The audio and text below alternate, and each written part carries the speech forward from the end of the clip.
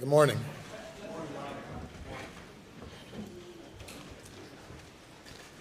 You ready to proceed? All right, you may proceed. I believe we're again here in camera matters, and the state would call Mark Tinsley to the stand.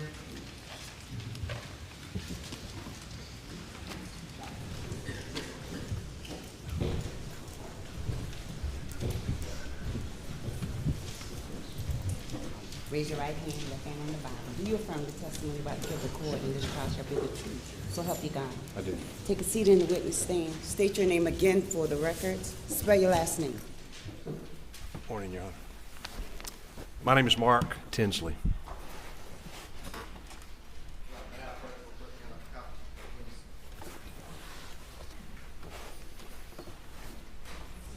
Mr. Tinsley, how you doing today? Good. Very quickly, you understand, obviously you're a lawyer, you understand we're here for some in-camera proceedings, so we're not going to go into every bit of background and detail that we would were you testifying before the jury. You understand that? I do. I do want to, though, kind of move through quickly some of the subject matter that the state proposes to put before the jury. But very quickly, if you would, just quickly tell us what you do for a living and what kind of practice that you have. Please. My name is Mark Tinsley. I practice law in Allendale. I have a fairly statewide practice, primarily personal injury, plaintiff's work. All right. And how long have you been practicing in Allendale? Since 2000, so 22, 23 years. Do you have a statewide practice, or is it primarily? To the extent I want it statewide, I mean, I handle cases statewide if I'm inclined to handle those. Okay. Primarily focused in the 14th Circuit, is that fair? 14th and the 1st. Yeah, the first. Okay. Do you know the defendant, Alex Murdaugh? I do. And how did you get to know him? He practiced law in the adjoining county. I had a number of cases with his firm, small bars in the two counties, and known him since shortly after I came to Allendale. And do you know other lawyers in the what used to be known as PMPED firm? All of them. And are those individuals that you may have had cases with, or just generally in the same line of work with over the years? Yes. I want to take you to February 19, and are you familiar with the boat case? Unfortunately. And do you represent the Beach family in the lawsuit related to the death of Miss Mallory Beach? I do. And ultimately, you ended up accepting that representation and filing suit against a number of defendants, including the criminal defendant here, Alex Murdaugh. Is that I did. correct? Okay. Tell the court just very quickly who the defendants that you sued, at least initially, when this case started. Mr. Waters, my recollection is that I sued Alex Murdaugh. I know I sued Luther's, which is a bar downtown in Beaufort. I sued the Woods, which was where the kids had gone for an oyster roast. I sued the Murdaugh Family Trust, which owned the property where the boat was launched from, and we believe that there could have been some drinking that went on there. I'm not 100% certain in the first lawsuit if I sued Buster Murdaugh, which is Alex's son, but I think those were the defendants initially.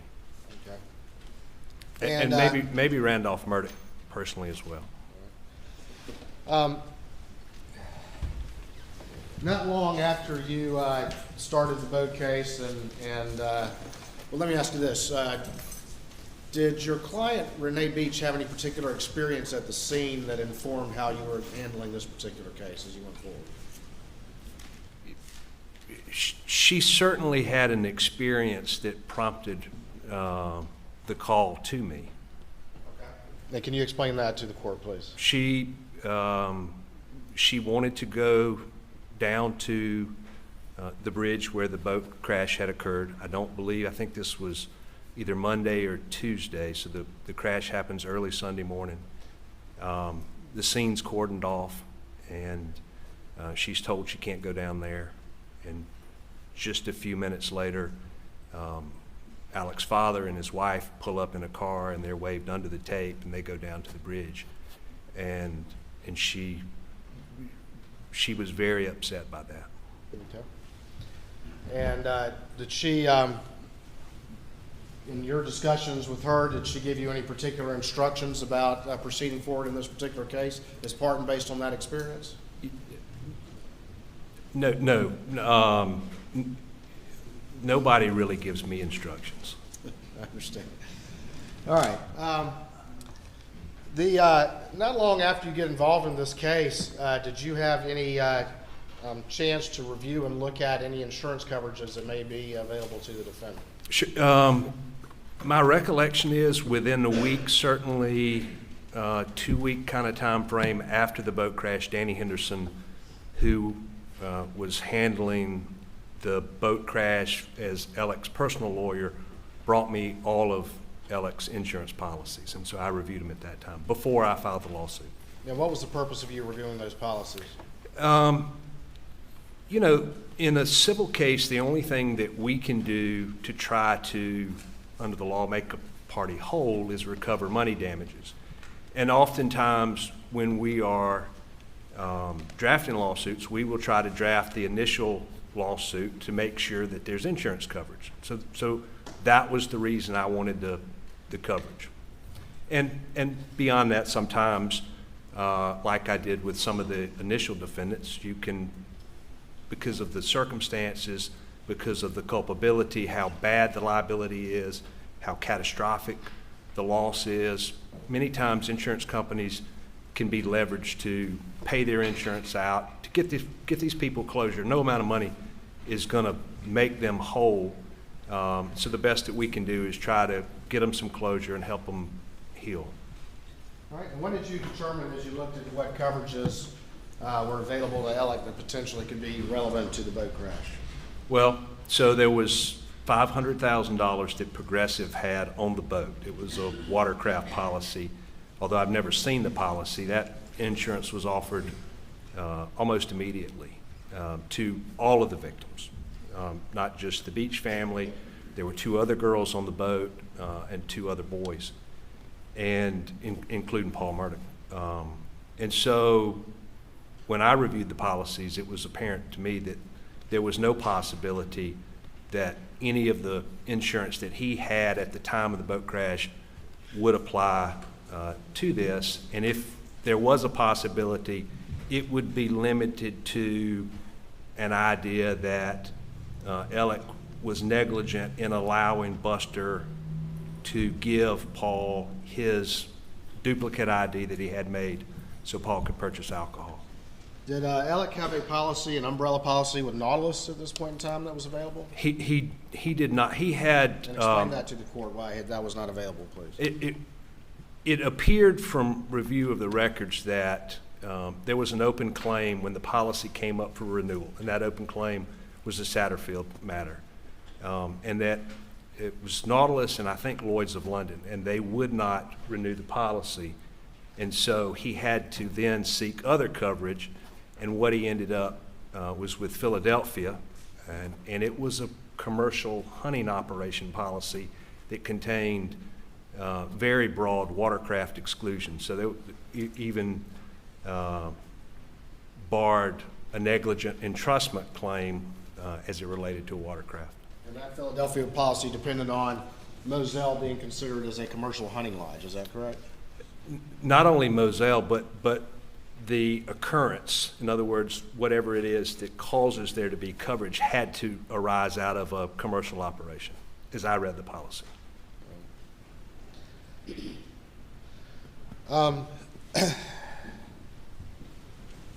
Realizing that as it related to Alec, specifically, was he essentially underinsured as it related to what the recovery you were seeking in this particular case? Oh, absolutely.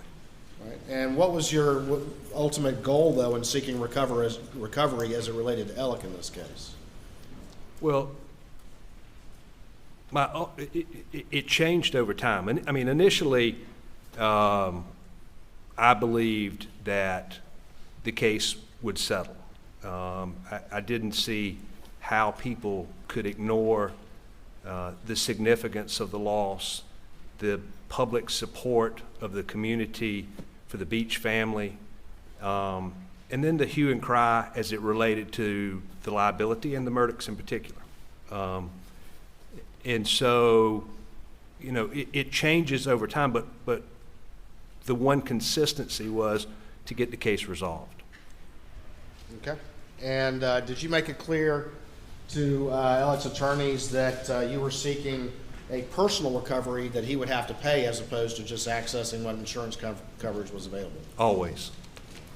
And that was consistent all the way through, is that correct? All the way through. Were you making substantial demands to the defense that Alec pay a substantial recovery personally? I think by most standards, and I don't want to seem crass when I say this, but the Beach family stood on the causeway for 8 days while their daughter's body was in the water. I don't know that there's any amount of money that somebody would willingly take to go through what they've gone through. But if you were asking a lawyer who does civil work, was I making a substantial demand in terms of a settlement? I think that most people would say yes.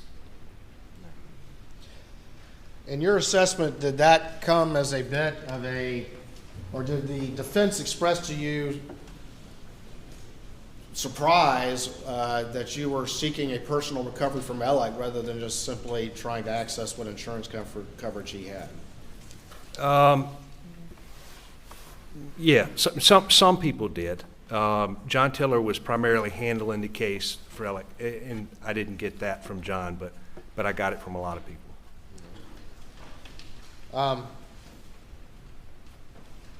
In August of 2019, is there a particular conference that those in your line of work go to?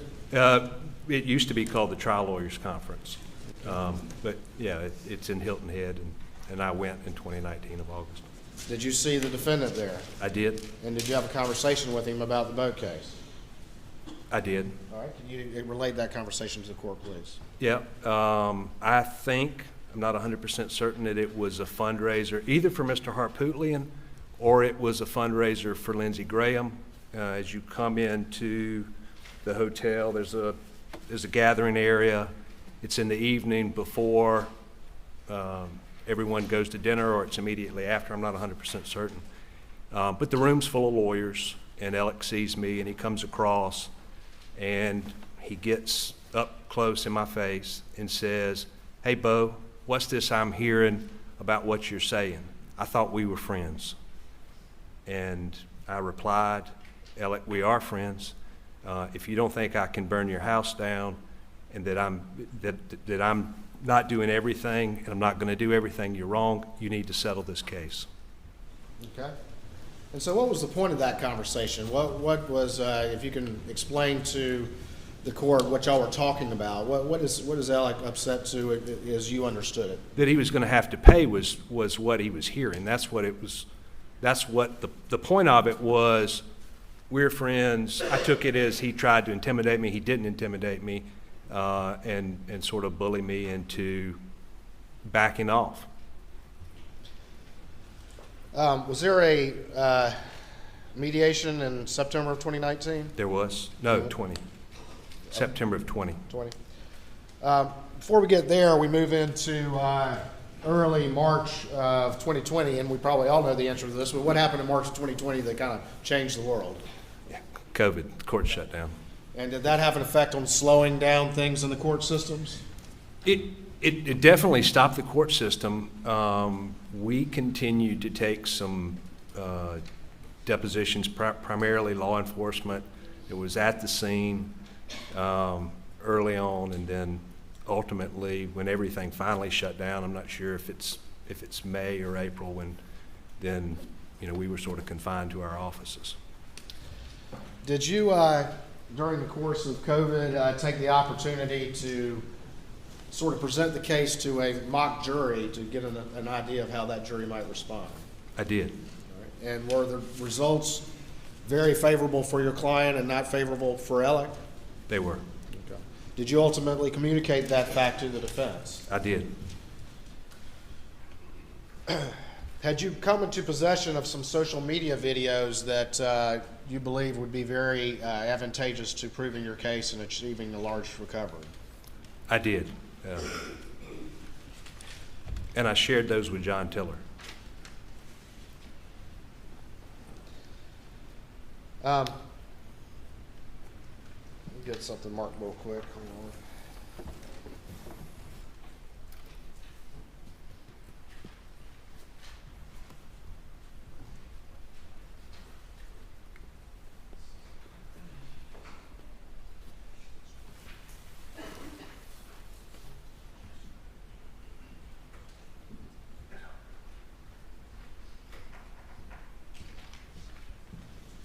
We'll show you what's been marked as Exhibit 401, State's Exhibit 401, and see if you recognize that document.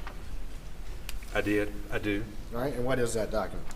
It's a screenshot of text messages between myself and Tabor Vox. Tabor is assisting me in the boat crash case. All right, could you turn the screen to me real quick, please?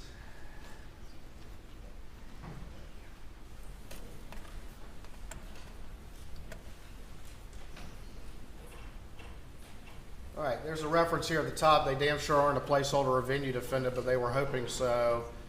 And then you respond about not walking, just taking $500K and not walking away from someone who's judgment proof. Is that correct? That's right. And I'm sure the court is aware, but just very quickly, what's being said there about Alec not being just a placeholder or venue defendant? Well, so there are a couple of things going on here. In October of 20, I filed a motion to compel. Alex said he was broke. He doesn't have any money. He may be able to cobble together some amount of money, but he's broke. And I didn't believe it. So I filed a motion to compel, and about a week after I'd filed that motion to compel, Danny Henderson, who again was Alex's personal lawyer, came to my partner, said he couldn't believe that we were going after Alex personally. It was a line in the sand that I'd crossed, a number of things like that. So that's what this conversation is about.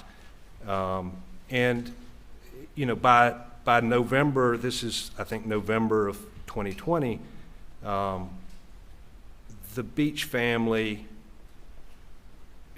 they want accountability. They want a pound of flesh, and whatever that's going to be, it's only going to be through a jury or through a substantial settlement. All right, well, let me back up and we'll get to the motion to compel in a second. You mentioned that you had been told by the defense essentially that Alec had no money, correct? He's broke. Right. Did they say he could cobble together a certain amount? Thought he could cobble together $1 million. $1 million. And did you believe that that was accurate? It couldn't been. All right, and why did you not believe that that was accurate? Well, when you practice law, not necessarily with, meaning in the same case, but when you go to a roster meeting, if there were 50 cases on the roster in Hampton, Alec may have had 50 or 60 of those percent of those cases. And so they're actively being settled. I know that he's actively making money, and you just can't possibly be broke if you're making money, not the way he was making money. And then beyond that, I mean, my clients have known Alec and his family forever, and so their perspective is that there's generational wealth as well. Did you, was $1 million going to be enough money from your client's perspective to settle this case? It wasn't enough from my perspective. Okay. I can explain that if you want. Yes, please. Yeah. So one of the things that I didn't appreciate, that I came to appreciate by this point in time is that, and it may not make a whole lot of sense, but if I told a lawyer who does what I do that I'd settled the case, there's a lot of speculation because I've had cases with the firm and members of the firm are my friends that somehow there's a fix on. I think for a long time Alec thought there was a fix on, that he was just a placeholder or a venue defendant. Right. And so if I told you I've settled the case, and then the next question would be, what did you settle it for? I said, well, I took the insurance company. If you knew what I know and what plaintiff's lawyers know, you'd think, well, there was a fix. The only reason I would take it is because there was a fix. I didn't see a substantial difference between that number and $1 million. And so I thought that if you told 10 lawyers who were knowledgeable about these kinds of matters, I took $1 million from Alex, who from everyone's perspective has lots of money, is making piles of money, they would think that it was a fix. So before we even get to what's a fair amount, what should you take? You know, the analogy I use with my clients is it's kind of like that show Deal or No Deal. You may have the $1 million suitcase or you may have a zero suitcase, but it's not until there's a significant enough offer that you could do worse that you should settle a case, any case. And so at $1 million, it just wasn't, there wasn't any risk to them that would prompt me to recommend them to take it. Did you make any sort of formal or informal offer to them that involved the real property as well as any sort of payment plan? When I was told that Alex was broke, I offered him a payment plan. Sometimes when you settle cases, medical malpractice cases, for instance, with the JUA, they will make payments. I offered for him to sign over Moselle and the beach house, open his books to see that he was broke, and then work out a payment plan on the balance. So when you say, okay, you say he's broke, I don't believe that, show me the books to prove that, what was your response from Alex's defense? Well, it was sort of stonewalling to begin with. I mean, ultimately, I got a formal response, which was an objection that prompted the motion to compel in October of 2020. Let me get this marked real quick.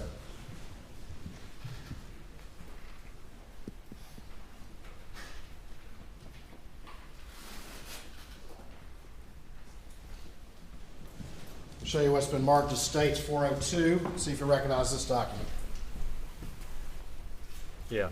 So this is my motion to compel, which attaches Alex's responses to the interrogatories and requests for production. All right. And when was this filed?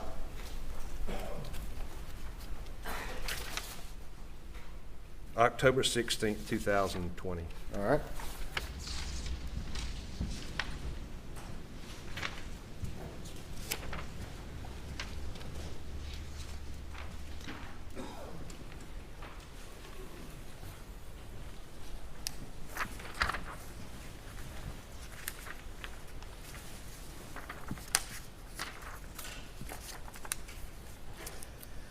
All right, I'm going to put Exhibit B to this motion, your motion to compel, up on the screen and zoom it in a little bit. And in part, was this the objection to one of your supplemental interrogatories about what you're talking about opening the books? Correct. All right. And if you would, tell me what your interrogatory was asking for in number one, please. Well, in as broad terms as Well, let's just read it real quick if we could, please. all Can you right. read that? List all checking and/or savings accounts, including credit union accounts, certificates of deposit, 401k accounts, SEP accounts, IRAs maintained by you individually and/or jointly with any others, or any other accounts over which you had signature authority in any capacity, regardless of whether or not the account or accounts have been closed from February 2019 to present. All right. And ultimately, what was the Alex defense's response to that, generally? You don't have to read that, but just tell me. It was overly broad, unduly burdensome, and irrelevant. Okay. And so ultimately, you filed a motion to compel, is that correct? That's correct. And the idea was, if you say you're broke, show me the books, and they had refused to with the response to this interrogatory, as well as others, is that correct? Correct. All right.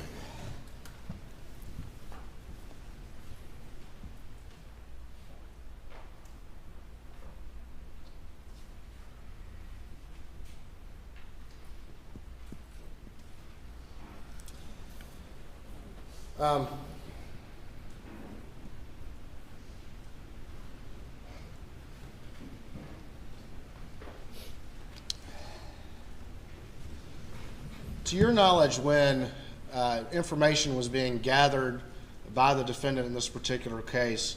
Let me ask you this, who were his attorneys in the boat case, Alex attorneys? So his personal attorney, as I've said, was Danny Henderson, who is also a partner or shareholder with PMPED. Progressive had hired John Tiller, and John Tiller was a lawyer out of Charleston. He was mainly involved. At one point, there was Amy Bauer, who was an associate working with John Tiller, and then Elliot Condon ultimately. I think Amy left in February of 21, and by then I think Elliot Condon had been hired and was assisting John Tiller. Okay. And Mr. Henderson is a partner in PMPED, but was also actively helping Alec or representing Alec in this case, is that correct? He was. And he's the one that initially had brought you the insurance coverages for Alec to get you a chance to look at him and see what might be available, correct? That's right.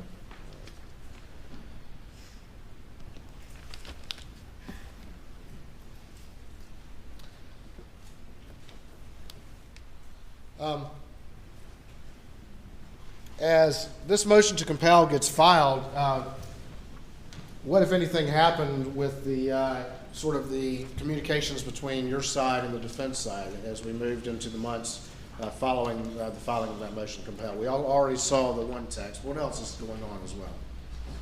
Well, there's a lot of grumbling and sort of shock that I'm actually going to hold Alec personally responsible. Not so much with me, but like I mentioned, about a week after this, Danny Henderson contacts my partner.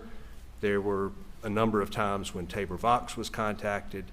And so nobody says anything directly to me in terms of that regard, but that's what's going on. It was said to them because they knew it would then be told to me. When we look at the particular interrogatory right here that you have filed a motion to compel on, and what are you trying to get? What information are you trying to get with that interrogatory? Well, you know, the way to, again, like in my example of the deal or no deal, I mean, what I'm trying to do is put pressure. He doesn't want me to have access to his accounts. At the time, I think it's because I'll see how much money he actually is making and how much he has. And so, you know, that's what I'm trying to do, is put pressure on him to force him into a settlement. You don't want it disclosed? Here are the keys to the jail. You enter into an agreement and let's go settle the case. In the event, though, he doesn't settle in response to this, what information are you trying to get? Well, it's certainly not a number. It's certainly not Alex's estimation of what his net value is. I wanted the accounts because I knew that the only way that he could be broke is that money had been hidden. And so I was going to look for and trace or begin that process of doing that. All right, and explain that to the court. When you say that you knew that if he was, quote, broke, in your estimation, money had been hidden, and so therefore you were going to look for and trace that information. What do you mean by that? Why did you think money had been hidden? Well, there wasn't any way he could be broke. I mean, I know he's actively settling cases. Some cases, big cases, some cases, small cases, but they stack up lots of cases. He's handling a lot of cases. So there's just no possibility that he could be broke by anyone's definition.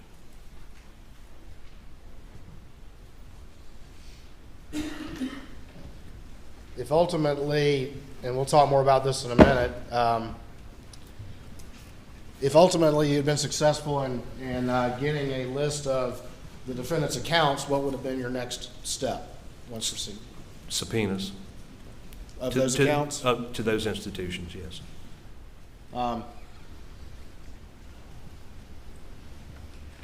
Were you already aware that defendant had an account at the Bank of America? I knew that he had a personal account with Bank of America. I knew he had an account with Palmetto State Bank. So I'm looking for the balance of accounts in terms of institutions and where else he had.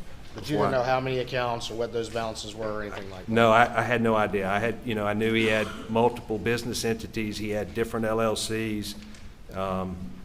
So I imagine there could be any combination of accounts out there, and some which would not have even been in his name.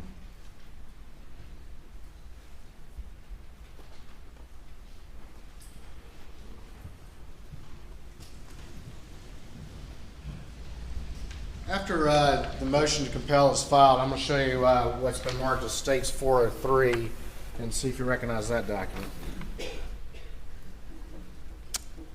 Yes. Tell me what that is. Again, it's a screenshot of text messages between Tabor Vox and myself. All right, let me put this up on the screen.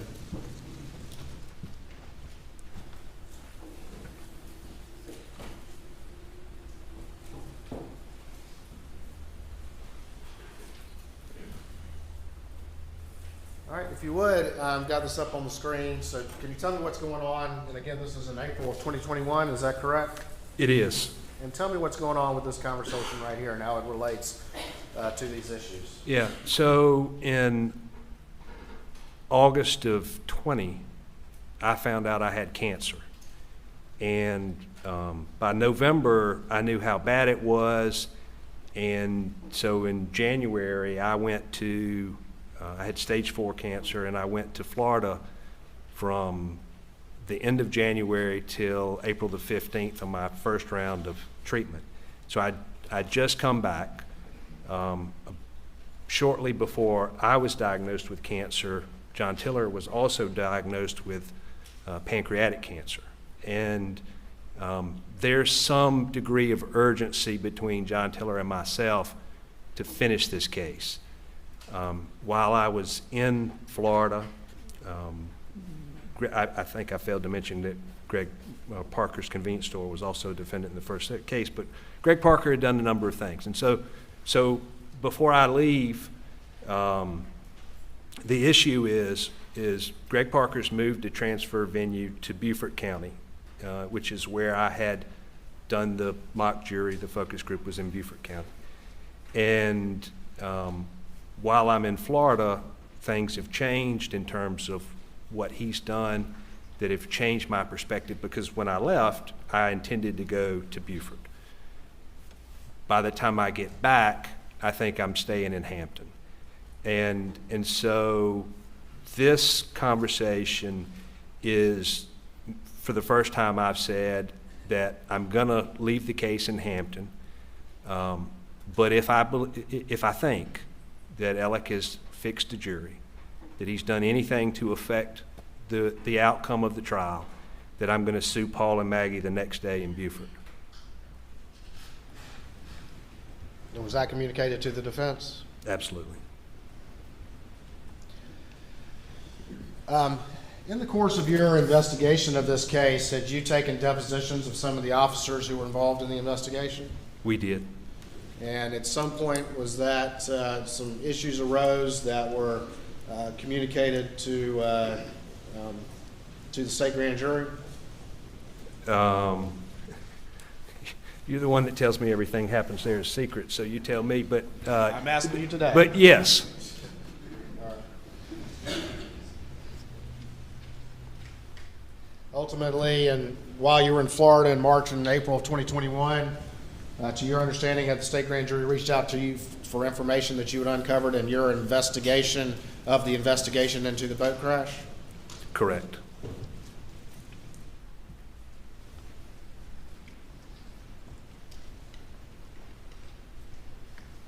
And specifically the handling of the criminal investigation by law enforcement. The investigation into the investigation. Correct. I'm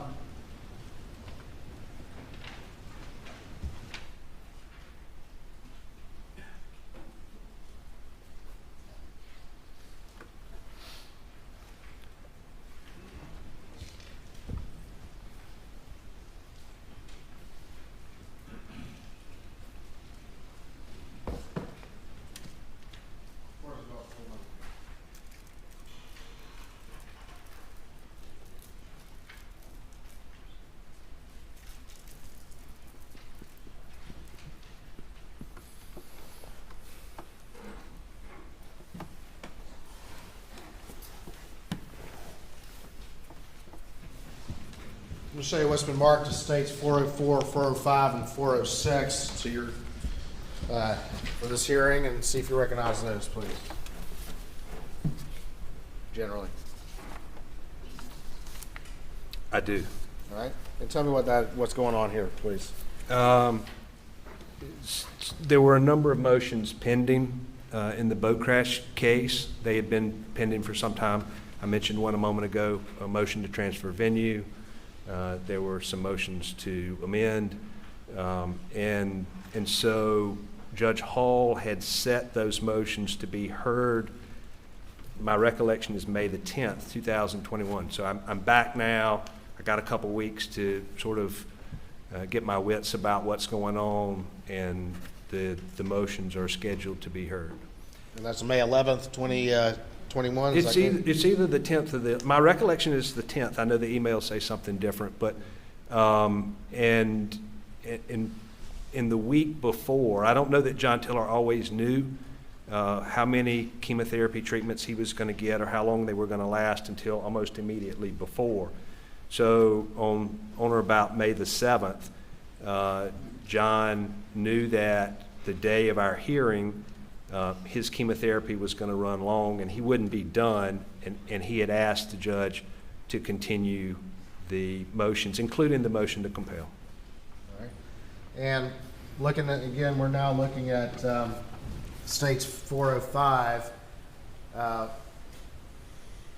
What was the judge's initial response to Mr. Tiller's request to have that hearing continued based on his chemotherapy? That we were going forward as scheduled, and that it says Mr. Condon, but it meant Miss Condon would be able to handle it. All right, looking at States 406, what happened after that? Ultimately, what happened is, my recollection is I sent another email to the judge expressing that I really didn't have, they were mainly my motions. Parker's had some motions, but that I didn't have a problem with continuing to accommodate Mr. Tiller. And the judge finally set a status conference for, maybe it was May the 11th. All right.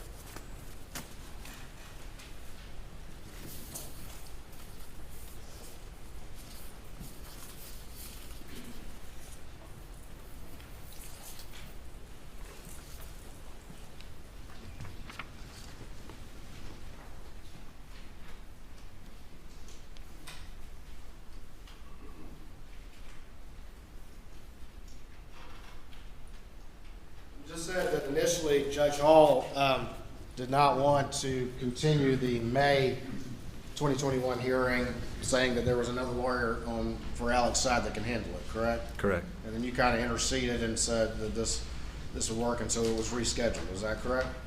After a status conference. After but the status conference, it was rescheduled at that status conference? it was rescheduled to June 10th. June 10th? All right. I'm going to show you what's been marked as States 407 and States 408. And just quickly tell me if you generally recognize those documents. I do. One is an email from John Tiller saying that the judge's law clerk said that the judge would be sending a message telling us that the hearing was going to be rescheduled to June 10th. The other is the email from the law clerk.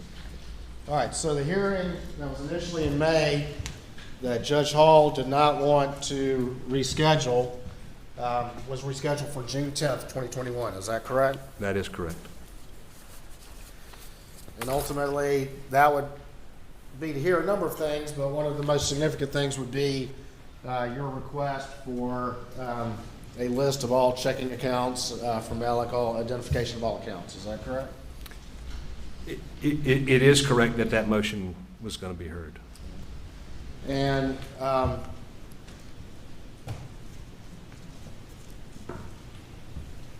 ultimately, when the murders happened, I'm going to show you what's been marked as Exhibit 408. What happened to that particular hearing that was scheduled that week? It was continued. All right. And is that what's reflected in this email right here? It is. And then Exhibit 407? It is.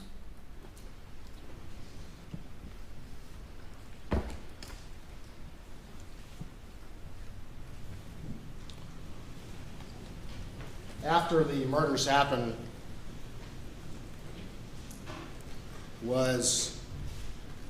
Let me ask you this.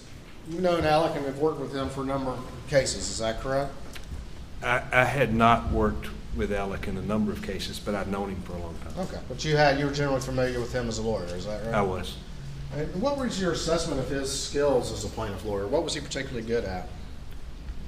He was particularly good at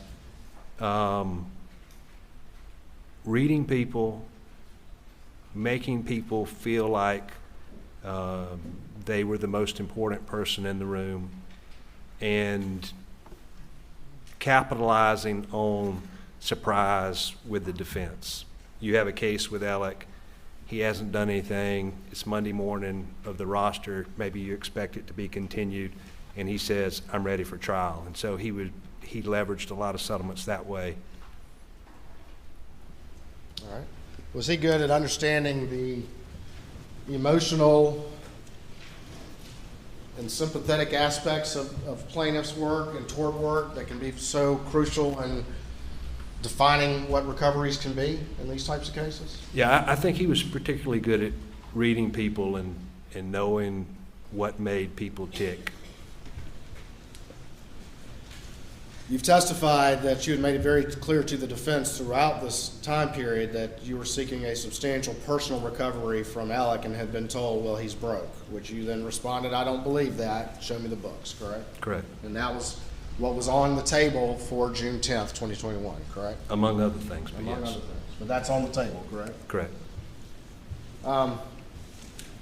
After the murders happened, did that have any effect on your assessment of the case against Alec, and particularly as it relates to the sympathies and the emotion of the case, which can be so important to recovery? Yes, it did. Explain that to the court then. Well, initially, probably say the first week, there was the shock and horror of what had happened, and nobody really thought about anything other than that.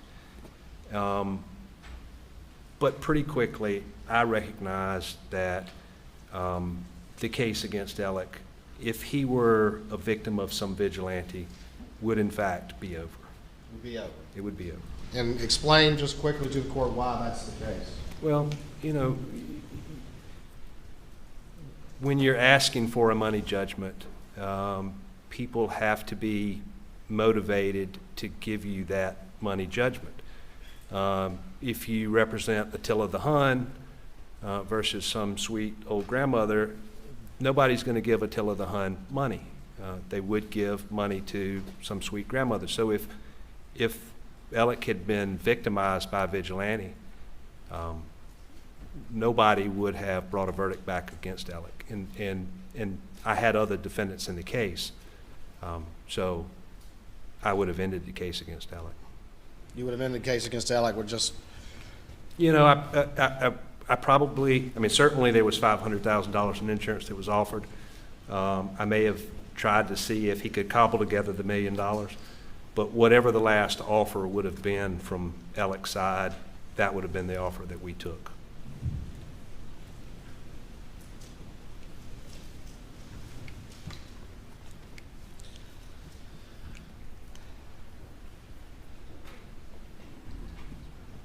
You had mentioned before that you had advised the defense of some of the mock jury presentations that you had done and some of the results from that and how they were very favorable to your case. Is that correct? The defense and some of Alec's partners, yes. And it's fair to say, though, that as you just stated, that if Alec had been the victim of some sort of vigilante, those sympathies would have entirely changed as it related to Alec and Paul as well. Is that correct? Certainly. And that's led to what your assessment then in the wake of these murders. Is that correct? Correct.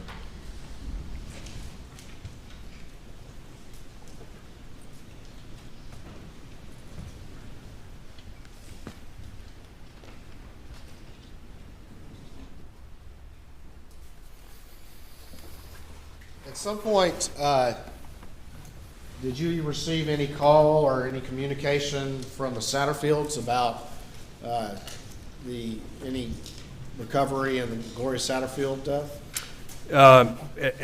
At some point, my recollection is it's early September of '21, Eric Harriet came to my office about that. There are a number of articles in the paper or the papers that are talking about this previous wrongful death case and wrongful death settlement, and he came to my office at that time.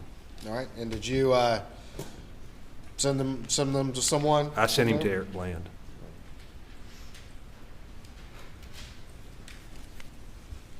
Hold on for me 1 second.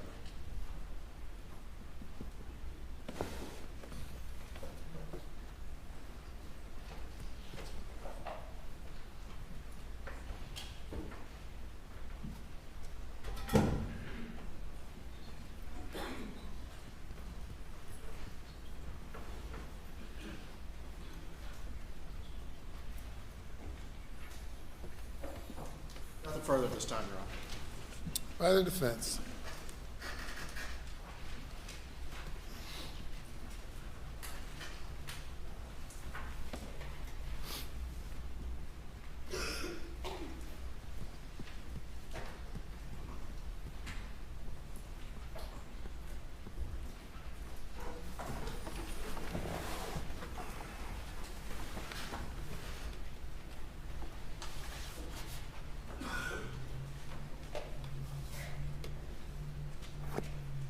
Good morning, Mr. Tinsley. How are you?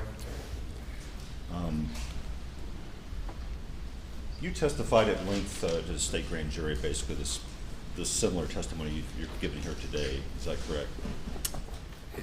The testimony I gave today is included in what I said to the state grand jury, yes. And it seems like the gist of this is that you were suing Alex Murdaugh, who you believed was underinsured for this incident, and you're going to go after his personal assets, and that was going to put some financial pressure on him. Is that correct? Probably not exactly. I mean, I don't mean to quibble with you over the words you used, but I don't think it was financial pressure because I was holding him personally accountable. I was insisting that he pay. I didn't see how a payment plan on a settlement would put any pressure on Alec. It was sort of a deal that he couldn't turn down from where I sat. But you were asking for money from Oh, him. sure. Yeah. And the inquiry here today is about money, his finances, correct? I don't think so, but it certainly concerns his money. And you're anticipating you're going to go to trial, is that correct? Yes. You're going to go to trial and get a verdict against Alex Murdaugh, correct? That was what you thought. That's where this was going. No, I mean, I didn't see how any reasonable person wouldn't settle the case, especially Alec. So I expected the case to settle.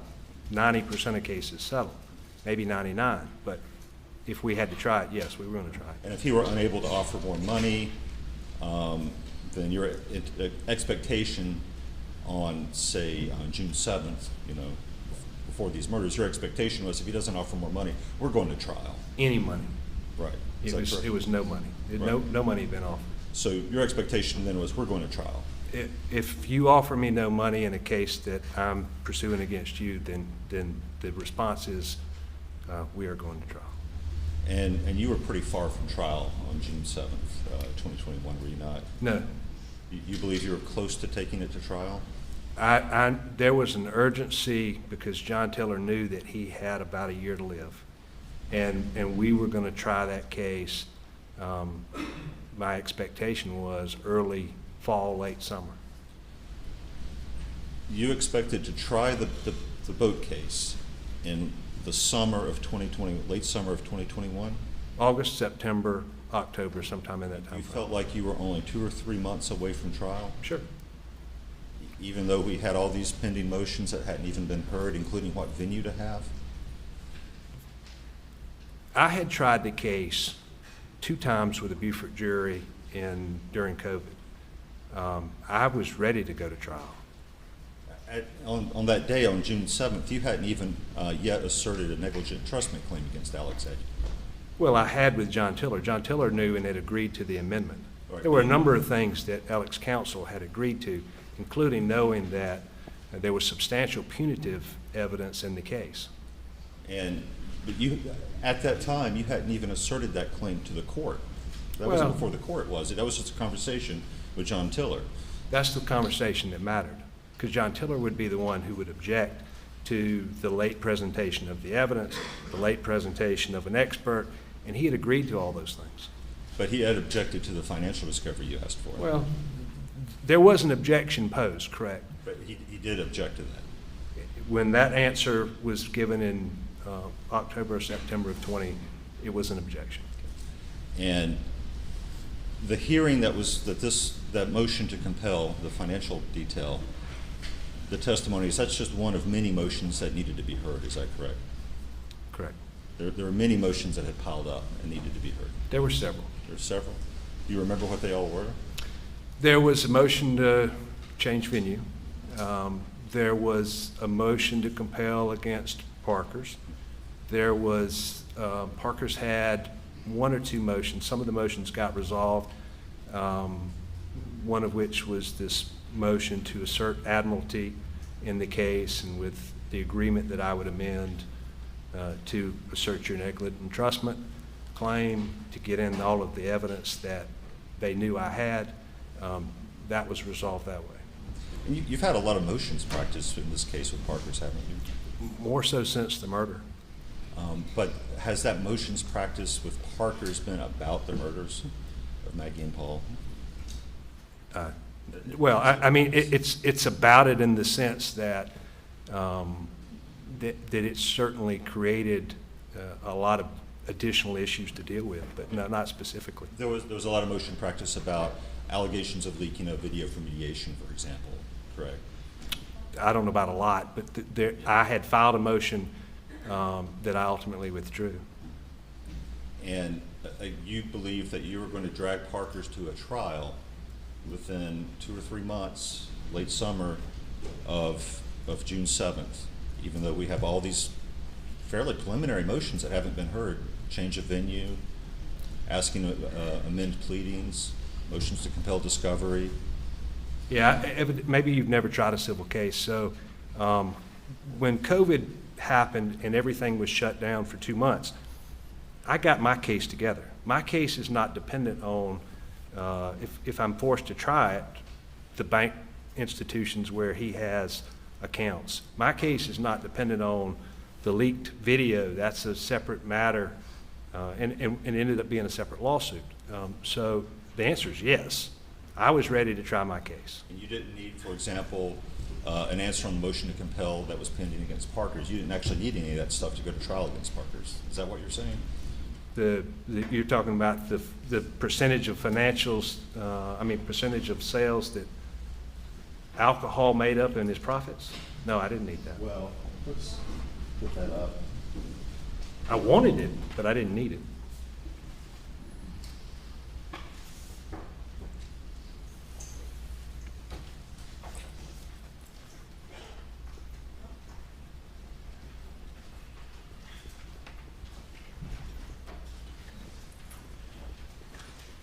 Show you what's been marked as Defendant's Exhibit 82. You recognize that? It appears to be my motion to compel against Greg Parker's company.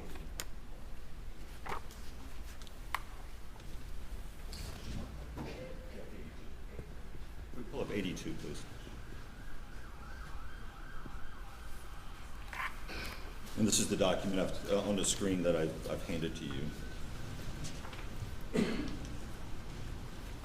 So we have, it's not just buried in here is some request for financial information, but you're requesting answers to request for production 3, request for production 11, request for production 16, request for production 17, which is financial information, request for production 18, request for production 19, request for production 20, request for production 22, request interrogatory number 5, interrogatory number 8, interrogatory number 9, interrogatory number 10, interrogatory number 12, interrogatory number 13, interrogatory number 15, interrogatory number 18.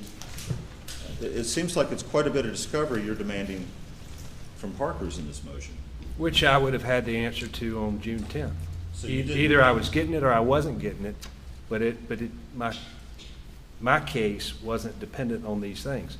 They may have helped my case, they may have put pressure on Parker's Camp like I was trying to put pressure on Alec, but the trial wasn't dependent on these things.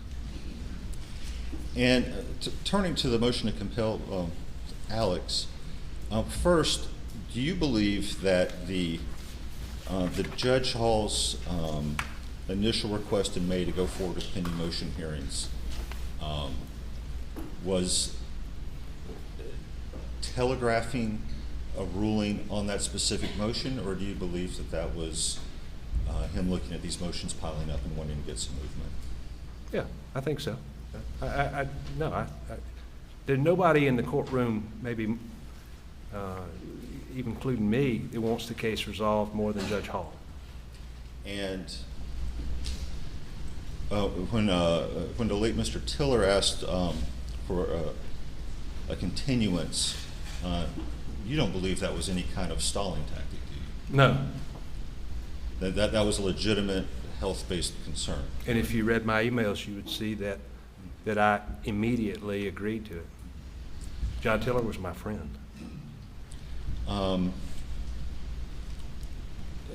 With regards to what you're asking for from Alex, let's maybe pull that up.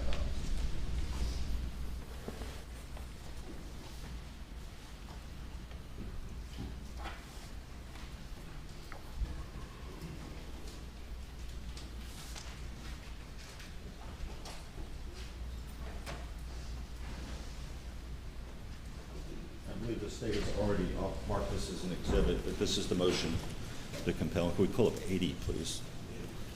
It's already been shown to you, but I'll show you when it's been marked as 80 for your reference.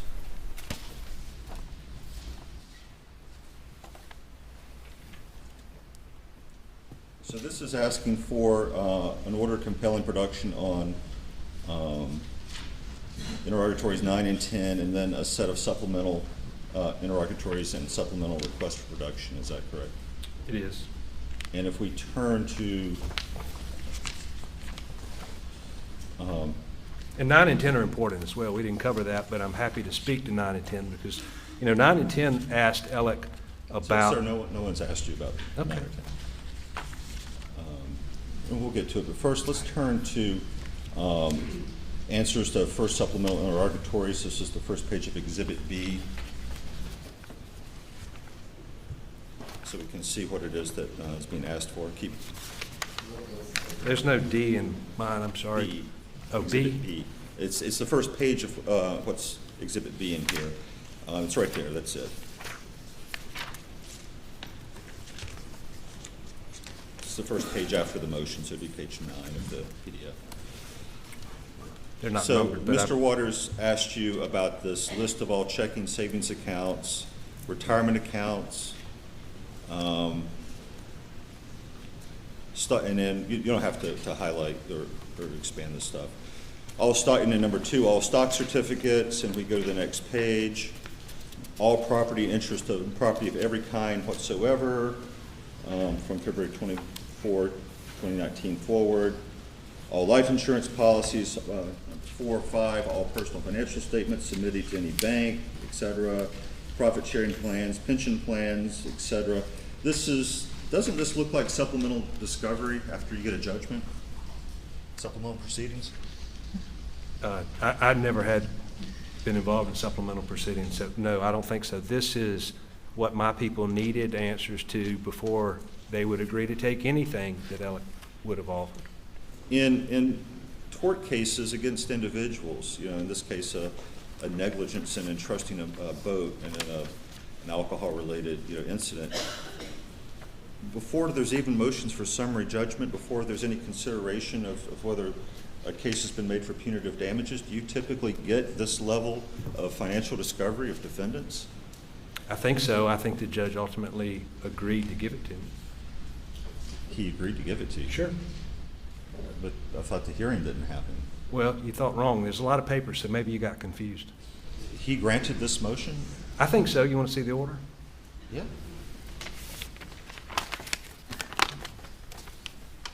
It's the record, October 7th, 2021.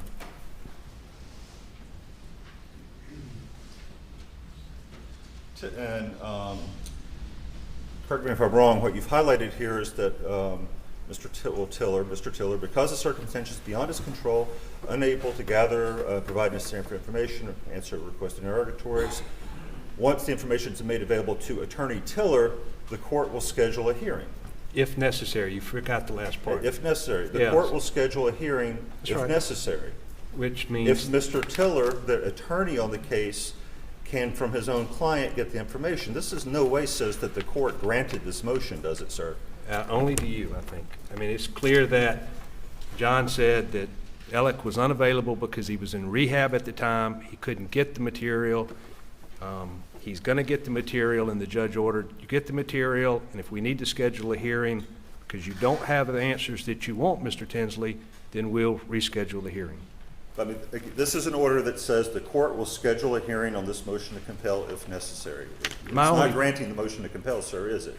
Oh, I think so. I think if he was just going to deny it as you suggest, then it would have just said denied, or it's If it was it's granted, would premature. he say granted? Yeah, I think that's what it says. It's a practical matter when parties have discovery motions, oftentimes, like Alec has, in his own statement, said he was working on getting the answers. The reason is you give the answers because you don't want to face what could happen in the argument with the judge. So my point is that if the judge were going to say it's premature, you're not going to get it, it's denied, any of the things you suggested in your motion, he would have said that. That's not what he did. That's not what happened.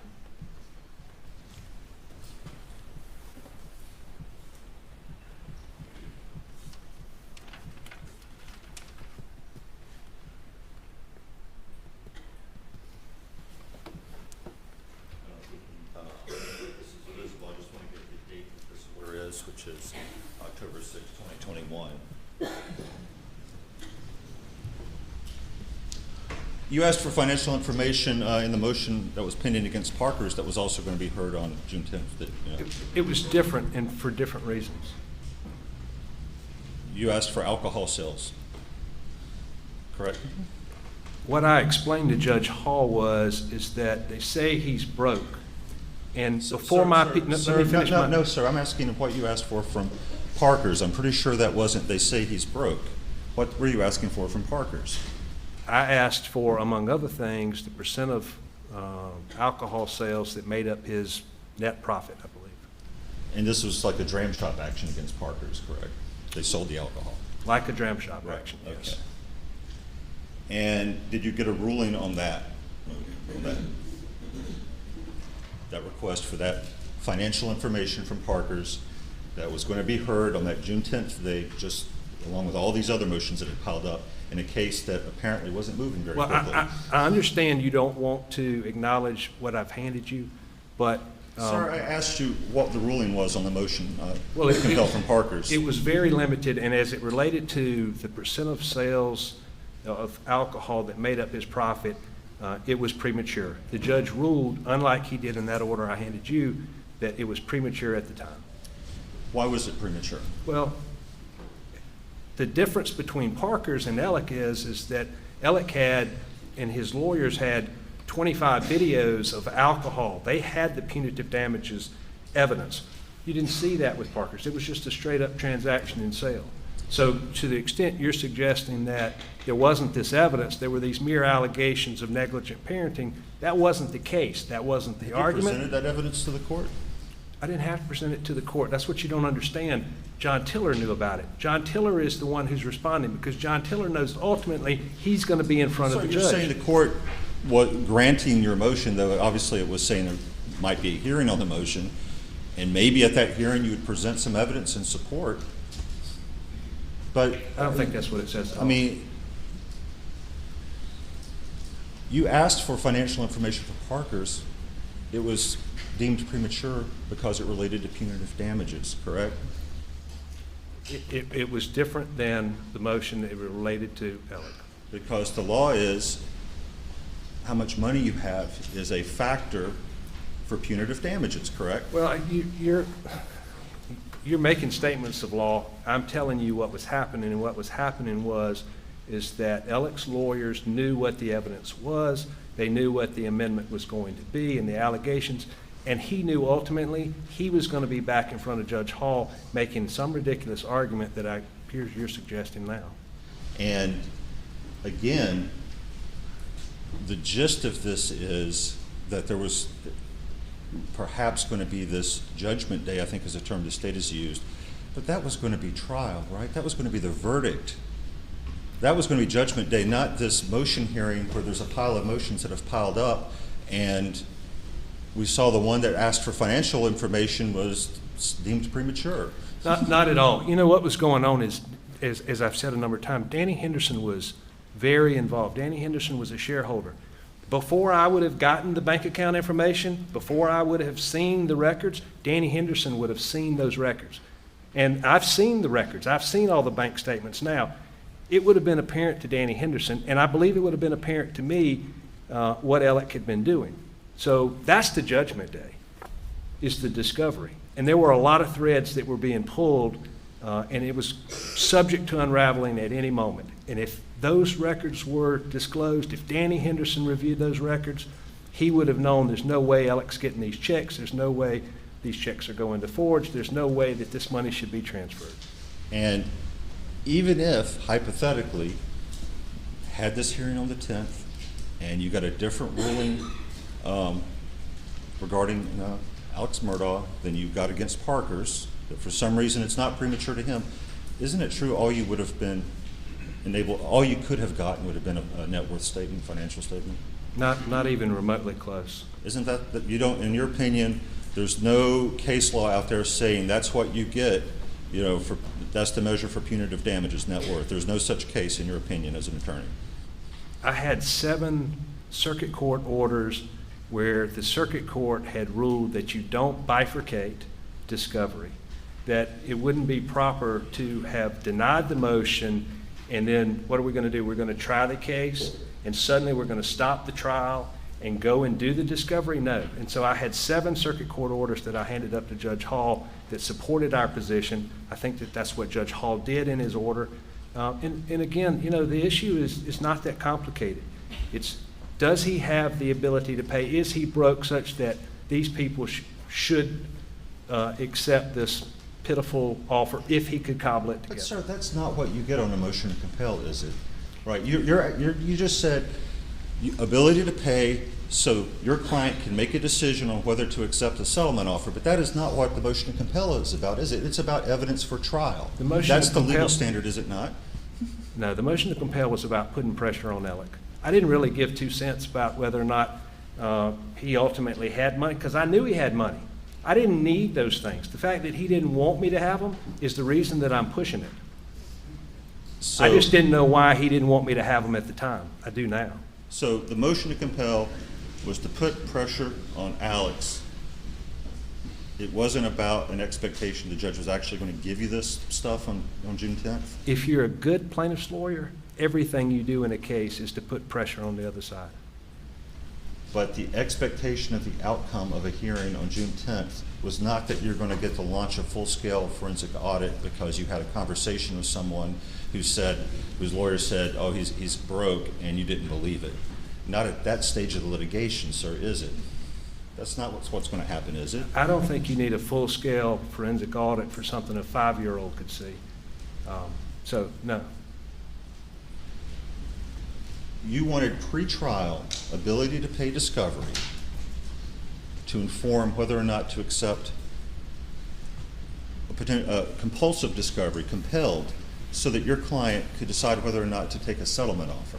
I know you don't like the answer, but I'm telling you, I did not care about the answer. What I cared about was putting pressure on Alec. I think that your assessment of the law is wrong, and I didn't really care whether I got it at the end of the day. I knew he didn't want me to have it. And so that's what I was doing, was putting pressure on him. It would have suited me fine not to have ever gotten anything and to leverage it into a settlement and gone on about my way. But that's not what happened.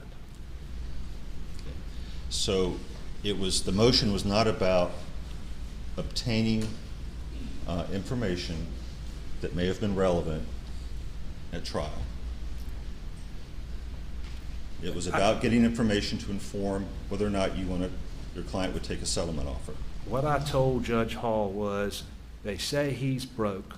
My people have lived in Hampton their entire lives. They do not believe he's broke.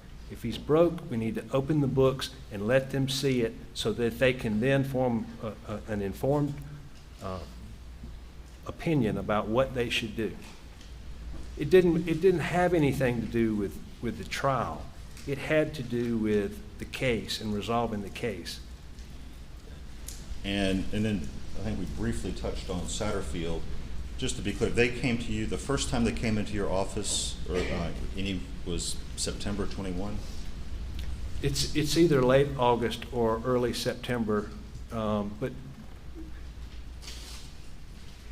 very early September. And since now I'm thinking that since the roadside shooting, whatever that ridiculousness was the 4th, it could have been August. Okay. But it was well after June 7th. It was after June 7th. Beg your, courts and buildings.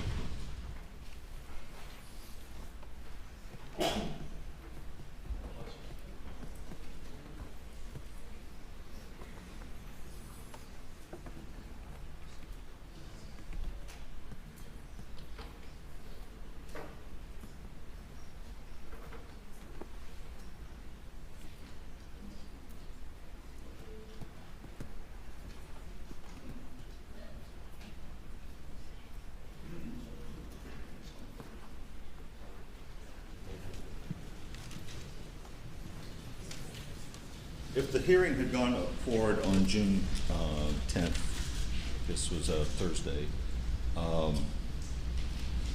what outcome did you expect? The same one that we got when it went forward. The judge hadn't seen. Well, I mean, the outcome wouldn't have been the court will schedule a hearing. I mean, if the hearing had gone forward, what outcome do you would you have expected? Well, now I know that Alex was working on Monday to get the information together. If the objection was sufficient, there's no reason he would be getting the information together on Monday. So I could have gotten the information, but since that didn't happen, if we had argued it, I think I would have had the same outcome. Because he did. Let me just make it a little simpler. Would the court have issued an order, right? Some order would have issued on the motion. I would expect an order to issue. Break it down. An order would have issued at some point later, and what, if it were granting your motion, what would that order say? I think it would say the same thing as. Well, sir, that says a motion hearing will be scheduled if necessary. It obviously wouldn't say that. So what would the order granting the motion say?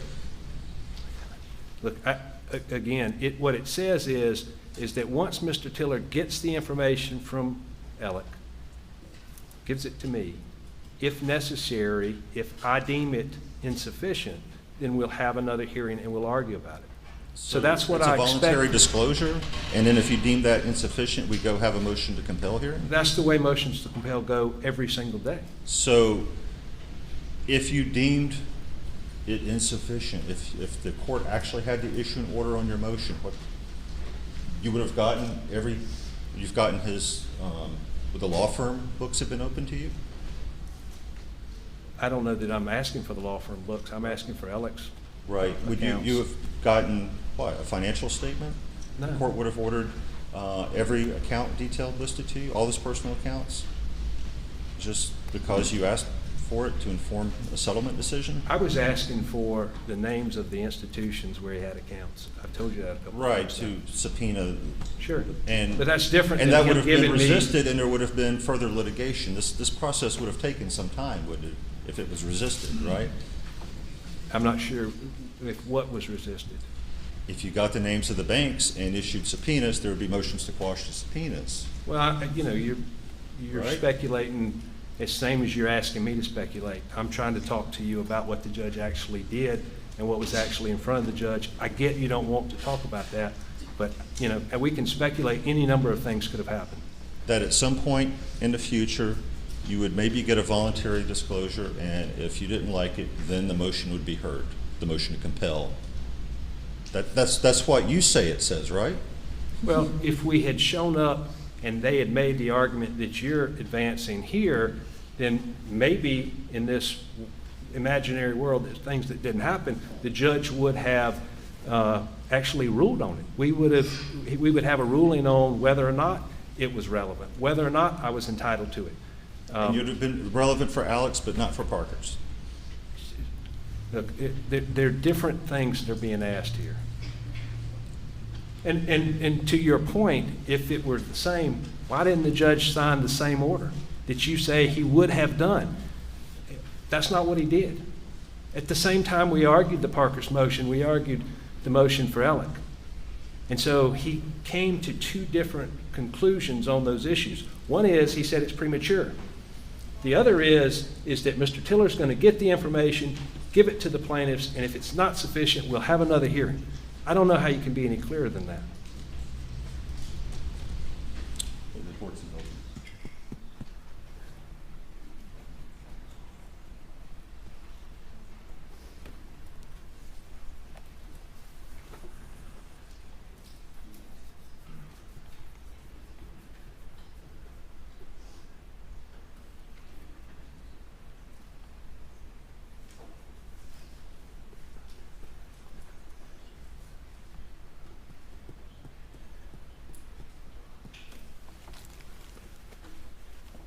Judge, I've been thinking about you.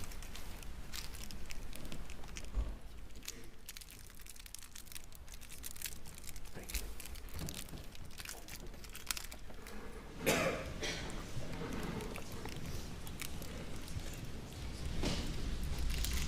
So just, and maybe we can agree on this. The hearing had gone forward June 10th. That day would not have been some sort of judgment day when everything unravels, correct?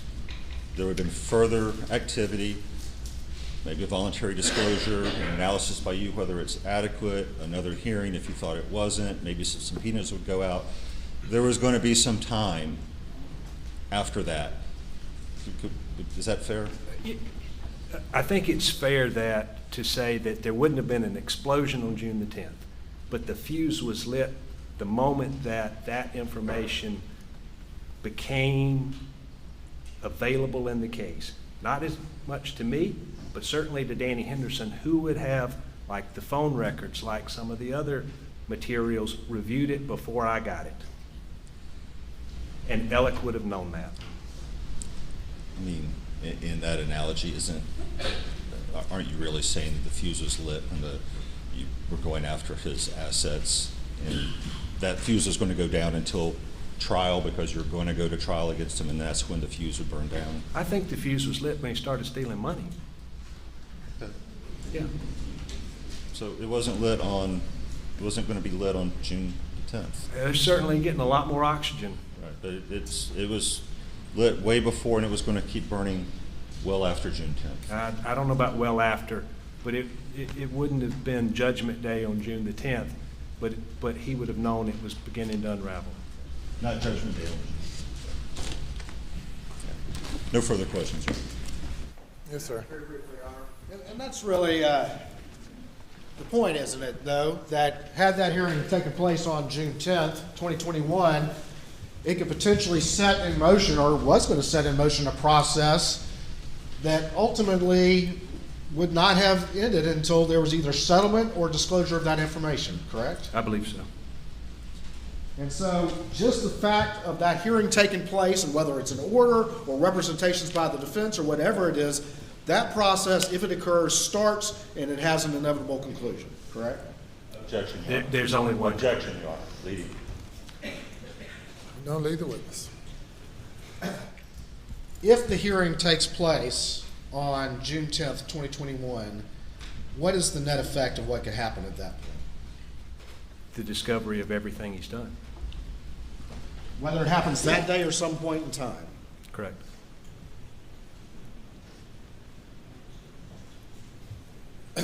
You had filed this motion to compel, or had you filed this motion to compel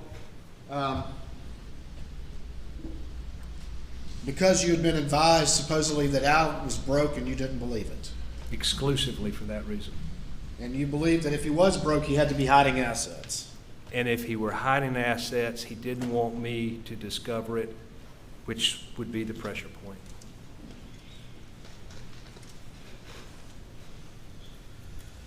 Were you merely asking for a financial declaration at this June 10th, 21 hearing? No, I was, it's broader than that, but I wanted the institutions because I knew I couldn't trust the number I would have gotten From Alec. from Ellen. You were asked a little bit about having not pled certain theories yet at this point in time, such as negligent entrustment. Can you explain a little bit about why that was, if that was still out there? It was only out there in the sense of the pleadings that were on file. I mean, John Tiller had already agreed to the amendment. It was already coming. I had shown him the videos a long time before that of alcohol, the Facebook, social media likes of Paul consuming alcohol, having alcohol. So only on the documents that were filed. So were those issues, though, in play in your conversations with the defense? I'm sorry? Were those issues already in play in your conversations with the defense? I'm not quite following you. Which issues? Additional theories of liability that might not have been filed. Oh, absolutely. No, I mean, those were, all I'm saying is that the black ink wasn't on the white paper, but John Tiller knew we had discussed, these are the issues.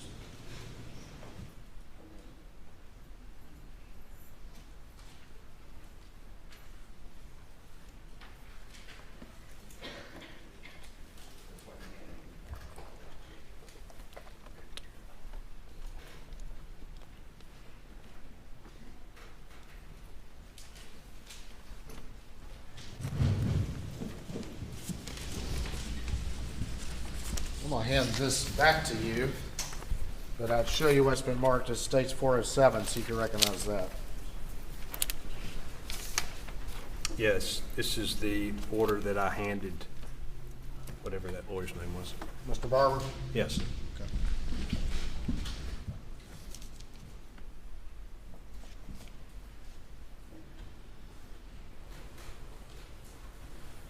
And that's from October of 2021, is that correct? It is.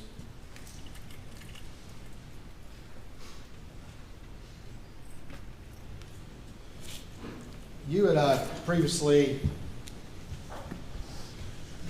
testified that $1 million, was not going to be enough, at least prior to the murders. Is that correct?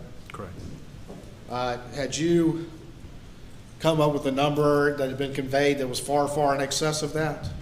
A demand to Alec? Yes. Yes. And that also included signing over Moselle and Edisto, It was an option. as well as a payment plan? Payment plan was an option. I mean, it was, you could pay this amount, you can sign over these properties, work out a payment plan on the balance. I didn't care how we got it done. It was just a matter of him doing it.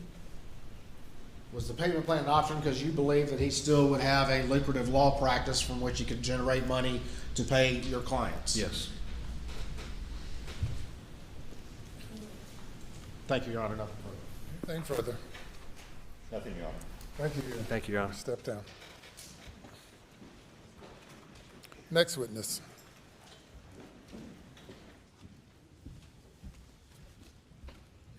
Your Honor, a couple things. Our next witness would be Ronnie Crosby. Just to let the court know, your court indicated Friday that we had kind of already established, as far as clear and convincing evidence on the law firm issues. Mr. Crosby would be here about that meeting I referenced to, Your Honor, just to establish the circumstances of that. I don't plan at this time to get into testimony that he may offer about the circumstances of the fake forge and all of that, based on Your Honor saying that you had heard sufficient evidence regarding that. So I just wanted to make sure that was acceptable to the court. I did want to cross the bridge, though, of this meeting on June the 10th as to the circumstances of it. Again, and thus that if there was no attorney-client privilege to that because of the presence of third parties, then at that time, we don't have to do it on the stand, but I would, make myself in prep in the evening or whatever, privy to that particular conversation. Any other comment about the attorney-client privilege issue? Mr. Griffin. Your Honor, I'm still at a loss as to what he's attempting to accomplish through this. He wants to call the, Right. some of the folks as witnesses who were there when you were there, along with Mr. Murdaugh. And so it is the question, these witnesses are going to testify as to what Alec and I were talking about, because we've had attorney-client privilege conversations every day in this courtroom, and there are 250 people in this room. Does that mean that the conversations are not privileged? I don't think so. And so it really is more nuanced than is someone else in the room, and I don't know if they overheard anything that I talked to Mr. Murdaugh about, and that's where this is going, or if the question is Mr. Murdaugh talking to Mr. Crosby, and is that privilege, or Mr. Murdaugh talking to Mr. Lee Cope, and is that privilege? I'm at a loss here. I don't know either, but I say, as far as the law is concerned, that Mr. Griffin was not the lawyer for Mr. Crosby or any other party. Mr. Griffin was solely the lawyer for Mr. Murdaugh. So there is no attorney-client privilege involving people that Mr. Griffin does not represent. Sure, and I guess what I'm actually trying out of an abundance of caution to protect his attorney-client privilege. I mean, Mr. Griffin says he's at a loss when I've been bending over backwards to make sure I'm not privy to something that Your Honor might find productive. I don't know what you're seeking. There is no attorney-client privilege involving people that Mr. Griffin does not represent. If you have them as witnesses and you want to call them as witnesses, if there are necessary witnesses to this hearing, you may proceed. All right, thank you, Your Honor. We would call Ronnie Crosby to the stand.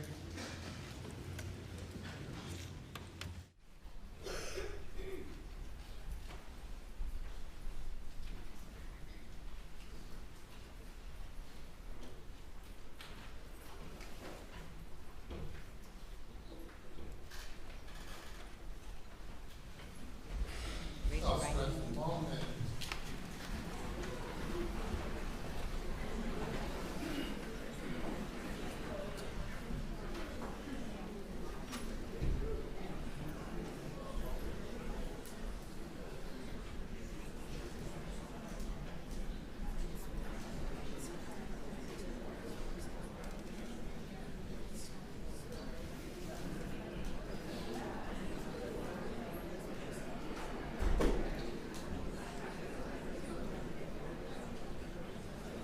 Okay? That is fine.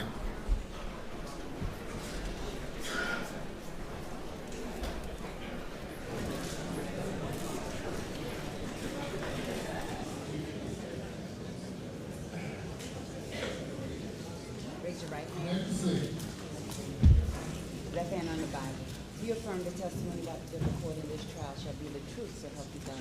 I do. Thank you. Take a seat in the witness stand. State your name again for the record. Spell your last name. Ronnie Crosby, Crosby, C-R-O-S-B-Y. Mr. Crosby, how are you? I'm okay. All right. Tell the court what your profession is and where you work. I am an attorney that practicing law with the Parker Law Group. And are you a former law partner of the defendant, Alex Murdaugh? I am. You see him in the courtroom here? I do. And where is he sitting? He is sitting between Mr. Griffin and Mr. Harpootlian at the defense table. And again, this is an in-camera hearing, so you understand I'm not exploring everything that might, depending on the judge's ruling, be before a jury. But I do want to explore a particular meeting. Were you present for a meeting with in which the defendant spoke on June 10th, 2021? I was. And at this particular meeting, can you tell the court who all was present? I'm not going to swear that I don't miss somebody because it was a fluid event. My recollection is it would have been late morning, midday that we gathered at Alex's brother John Marvin's place, which is not very far from Alameda, that y'all been talking about, and I know I'd been by to see Mr. Randolph that morning. There was going to be a meeting with law enforcement. They had given Alec a couple of days before they were meeting with him, and so we gathered there. I was present, Mark Ball was present, Lee Cope was present, John Marvin was present. At some point, I believe, I don't remember exactly when Buster arrived. Jim Griffin arrived at some point. And I want to say Corey Fleming was there. And there could have been others. All right. While that group of people were assembled, did the defendant, and I don't want to get into the content, but did the defendant make any statements about what had happened on the night of June 7th, 2021? He did. We were there as friends. We had been with him starting the night of the murders every day, and we were there for support, and he went over the events of that afternoon, or that evening, starting from the time he got home from work until the discovery of Paul and Maggie. Where was this discussion taking place? Was it inside, outside? We were in John's house there. I guess, I don't know if he calls it a house or a hunting lodge, but we were inside. But largely, I mean, there was some in and out of the house as well, but the majority, we were all sitting in a room together, and I was doing more listening than talking. And were these the statements being made by the defendant? Were they being made quietly to his counsel, or were they being made openly to all the people in the room? Well, the statements that I heard obviously were for me to hear them. I was not overhearing a conversation that was private between Mr. Griffin and Mr. Murdaugh. They did have some private conversations that the rest of us were not privy to, but so there's a mixture of that. But there were private conversations that you don't know what they were because you weren't privy to those, correct? Correct, and this was before, I believe, the South Carolina Law Enforcement Division agents arrived at this location. To be clear for the court, you did at other times, aside from this meeting or this discussion, have conversations with Alec about his activities the night of June 7th, 2021. They were outside of this, is that correct? Well, that's correct. I mean, obviously, we all were in shock, but also wanted to try to find out what all had went on, because we, as we got past that night of June 7th and the morning of June 8th, we're all,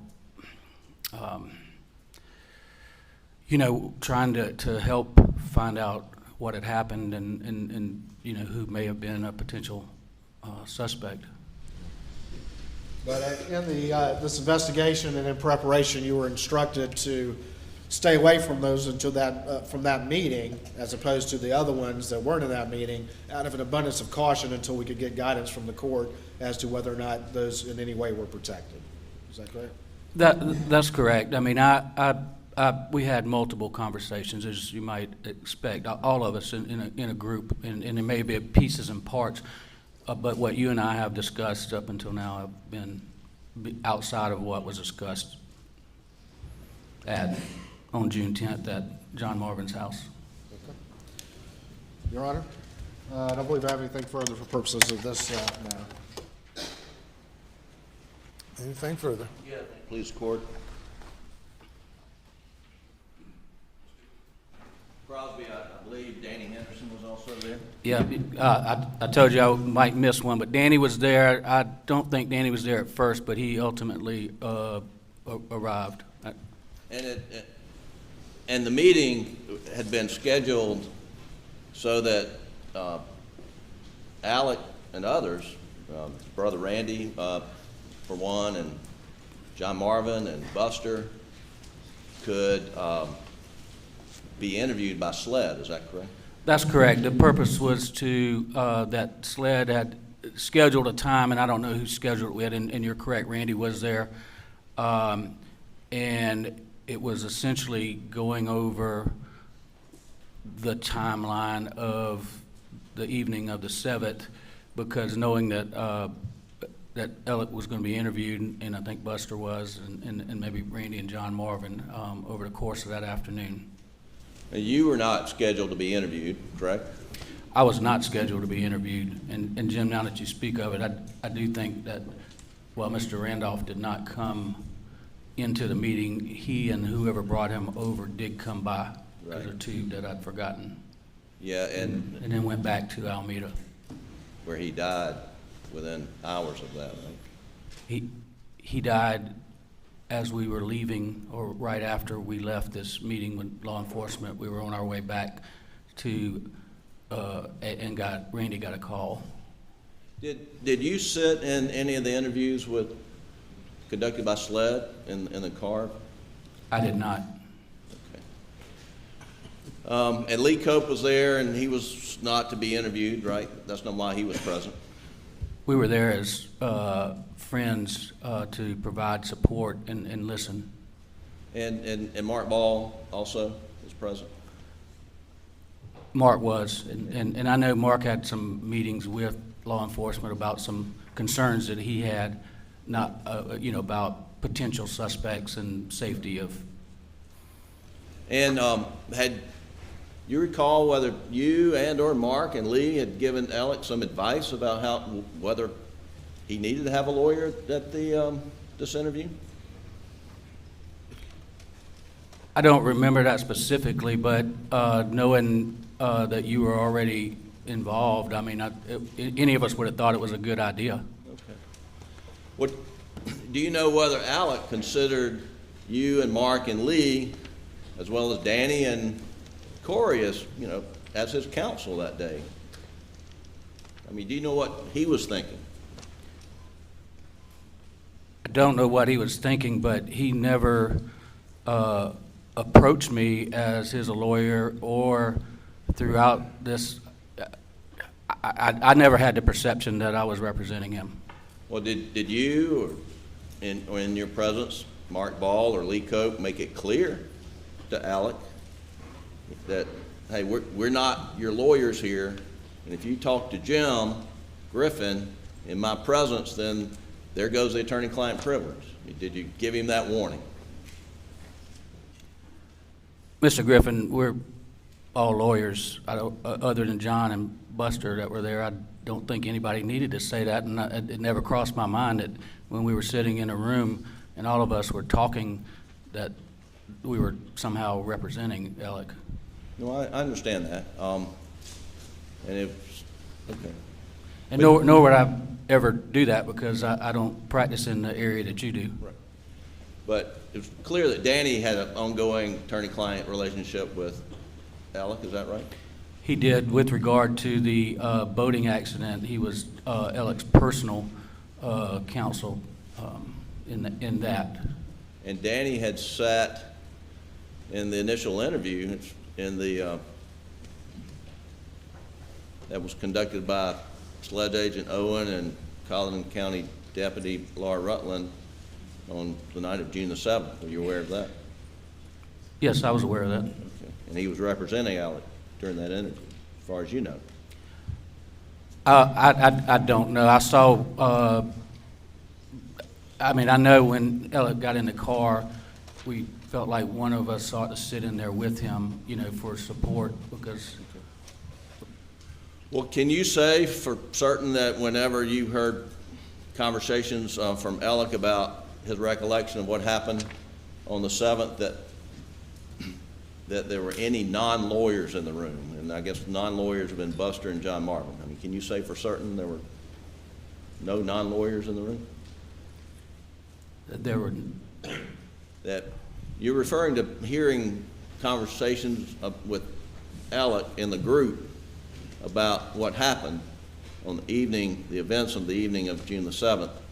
And my question to you is, when Alec was making these statements, let me make it clear, were there just lawyers in the room?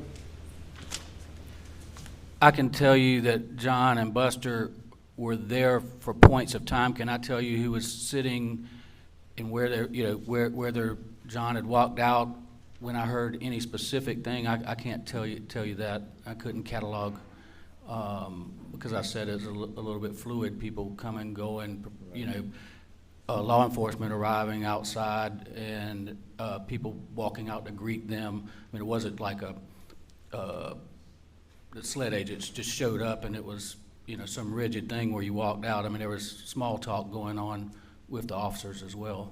Sure. Okay. 1 second, Your Honor, please.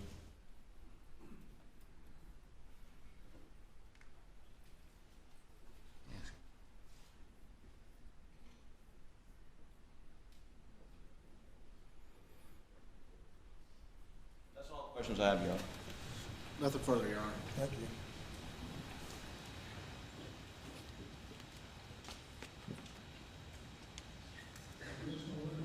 This issue. This particular issue, no, I know that's a little bit different than the larger issue we've been dealing with, and I'll certainly be happy to argue that further if the court would like. As far as the larger issues, one of the things that we, in discussions with the defense, that we've stayed away from so far in testimony is the side of the road. And that might be the other piece of the puzzle a little bit that might need some in-camera testimony as I think all of this through. And I know that we're butting up with the jury being here shortly, but. That can be done at a later time. Yes, sir.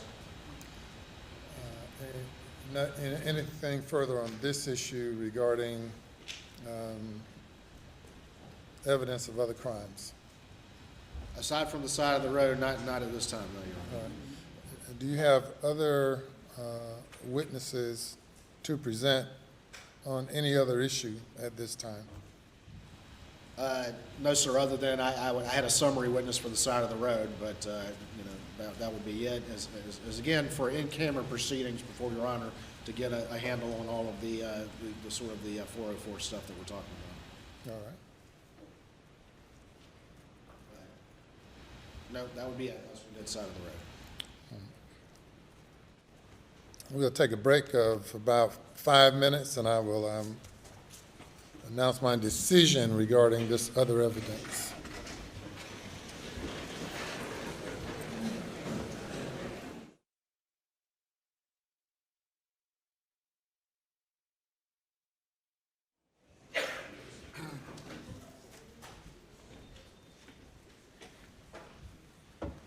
Please be seated.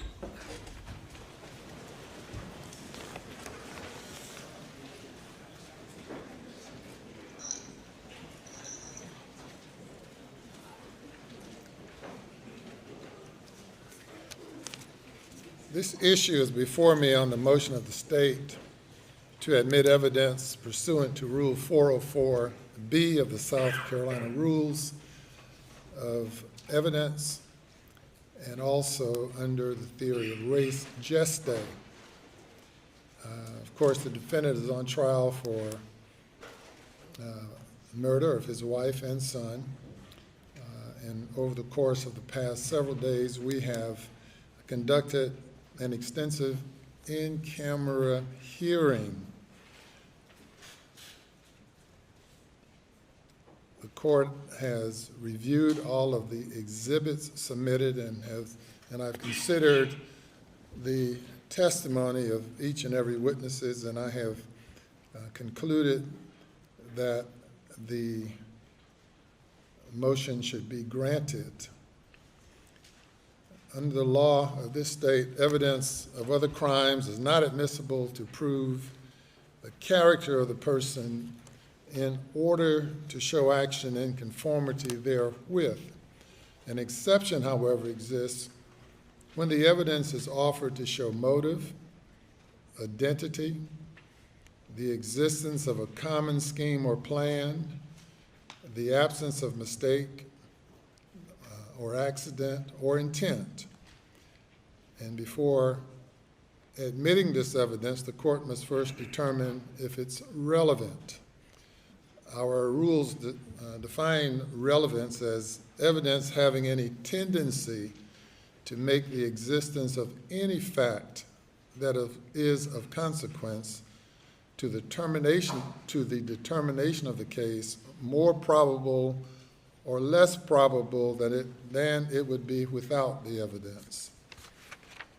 After determining relevance, the court must determine if the evidence falls within an exception to Rule 404.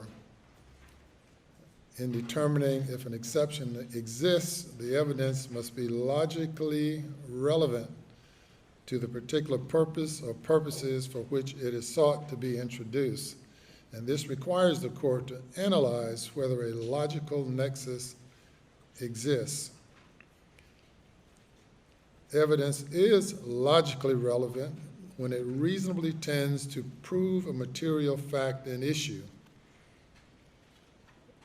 And of course, the evidence of any other crime offered to be admitted into evidence or proven or testified to must be proven by clear and convincing evidence, and the court is to conduct required to conduct an analysis under Rule 403, which weighs the probative value versus the prejudicial effect.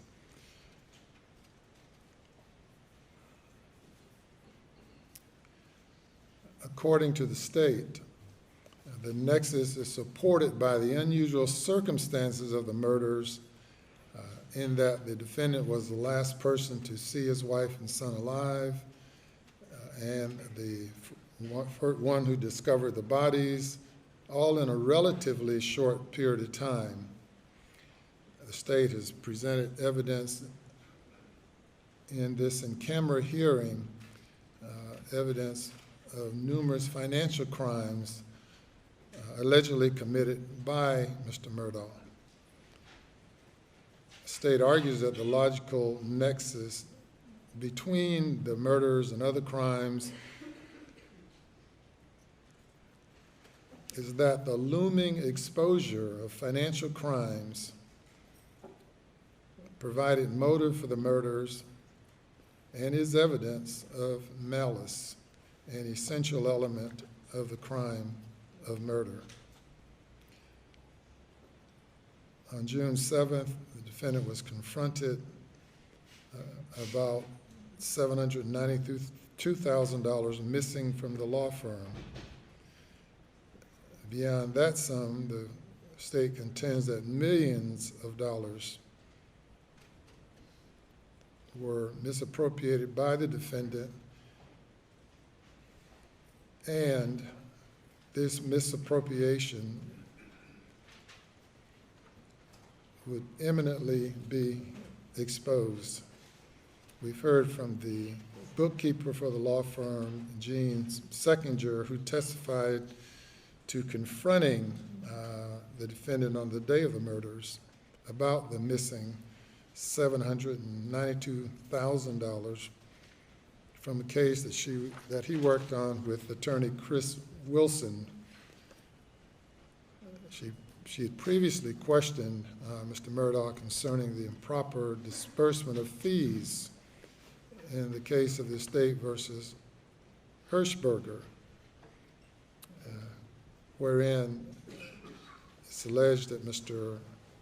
Murdaugh sought to put the fees in the name of his wife Maggie to hide them from discovery in the boat case. She testified that the firm conducted a forensic audit, which then documented millions of dollars of misappropriated funds by the defendants, funds that the law firm had to replace. The defendant and his son, Paul, had been sued following the fatal boat crash, and the defendant had been served a motion to compel production of his financial information. On the day of the murders, according to the testimony, the defendant was preparing for the motion to compel, which was set to convene in 3 days. We've heard testimony from Jan Milanowski, the president and CEO of Palmetto State Bank, who provided testimony and documentation to millions of dollars owed by the defendant to Palmetto State Bank, all while the defendant was frequently carrying a substantial negative account balances. Michael Gunn, a consultant with Forge Consulting, testified that the defendant created a fake bank account using the firm name of Forge. And according to the testimony of Ms. Seckinger, this fake account was used as a main depository for a substantial, if not most, of the misappropriated funds. We heard testimony from Attorney Chris Wilson about confronting the defendant about the missing $792 and personal sum to him owed of $192,000 was later discovered. And that testimony or that confrontation took place on June 7th. Mr. Murdaugh later confessed to having stolen those funds along with committing a multitude of other crimes, and also claimed to be suffering from drug addiction. We heard from Michael Satterfield, who Mr. Murdaugh, according to him, represented in a lawsuit against himself involving the death of Gloria Satterfield, Michael Satterfield's mother, who was the housekeeper of Mr. Murdaugh. He testified that he'd heard of through the reports that money had been recovered in the case, and when he discussed it with Mr. Murdaugh told him that no money had been recovered and it would take a year or so. It was later revealed that money had been recovered and that a confession of judgment was later issued in the sum of $4,304,000. Also received testimony from Mr. Carson Burney from the State Attorney General's office, who traced funds in and out of the bank account. I find that the jury is entitled to consider whether the apparent desperation of Mr. Murdaugh, because of his dire financial situation, the threat of being exposed for committing the crimes which he was later charged with,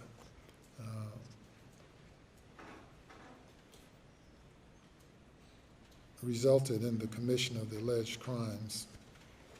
While motive is not a necessary element, the state must prove malice, and evidence of motive may be used to prove it. And in this case, since the identity of the perpetrator is a critical element that must be proven beyond a reasonable doubt, evidence of motive may be used in an attempt to meet that burden. This evidence of other crimes is admissible and it's non-propensatory, as it does not suggest to the jury that the defendant has a tendency to commit murder. I specifically find that these other crimes will not lure the jury into declaring guilt on a different ground or than the specific charge. Thus, it is non-propensatory evidence and is supported by state law. Therefore, this non-propensatory evidence of other crimes is admissible under Rule 404B and Rule 403, and that the evidence, which may be prejudicial, but is more probative than prejudicial. As to res gestae, the state alleges that Mr. Murdaugh was under immense pressure after being confronted about the missing fees, the upcoming hearing on the motion to compel his financial information, his dire financial straits, and the looming exposure of this criminal activity. And the state contends that that situation led to the murder of Maggie and Paul Murdaugh. Our courts have held that where evidence of other crimes is an integral part of the crime for which a defendant is charged, or it is needed to aid the jury in understanding the context with which the crime occurred, then that evidence is admissible under the theory of res gestae or res gestae, as some might pronounce it. I find that the activities and conduct as of the defendant on June 7th, 2021, as testified to, is admissible under res gestae, and that this evidence furnishes a part of the context of the alleged crime. It's necessary to the full presentation of the case, which the state is entitled, particularly since the state is relying heavily on circumstantial evidence. I find that it is so intimately connected with and explanatory of the crime charged under the theory that the state is seeking to prove, that proof of it is essential to complete the story. And our courts have further declared that where the full presentation of the evidence is admissible, that there is no reason to fragmentize the events under inquiry by suppressing parts of the res gestae. Further, in State v. McGee, the court held that where res gestae, evidence of res gestae or part of res gestae is properly admitted, then no 404B or Lyle analysis is reached. However, as to the finding of admissibility of evidence, which I have done, and the finding of it within the res gestae, I've nevertheless conducted a Rule 404B analysis or Lyle analysis, though not needed. In conclusion, the state's motion to admit the other evidence or evidence of other crimes is admitted. I will file a more formal order granting the state's motion later today.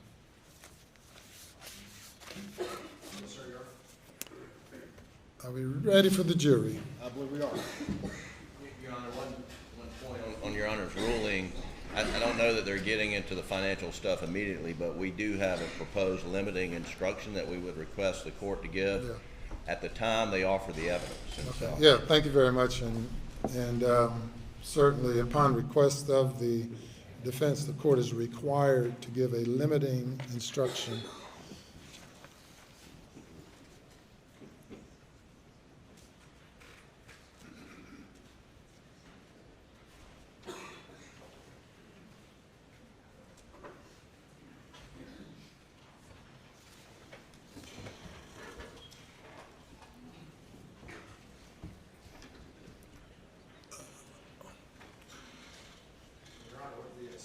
probably be late afternoon or tomorrow when we started to cross into some of those financial witnesses. Have you reviewed the defendant's proposed limiting instruction? I'm looking at it right now, Your Honor.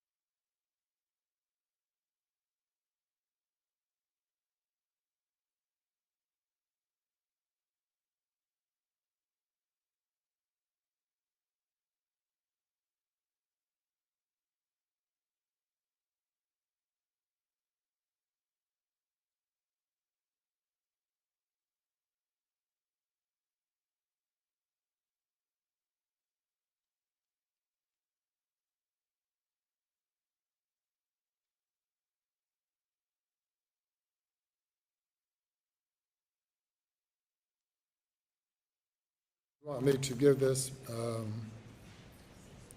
after the testimony or before the testimony?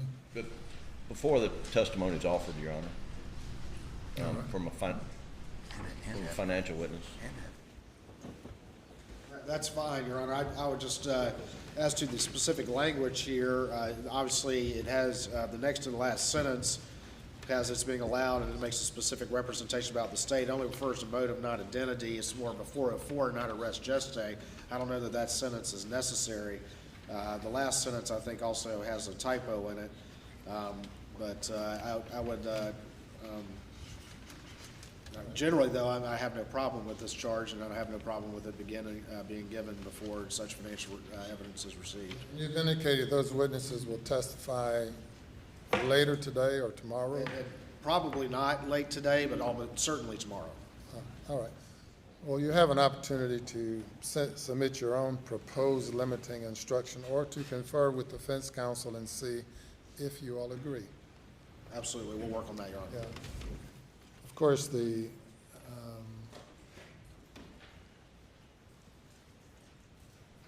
have the other question of res geste and whether or not a limiting instruction is required for res geste testimony.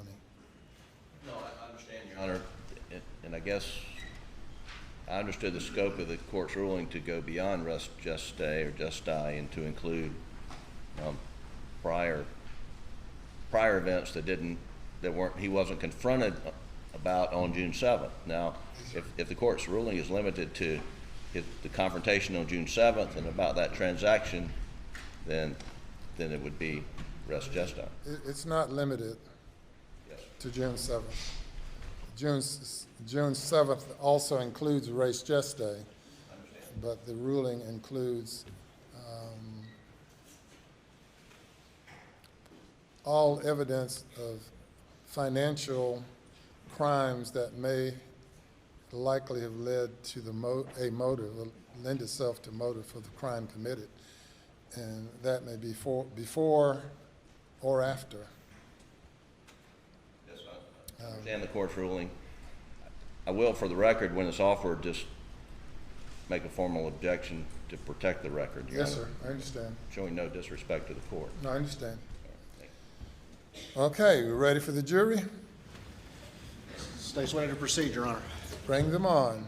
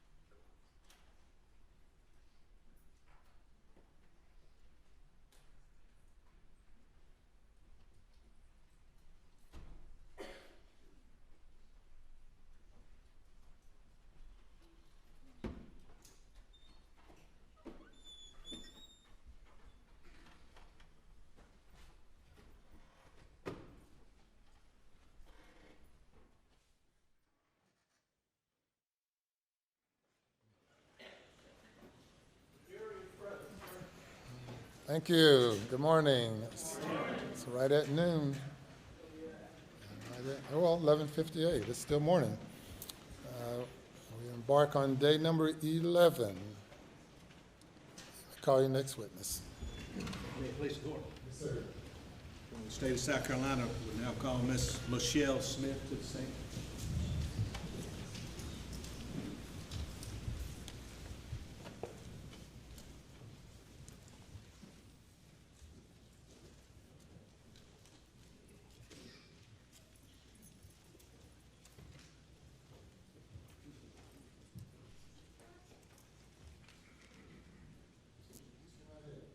How you doing? Raise your right hand, left hand on the Bible. Do you affirm the testimony about to give the court in this trial shall be the truth, so help you God? Yes. Thank you. Take a seat in the witness stand. State your name again for the record. Spell your last name.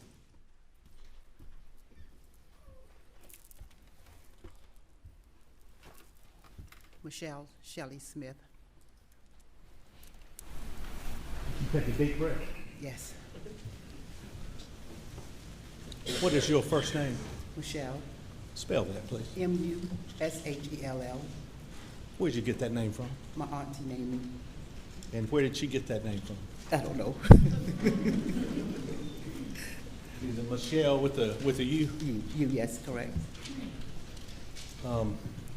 During the course of this, if you don't mind, is it okay if I call you Miss Smith or Miss Shelley or Shelley? I really don't know what's going to come out of my mouth sometimes. Is that okay? That's okay. But do you go by Shelley? Yes. Please tell these folks, Ms. Smith, about Michelle Smith, where you were born, where you were raised, please. Hampton, South Carolina.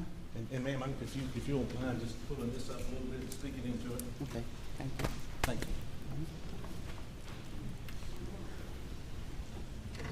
Go ahead. I was born in Hampton County. Have 4 grown kids. Louder, Ms. Smith. I was born in Hampton County, 4 grown kids, 8 grands, and I worked for the Hampton County District for the last 28 years. Food service is my professional. Pull that chair up. I just want you to be comfortable. Like you said, you had 4 adult kids. Yes, Then you said 6 to 8 grands. it's 8 grands. 8 grands. Okay. And raised where? Hampton, South Where- Carolina. Okay. Where'd you go to high school? Wade Hampton High School. And what did you do after high school, Ms. Smith?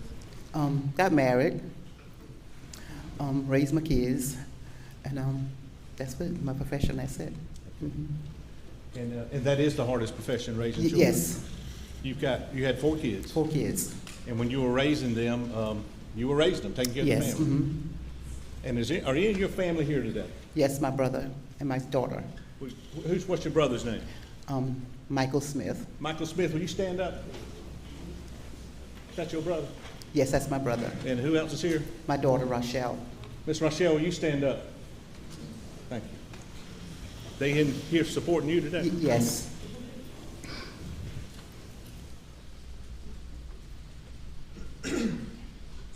Don't take this the wrong way, but other than raising a family, which is the hardest job, were you doing anything else during that time period? No, till 1995, I started working at the school district. Okay. Did you work in your church while you were raising your family? Yes, I worked at church. Okay, and that's what I'm asking. What did you do with your church while you were raising your family? Usher, kitchen ministry. Kitchen ministry? Mhm. Yes. And how long did you do that? All my life, church. Are you still doing that? Yes. And you don't have to name your church, but where's your church located? Fairfax, South Carolina. So at some point after your children moved up in years or got older, did you start another profession? Yes. Okay. And tell the ladies and gentlemen what that was, please, ma'am. Private home care. I'm sorry? Private home care, caregiver. How did you get into that? My aunt. And was she in that business? Yes, she's an LPN. Yes. An LPN? Yes. Licensed practical nurse? Yes. And when did you get into the home care business? Probably about 10 or 12 years ago. Now, prior to that, had you already started with the school? Yes, I'm still at the school also. Okay, tell them when you started with the school. In school in 1995, that's correct, 1995. And what school did you start with? At North District Middle School in Warrenville, South Carolina. North Central Middle, Varnville. North District Middle School, North- yes. What did you do for them? Food service. And how long did you do that at that school? I've been there for 19 years at North District Middle School. After that, did you change Yes. locations? Yes, 6 years later, I went to Wade Hampton High School, And for those of us that don't know, where is that? Warrenville, South Carolina. And you've been there 6 years? Oh, no, 6 years at Wade Hampton High School, So total years in the school system is what? 28 years, And you're still there? still there. So you started home health care while you were still teaching school, or No. still going to school? Going to school, working, food service. And will you please tell them, you said your aunt got you a business. Were you working with one family at a time, or did you have, Different families at a time, different families. and how long would you stay with the family once you became their caregiver? It all depends on how long if they're deceased, I will move on to another family. So is it fair to say you'd stay with the family until the person passed on? Passed on, yes, correct. And then how'd you get other jobs as far in that caregiving profession? My aunt always called me and said there's a job, and she let me put me on that job. So to give the jury an idea before we get to this case, your schedule would be what when you were still working at school? Yes, and at school. caregiving? Yes. Okay, so what was your typical day like? My typical day was I leave home at 7:20, have to be to school at 8 o'clock that morning. And I will stay there till 1:45, make my deposit for the school, then leave and go to my next job.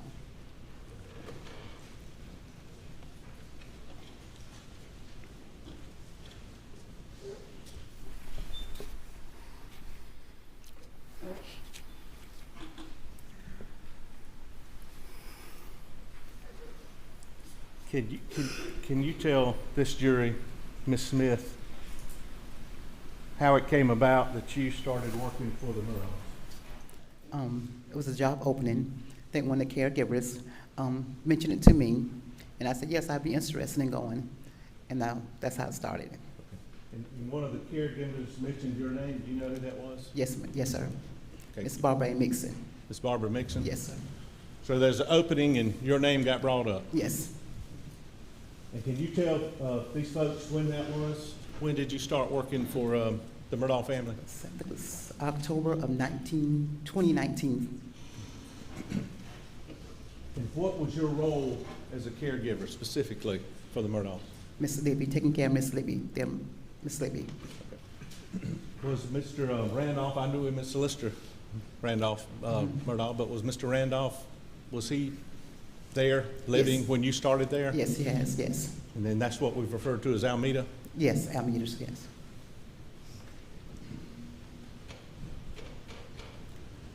What was your primary job as the caregiver? Were you there to take care of the solicitor or Mr. Randolph, or was your primary job for Miss Libby? Miss Libby, Did you also ever tend to Mr. Randolph's? every now and then. Mhm. But your main focus was Miss Libby? Miss Libby, yes. From October 19th up to June 21st, Ms. Smith, and I want to be very delicate in this question. I think it's something that affects everybody in the world, this jury there, but did Miss Libby's condition get worse? Yes, And she's suffering from something that affects all our families, it's Alzheimer's? yes, And that got worse from the time you started until June? yes. Mhm.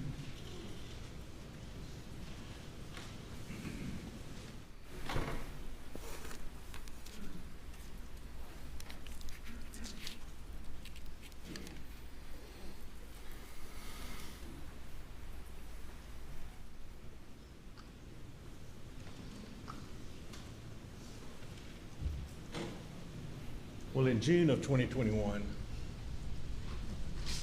how would you describe Miss Libby's condition?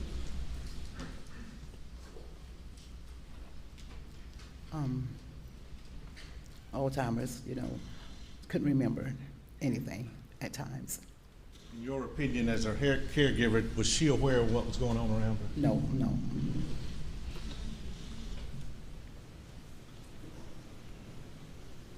All right, specifically, in June of 2021, Ms. Smith, or May, June of 21, tell these folks what your school schedule was and then your work schedule with the Murdaughs. Okay. My school schedule was 7:20, I will leave home, be to school at 8 o'clock, and I leave there at 1:45. Go home, make my deposit at the bank, go home, rest, come back to work at 7:45. Had to be there at 8 p.m. that night. I would stay all night and leave 7:45 the next morning, leave there and go back to the school. So was that the shift you were working for the Murdaughs Yes, primarily? yes, An 8 p.m. to 8 a.m. yes. shift? Mhm. When did you sleep after you went to school? Took little cat naps every now and then. But would you go home after you made your deposit? Yes, You would rest? yeah, that's for a couple of hours. Mhm. And then did you have a change of clothes at the Murdaughs for when you went straight to school the next morning? Yes. Mhm.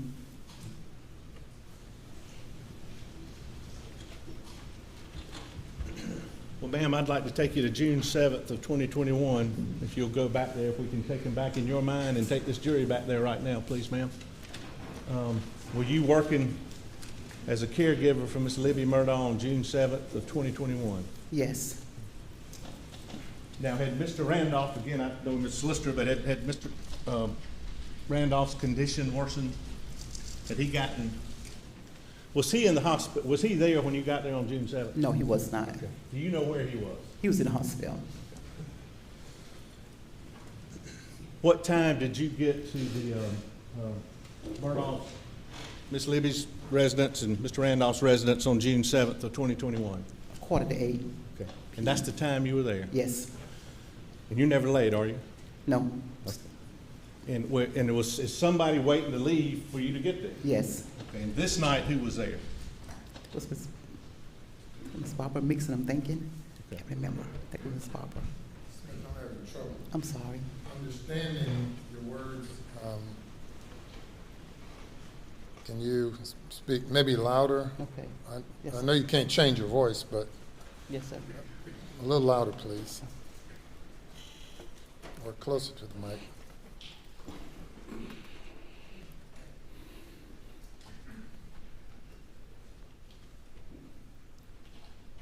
Can you tell us what Miss Libby, when you got there on June 7th of 2021, shortly before 8, where was Miss Libby? In the bed. And as a professional caregiver, and this was what time of night? 8 o'clock that night. If one of your patients that you're taking care of is in the bed resting, do you like to disturb them? No, If they're sleeping, do you want to wake them up? no. So when you got there, was Miss Libby in bed? She was in bed, yes. And do you get briefed by Miss Mixon on what happened during the day, or y'all exchange, hey, You know, just come in with, change her, if she need to be changed or whatever like that. make sure that She's Dry. She's dry. It's okay, yes. and so where's your desk, or what's your position when you're there, when you're in her room, Miss Libby's room? Yes. Okay. Where do you sit when you're in the room? I mean, what do you do to take care of her? In a recliner. Have a recliner. Sit there. And is there a TV in the room? Yes. Mhm. And is the TV usually on when you're there with Miss Libby in the evening, or does it? Yes. Okay. Was it on this night? It was on, yes. And do you remember what y'all were watching? Or what was on TV? American Says, a game show. Say it again? American Says, the game show. Okay. How long has that been on? It's stays on. It repeats. It's afterwards repeats itself. What channel is that on? The Game Network show. Channel, excuse me. At some point on the evening of June 7th of 2021, did you see Alex Murdaugh? Yes. Okay. Do you remember what time it was? Approximately.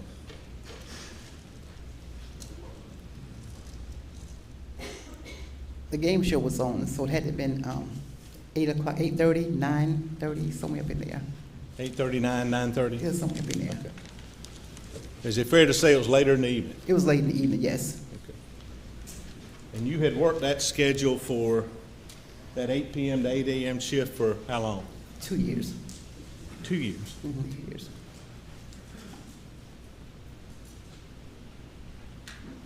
Was it unusual to see Alex Murdaugh at that residence that time of night? Yes, on my shift, yes. And that's the only shift you'd work? Yes, So the 8 p.m. to the 8 a.m. shift, it was unusual to see Alex Murdaugh there visiting, correct? correct, yes. Had you ever been over there before that time of night? I think different off and on, it all depends. When he got there, can you tell the jury what happened? He called the house and told me he was outside. He called the house. Yes, What phone did he call? It's a terrible question. I mean, was it your phone, the house phone? the I'm house not- phone, the house phone. And when you answered the house phone, what did he say? He was outside. They let him in. He was at the house, Yes, right outside the house, yes, and he called you, yes, and he said, "Let me in." yes. And after he called you, how long did it take you to go open the door to let him in? About 5 minutes. So he was right there at the house. Yes, You let him in? of course, yes. Okay. Do you remember what he was wearing? Shorts Okay. and a t-shirt. Do you remember what kind of shoes he had on? Those cloth shoes, like Sperry's, that type of material, like Sperry's, that type of material, cloth shoes. Cloth shoes? Yeah, like cloth, I mean, yes. And you said something called Spears? Something like Sperry's, that, that kind of, but it was cloth. Okay. That kind, yeah. Wasn't boots? No, it wasn't boots, no. And are you familiar with tennis shoes? Yes. Was it tennis shoes? No, it wasn't tennis shoes. Cloth, Sperry type shoes? Yes. Did he have any socks on? No, no.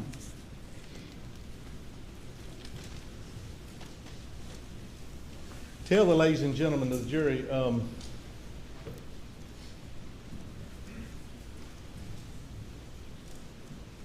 could you describe Alex Murdaugh's demeanor on June 7th when you were there with him and his mother Libby? He just How was he came, acting? like, fidgety, this came in, Speak up, please. ma'am. fidgety, I'm thinking, it's normal. What did you say, man? Like he was fidgety, like, yeah, Fidgety. yes. Is that what you're saying? Okay. And did he tell you why he was there? No, he just came to see his mother. Did he talk to his mother? But she was asleep, yes. She was asleep. Mm-hmm. Okay. And what did he do? What did Alex Murdaugh do when his mother was asleep? He came in and sat on the bed, because we was asking me what I was watching. I said American Says, I said the game show. Did he say anything to his mother? We said, hey, Mom, how you doing? Just came to check up on you, yeah. Did he say why he'd come to check up on her? Because Daddy was in the hospital, call him Hansel, he was in the hospital. And in your opinion, as being there, her caregiver, did she even know that he was there? No, The objection's overruled. You said no? no, mother, no. How long did he stay in the room with y'all? When I say y'all, for the record, you and Miss Libby, I apologize. About 15 to 20 minutes, 20 minutes. Was he moving around the room? No, he was laying on the bed, Did he have his phone with him? yes. Was he looking at his phone? Yes, he was on his phone, yes. I'm sorry, ma'am. What? Yes.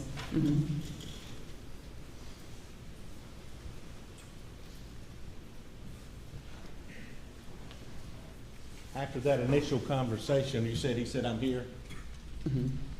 Did he have any other attempt to have any other conversation with Miss Libby? No, Did he hold your hand out? Did he ever hold her hand? yes, he did hold her. He hold her? Yeah, Did she you was- talk to her? Yeah, she was in the bed, yeah. Yes, he And did. her condition then was what? She was, sleep off and on, sleep.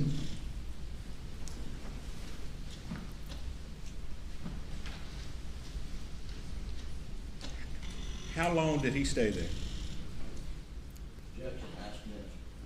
That's okay. 20 minutes, about 20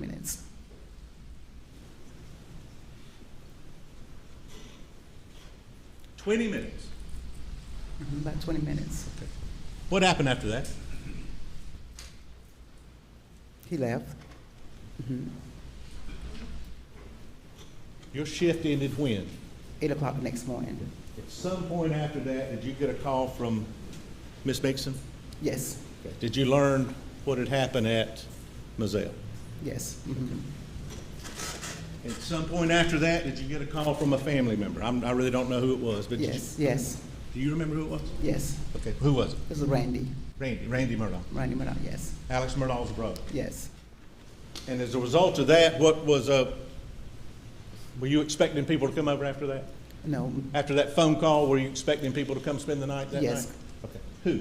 Who was gonna come over? Randy told me,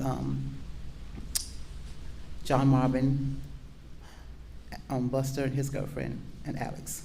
John Marvin, Buster and his girlfriend, and Alex. Yes, And did you, in fact, see them later on that night? Or that morning, the next morning, I'm sorry. Did they come to Alameda after you got a call from Mr. Randy saying they were coming? Did they come? yeah, they came, yes. And at some point later on that morning, did you see Alex Murdaugh again? Did you see him again that morning? No,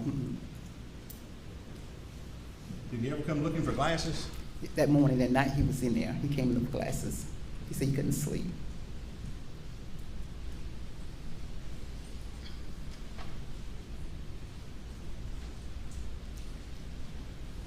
And Mr. Randolph, or Solicitor Randolph, died shortly, a couple of days after that? Yes, Now, you were working the 8 p.m. to 8 a.m. shift. Were you asked to work more after this to get the family through this? Were you Yes. asked to help more at the house? yes, And were you happy to do that? of course. And do you remember the day of Mr. Solicitor, I'm gonna call him Solicitor, that's the way I know him, Solicitor Randolph's funeral? Yes, And I've been reading through all this stuff. What's a repast? a repast is when everybody come back after the funeral to eat.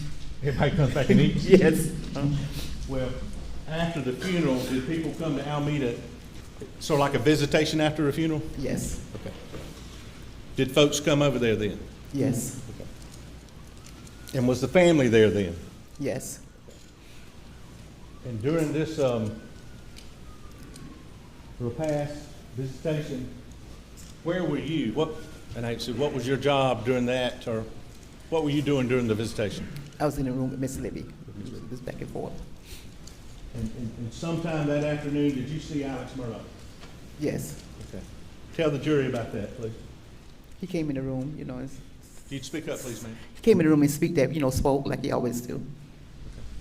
And what did he tell you?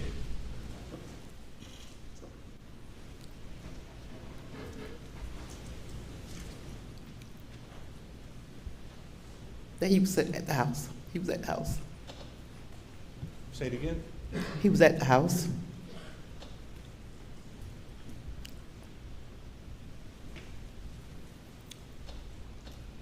And I'm not 100% following you. He was telling you or saying to you that he was at the house? When? The night of the murders. The night of the murder. Yes. What was he telling you about that he was at the house the night of the murder? That he'd been there 30 to 40 minutes.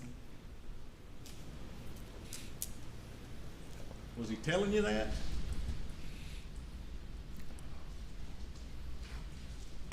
Did he ask you anything about that when he was talking to you?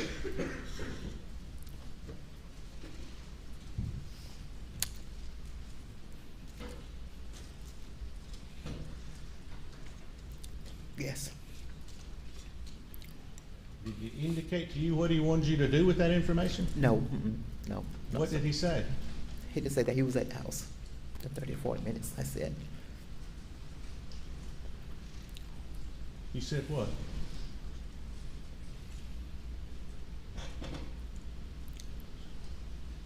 Was he there 30 or 40 minutes that night?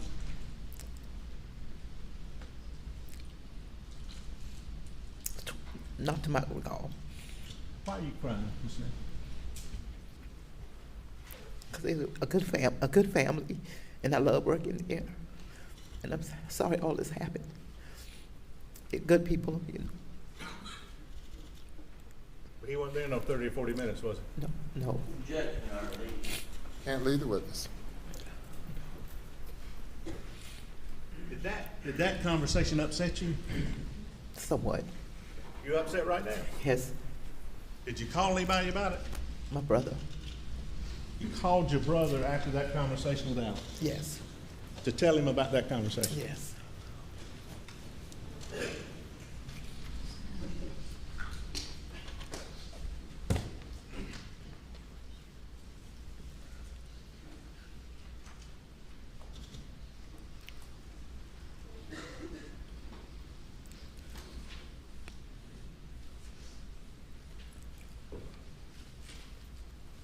And just to be clear,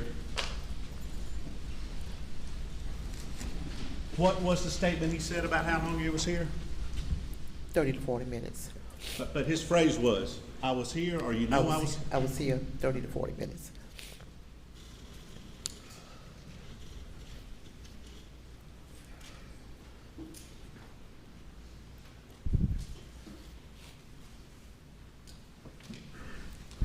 Not to pry, but I can't help it sometimes. What else was going on in your life right there?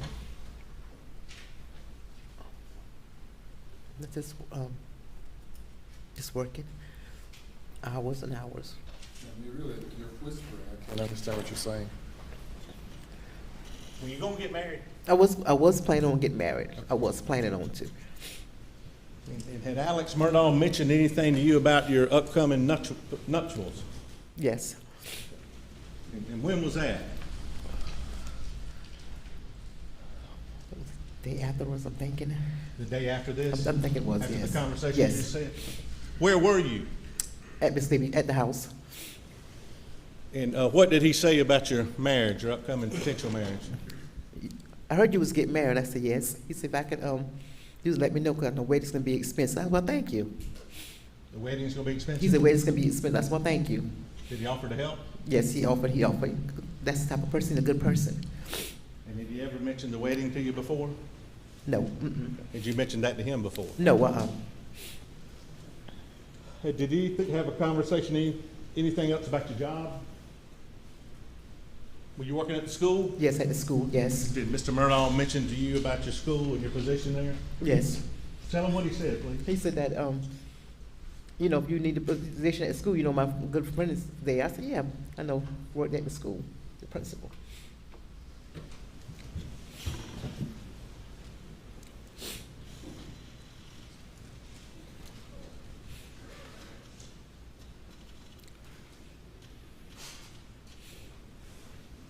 I believe you testified, did you help out more than just your regular shift the rest of this week? Yes. That week after Yes, the murders and Solicitor Murdaugh's death? Were you working full-time then, trying to help? yes, Was school out then? no, So you still going to school and helping? yes.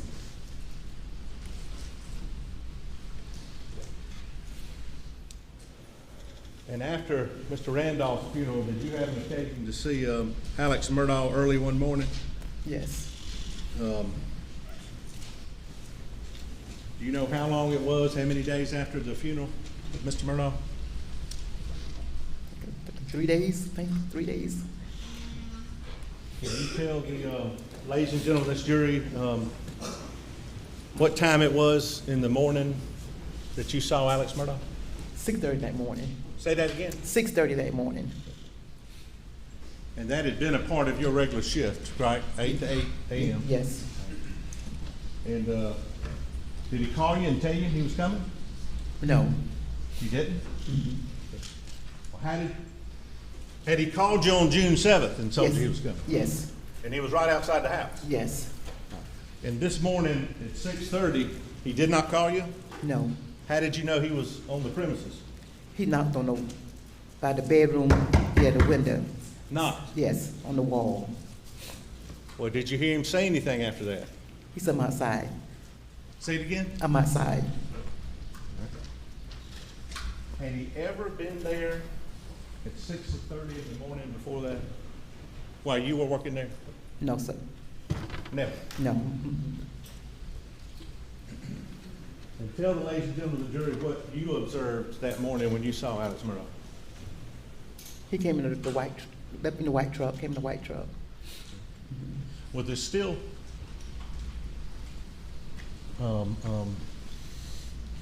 funeral stuff's not in the world road? There's still funeral equipment in the yard? Yes. Like what? The tent was still there, and the big old building, they put the food in, had out there, yeah. Like a food truck? Yeah, food truck, yes, the camera. And was that blocking your view some? Yes, block my view, yes. So when you saw Alex Murdaugh this morning at 6:30, what did he do after he knocked on the door? Did you let him in? Yes, Then what did he do? came inside. And was Miss Levy sleeping? Yes, she was still asleep. Okay. Did he go check on Miss Levy? No, he didn't came in. He didn't go check on her? I can't remember. Well, what did he do then? He came inside. Okay. And did he have anything, or was he holding anything? He had a blue something in his hand. Say that one more A time. blue something in his hand, something blue. A blue something in his hand. And can you show me how he was holding it? Like this. Is it all right if I touch it? Yeah, that's fine. How was he doing it? Like this. Like that. Holding something like this? Yes. And what did it look like? Like a blue tart, like a tart. Blue? Blue. Okay. Was it vinyl? It's like a tart that you put on a car, you keep your car covered up. Big thing. Yeah, blue. Yeah. And was he holding it like this? It was holding like this. Could you tell if there was anything in it, or do you know? No, I couldn't tell. But not holding like this? Mm-hmm. Did he say anything when he walked in? No. Okay. What did he do when he walked in? Went upstairs.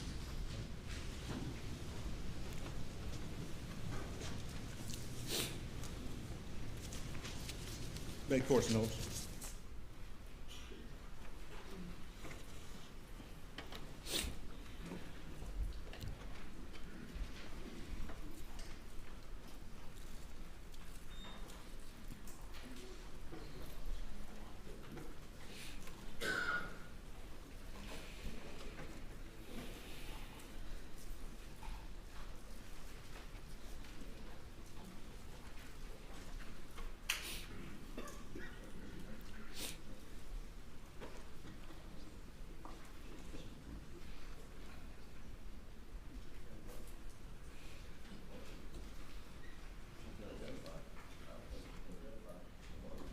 States 230.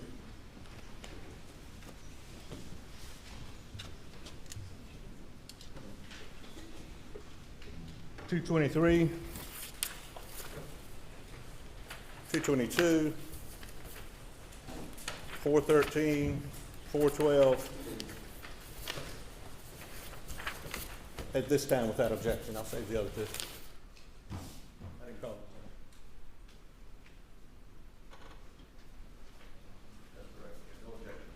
They're admitted without objection. You testified Mr. Murdaugh came in your Alameda residence that morning. This is States 223. Do you recognize that? Yes. What is that? Upstairs, going upstairs. And is that where he went, Alex Murdaugh, that morning, Yes. carrying some blue thing? And this may be duplicate. If it is, I'm sorry. That's 222. Same stairs, same house? Yes. States 413. What is this? That's the bedroom, Okay. Where in Alameda is this bedroom? First floor, second floor? first floor. Is this where Miss Libby stayed? No. And 412. Is that the same? Yes, same bedroom, yes.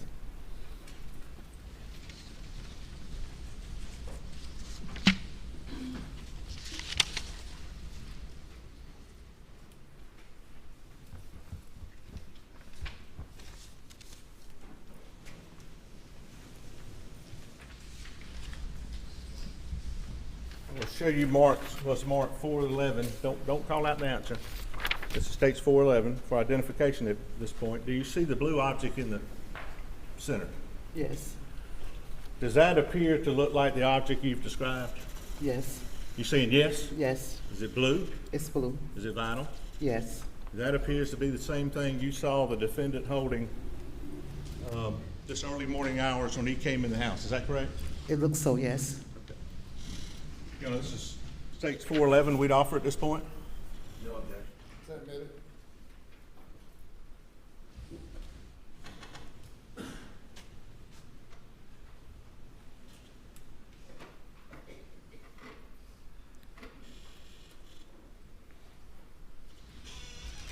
Let me just, I don't know how to ask it except to ask it. Did you ever see that blue thing unfolded when you were that morning, or you saw him carrying it? It was unfolded Okay. Where'd you see it? in the bedroom, that, And where in the bedroom? on the chair. And again, I'm not clear. Was that in one of these pictures we showed you? What chair? Did they disappear? Oh, I'm sorry. I apologize. Was that on one of these chairs in this? Yes, Okay, and I'm referring again to 412. You saw it on the chair? yes, Did you you ended up leaving at some point that day, right? yes. When you came back the next day, was that there? No, it wasn't. It was gone. Yes, it was gone. And did you see Alex Murdaugh leave after he went upstairs? Do you know what he did upstairs? No, no, Did you actually see him leave the house after he went upstairs? yes. And where did he go? Oh, I don't know. He just left outside and left. Okay. Did he say, "Hey, I'm leaving"? Yes, he said, I'm going, yes. Okay. And at that point, what did you think? Did you think he'd gone? I thought he left, yes, Okay. Did you see him after that? yes. Tell them where, please. He came That back. morning. He came back to the house. And how do you know that? Because the blind was open, I seen him came through the driveway. And what did you see him? Was he walking? Was he driving? When you saw him in the driveway? He was driving the truck, And I'm sorry, Ms. Smith, if I'm not, what truck was he driving? the white truck. And whose white truck was it? I'm thinking it was Mr. Randall. I thought it was his truck. He had the white truck also. He had a white truck also. Mhm. So when you saw, you testified, Mr. Murdaugh coming back in a white truck, that was Mr. Randolph's truck? Mhm. Whose truck was it? I don't know. Ma'am, you must use words as opposed to, or because we need to know exactly what you're saying. Say yes or no if you can. Whose truck did you think it was? I thought it was Mr. Randolph's truck. And were there four-wheelers or ATVs out on that property? Yes, Okay. What, if anything, had you observed about a four-wheeler that morning? it was at the house, Where had it been previously? at the smokehouse, When did it get moved? the same day of that, the same morning. Same morning when Mr. Murdaugh was there? Yes. And in what direction did you see Mr. Murdaugh leave? When you saw him leave the house and you thought he was gone? Mm-hmm. Do you know where he went? No, And when he came back in this white truck, what did he do? he got another truck. How long was he gone? For about 10 minutes or 15 minutes, thinking. And then you say this other truck. What truck are you talking about? It was a black truck. Had you not seen that before? No, Why not? because the food truck, the catering thing was still out there in the way, so I couldn't see it. So that blocked your view. It's blocked my view, yes. So what vehicle did Mr. Murdaugh leave after he came back in the white truck? What color truck? It was a black truck. Do Black. you know whose that was? No.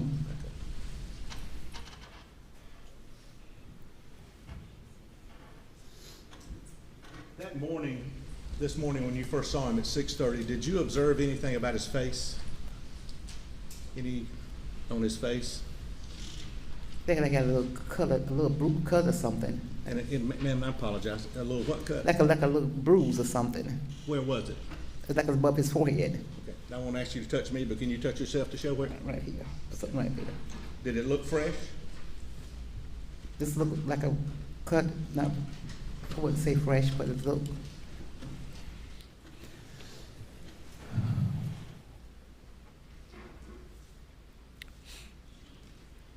Was video system in the house for either Solicitor Murdaugh or Miss Libby Murdaugh? Yes. Okay. Can you tell them about that? Where was that? What was that? It was in the Miss Libby's bedroom. And how was that activated or operated? It's better. Do you know? No. Okay. Was it on all the time or not? Yes. And what color would it be if it was on? Was there a marker or a red and black or red and green? Mm-hmm. Those circles, yes. And would there be times when that wasn't on? Yes. And do you know who controlled it? No.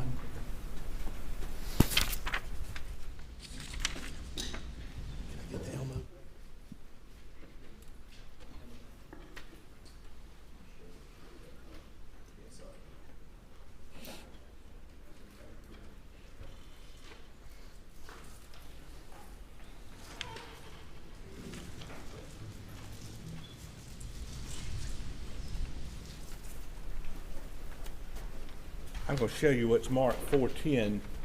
Do you recognize this? Yes. Okay. And does it relate to what we're talking about this morning as far as your location? Yes. Your Honor, 410, I believe without objection. Says it relates. Her testimony, where she was that morning. No objection. It's admitted. Without objection, it's admitted.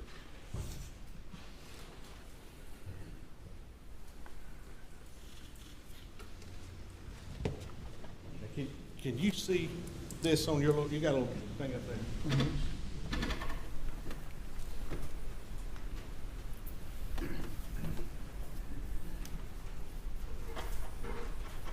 Do you mind coming down here? Judge, can she come down here? Yes. Very briefly, it won't be long.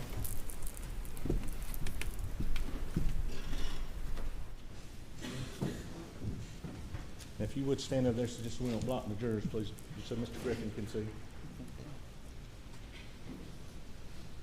Is this a picture of what we refer to as Alameda? Yes. Okay. And can you show where I guess I called the main house? And I'm sorry we don't have a pointer. That's the main house. Mm-hmm. And you have to say yes for the record, please, ma'am. Yes. And down here, I know it's hard to see. Can you tell what that is?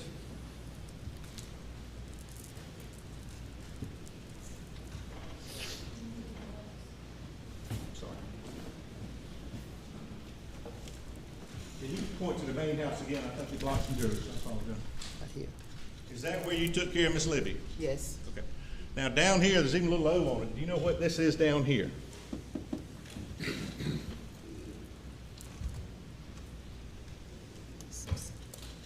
Let me ask you this, what other buildings are on the property? The smokehouse and a barn, another little shed And where were the ATVs usually? at the smokehouse. Where's the smokehouse? That's it right there. I There think you you go, see. that's the smokehouse. Mhm. And that's where the ATV Shed. was. Yes. And where did the ATV end up when you saw it after you thought Mr. Murdaugh left? Had it moved? At the main house. Say that again, please, At the ma'am. main house. Okay. And when you saw him coming back, you thought he'd left. Where did you see him in the white truck? Do you remember?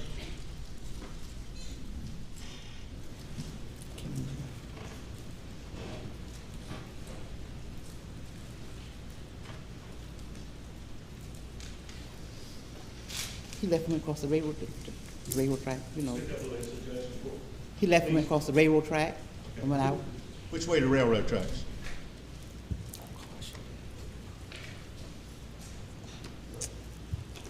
This way, I mean, that's the house. So it had to been around because I had to drive through. You're not going to say anything, but speaking up. I'm trying to. That's good. Go back and sit down. That's Until I fine. couldn't Thank you. see.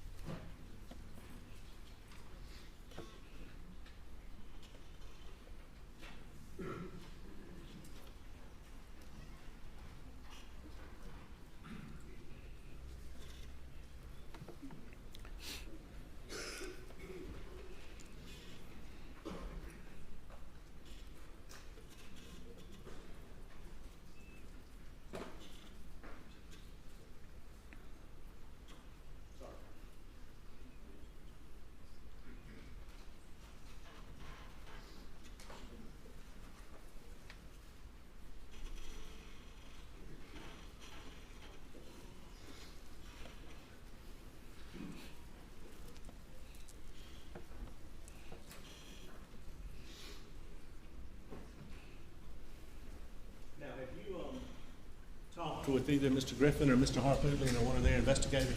Yes. Okay, when was that? Oh, God, I can't remember.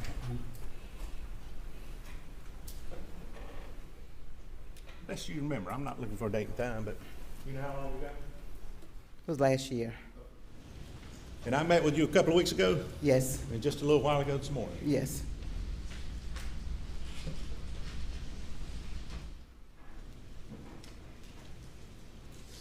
And I have to ask you for the record, this Alex Murdaugh who came and saw you the night of the murders with the shorts and the shirt and the Sperry type loafers on, is that him over there? Yes, sir. Okay.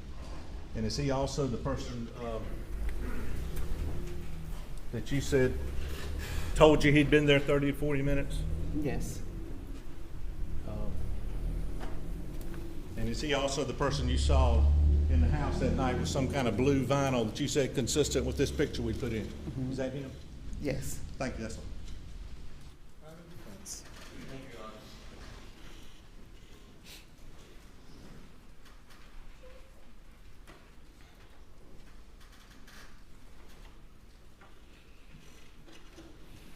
Good afternoon, Ms. Smith. Good afternoon. We have met once or twice. Did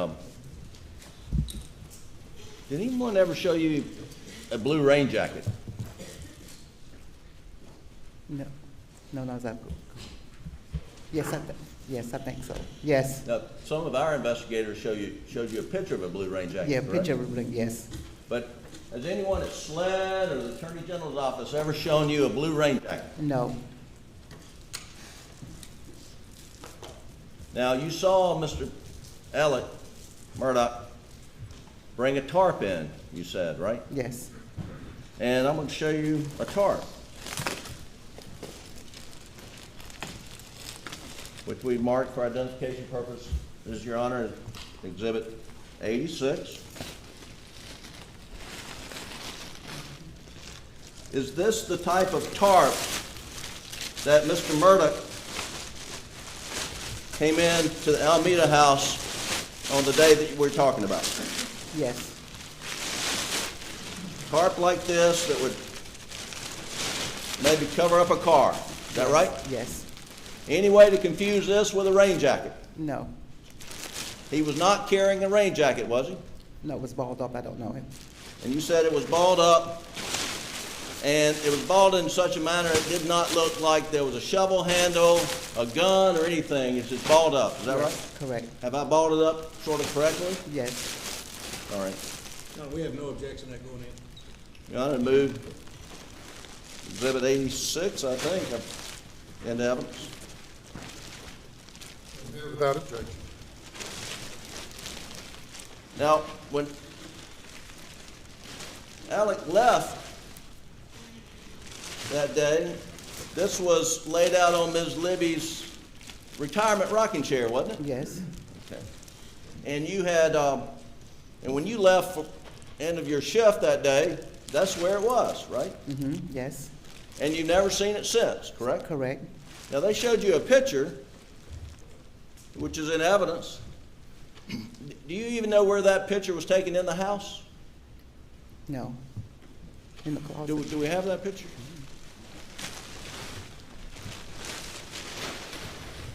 What's the last photograph that went to evidence?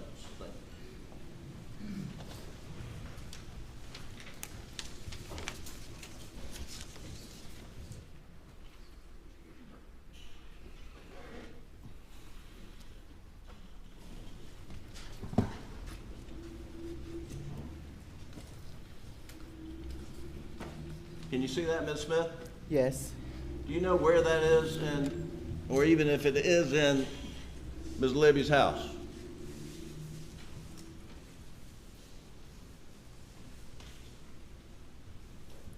I couldn't say because I don't be in the closets. I don't know. So you don't even recognize the closet, is that right? Correct. And have you ever even been upstairs in Ms. Libby's house? Twice, 2 times over how many years? 3 years. 2 times in 3 years.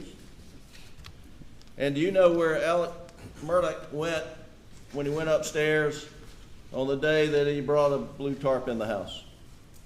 No,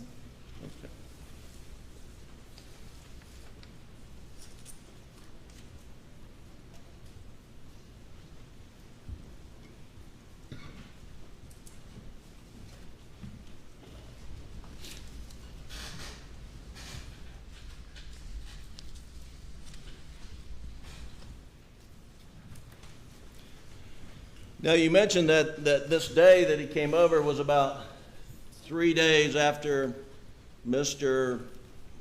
Randolph Murdaugh's funeral. Is that right? Yes, Okay.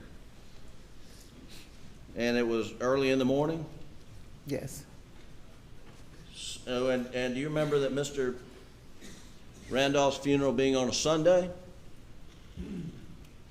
yes, So then it would be Monday, Tuesday, Wednesday of that week. Is that right? yes. Okay. That's correct. And is that the morning that you said that you thought you saw a bruise on his forehead? Yes, So it was Wednesday after Mr. Randolph's funeral? I'm thinking, I can't remember. It was so long, I can't remember. Yes, ma'am. And the, and you mentioned that that he came in a truck. I think you said he drove up in a white truck. Mm-hmm, Is that correct? yes. And he does have a white truck, as Yes. far as you know, right? Yes, And then you said he left in a white truck. And are you sure that it was Mr. Randolph's truck or Mr. Alex's truck that he left in? because it was moved. Mr. Randolph had always keep his truck in a certain position, certain part. So you think he left in Mr. Randolph's truck and moved? Yes, Okay. And when you came back, when you left that morning, I guess Wednesday we're talking about, was Mr. Randolph's truck back in the driveway, yes, parked in its normal place? yes, Anything out of sort? no, Was it all covered up with mud, like someone's been mudding in it? no,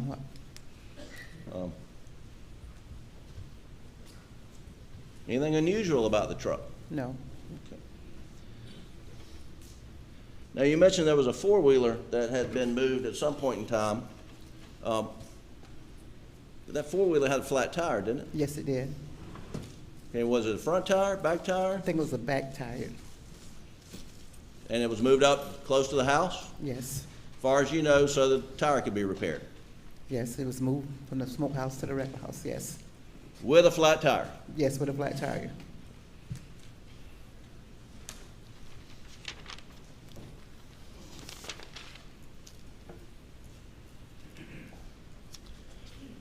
Now, you were asked questions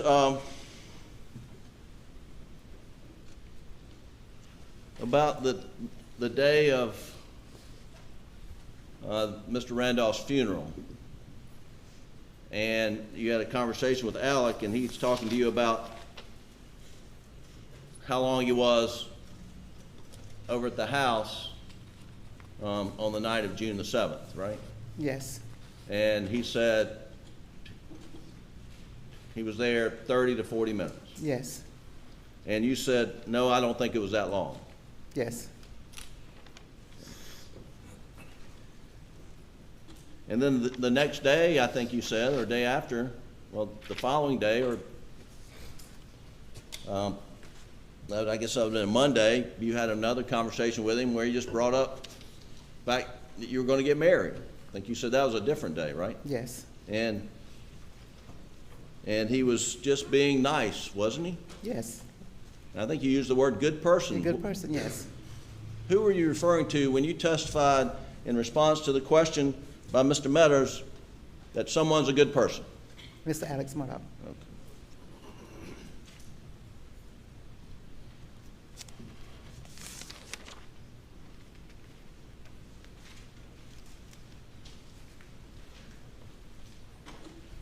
Now, he came over on the night of June the 7th, and you said it was somewhere between 8:30 and 9:30 in the evening, Yes, and that's just your best estimate of when he got there, is that right? yes, And I think you testified that he was there, in your estimation, 15 to 20 minutes? yes, Now, when you said 15 to 20 minutes, are you talking about 15 to 20 minutes in the room with Ms. Libby, or on the property the whole time? no property the whole time, thank you. Okay, well, now, you said it took you about 5 minutes to let him in, is that right? Yes, So, are you including the 5 minutes it took you to let him in your 15 to 20, or could he have been on the property 25 minutes? 20 minutes, only thing that's No. the whole time, so. And you would agree that Alex Murdaugh would visit his parents frequently, right? Yes, And he would always come over more so than any other sibling, is that right? yes, And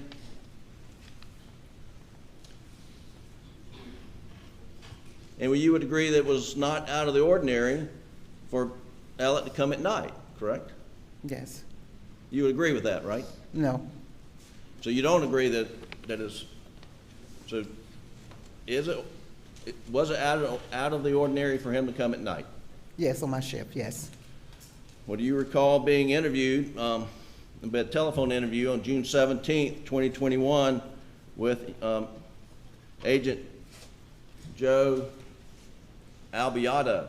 Do you remember that? yes, And do you remember telling him that it was not out of the ordinary for Alec to come at night?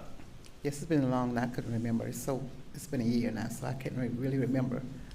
I mean, is it possible that you told him that? Yes,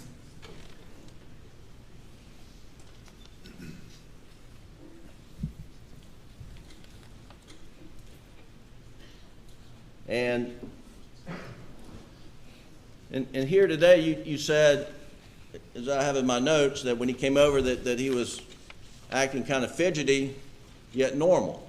I believe that's what you said. Mm-hmm. Is his normal behavior kind of fidgety? yes, He's just kind of a fidgety person, right? yes. So it wasn't the first time you'd seen him being kind of fidgety, right? Well, he always come different times, so I can't, But his demeanor was normal for Alec the night that he came over on June the 7th, wasn't it? I'll say yes, Okay. Now, you mentioned the clothes that he was wearing, and he came in and he sat on his mom's bed, yes. lay down next to her, Late, and held her hand. Is He that walked right? in and hold her hand and spoke to her, then went on the bed and lay down. And lay down.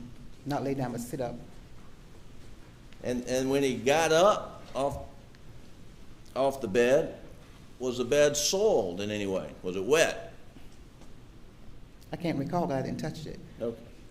What did Alec Murdaugh have blood on his clothes? No. I didn't He had blood on his shoes. No, He had blood on his hair. no, Did he leave blood in his mom's bedroom? no,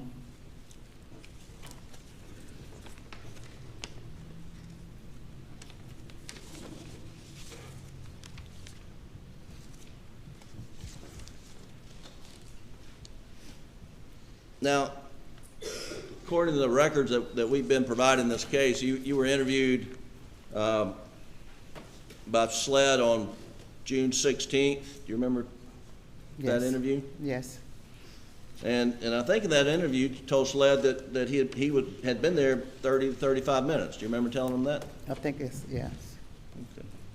And then you were interviewed again by telephone on June 17th. Do you remember that follow-up call?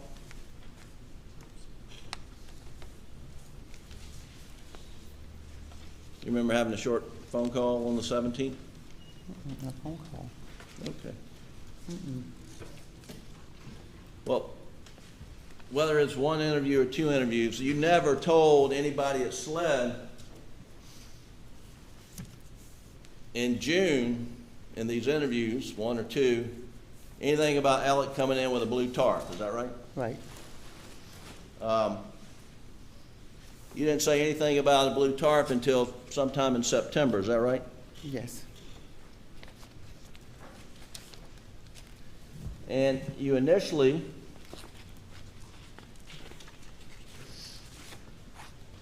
mentioned something about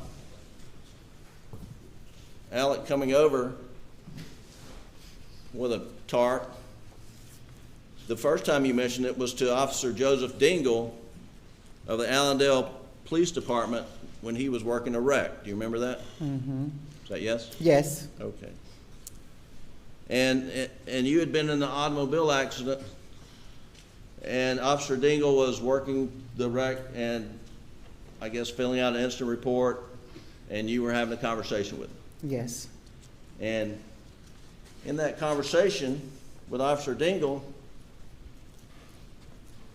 didn't you tell him didn't you tell Officer Dingle that on the night of the murders that Alec came over with a blue tarp that looked like it had a gun in it? No, I saw him like he was holding something. So you didn't say, I didn't say specific it was a gun. I said he was holding something.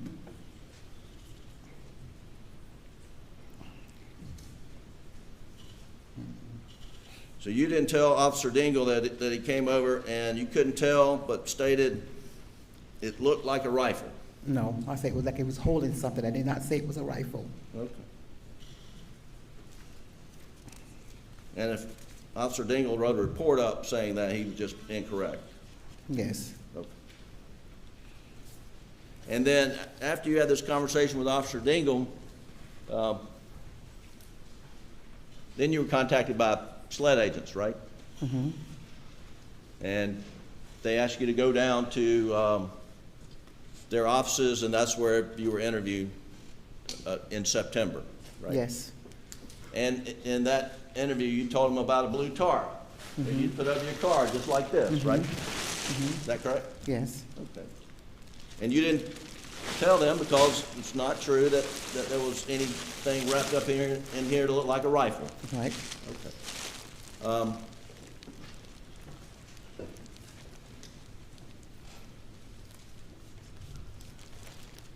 And since that day of the interview at the Low Country SLED office, have you had any additional interviews with SLED agents other than getting ready for trial last week?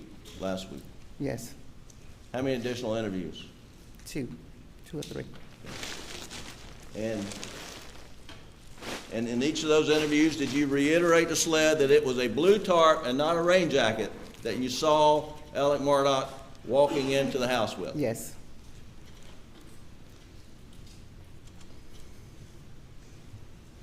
Is there any doubt in your mind it was a blue tarp like this and not a rain jacket? And it was balled up as a blue tarp. Because you saw it laying on Ms. Libby's retirement rocking chair, right? Yes. Yes.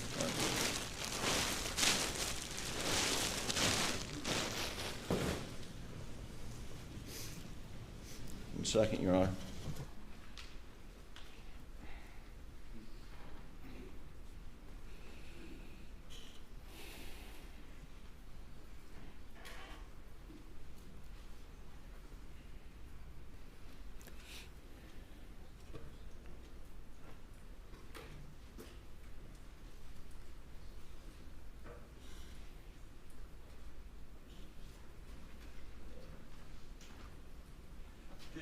Just one more point. When Alex Murdaugh came over on that early morning, I guess it was Wednesday, you testified. Were you in Ms. Libby's room? Yes. And you can't see the comings and goings out of the driveway from Ms. Libby's bedroom, can you? Mm-hmm. You can? No. Okay. Thank you, Your Honor. That's all the questions I have. Redirect.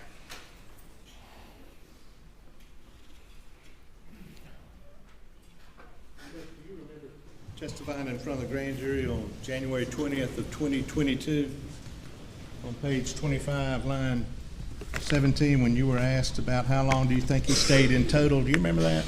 Yes. Do you remember your answer being 20, 10, 15, 20 minutes? Yes.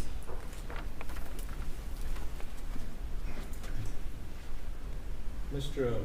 Griffin asked you about the 30 to 40 minutes. Why'd you call your brother after that? Because he's a assistant chief police at Warrenville, so I called him. Had that statement by Alex Murdaugh affected you? Yes. How? I was nervous.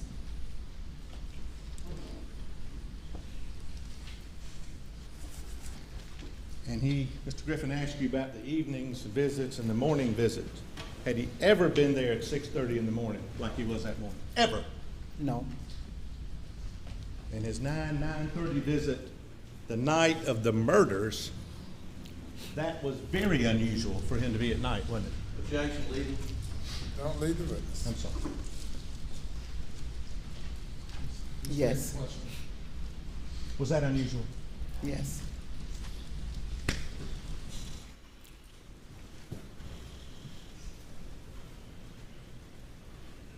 Now, so you told an officer, did you tell an officer about this? You saw something that he thought he was carrying Yes, before you told anybody else? yes. And what was that about, a traffic accident? I had someone hit my car, and he was on duty, And when was that? September 11th. That's my birthday. You had an accident, and you told the officer that you had seen him, Alex Murdaugh, come in holding something? We was talking, we was having a conversation, and that came up. And you just told him that? We was talking. Had anybody asked you that before? You have to say yes or no. Yes. Had No, anybody asked no, you that before? no. Okay. So why did you tell the officer that on September 11th? We was having a conversation, and just talking in general, and he asked me a question, and I said, yes, I've been there, and I said, I work with the Murdaughs. Keep, his mother. In response to him, you told him you saw Alex Murdaugh with what? A lining, a blue tart, And you saying tart or tart? like you cover a car with a tart, And you said you saw him with that, and did it appear he was carrying something? like he was holding something. It was bundled up. It was bundled up. Bundled up? Yes, Like this? yes. So you never saw this unfolded? No, I never saw it Never? till the next morning. That was on the chair in Miss Vickers' room. And you don't know where this tart came from, do you? No, I don't know where it's come from. And it didn't have silver on one side, did it? No, It was all blue. all blue. And you said that the defense took a statement from you? Yes, Did they report it? yes. Your Honor, under Rule 613, I'd like a copy of that statement or the recording at this time, if they have it. She's now taking the stand.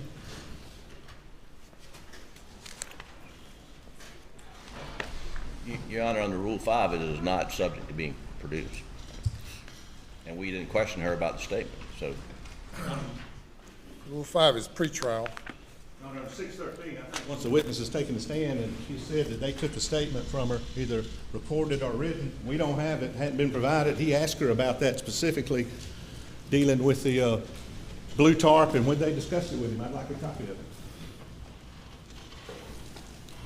I actually don't mind him having it, Your Honor. We don't have a copy with us. The rule says upon request, the same shall be shown or disclosed to opposing counsel pursuant to Rule 611A. So the defense must provide it to counsel.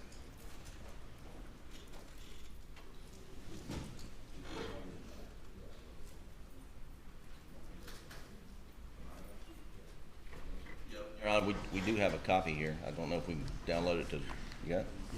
Is it okay to produce it on flash drive now? Judge, I mean, I can't look at the flash drive, but yeah, I guess. Is there a hard copy? It's not a written statement, it's an audio recording. I'd like to have an opportunity to listen to that without the presence here. I would assume it'd be a hard copy, but I don't want to mess the court schedule up either. Now, ladies and gentlemen, we'll have you go to the jury room. Please do not discuss the case.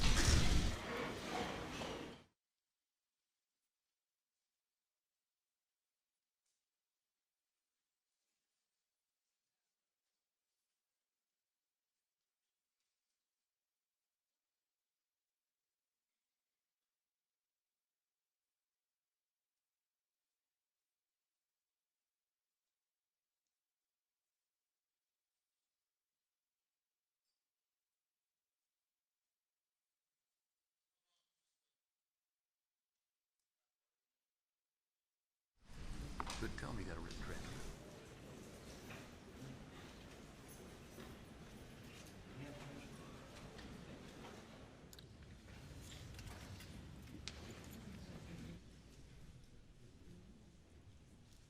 We'll be at ease momentarily.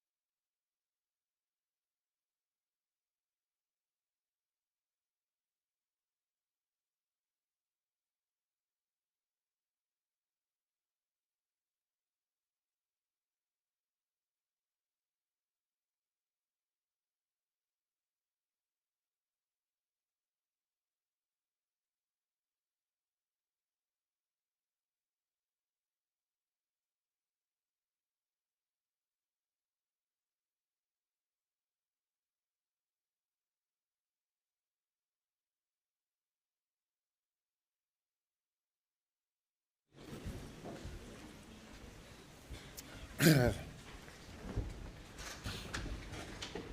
be seated.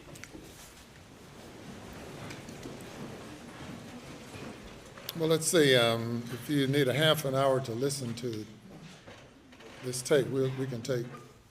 Your Honor, we have a rough draft of a transcript that we're emailing to them, but it's 57 pages long, but we're sending it to them.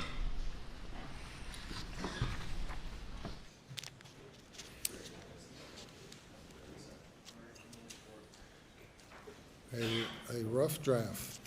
I'd like to look at the video at this point. All right, we're going to bring the jury in and break for lunch.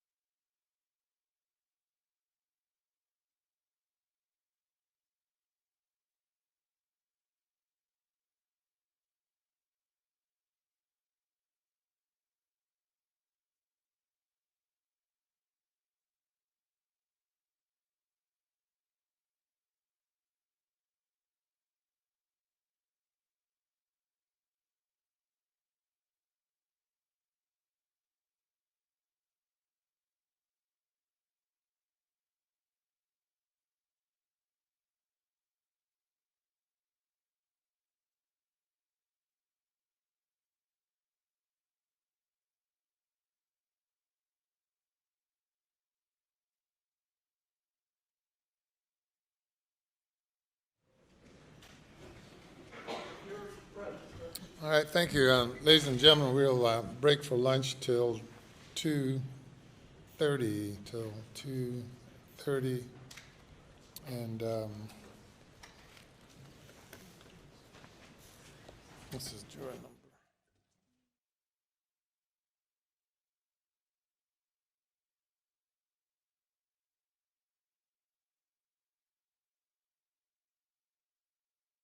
Juror number 729, I'll speak with you during lunch.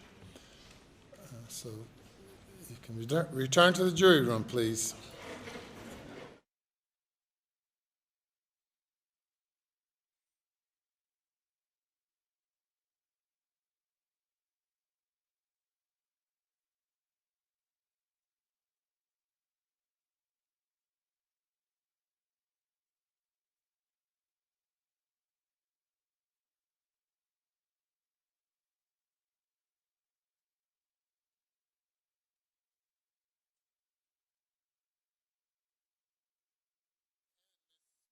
We're going to take a break for lunch. You just cannot discuss your testimony with anyone during lunch, but you can step down and have a good lunch. And we will be in recess till 2:30.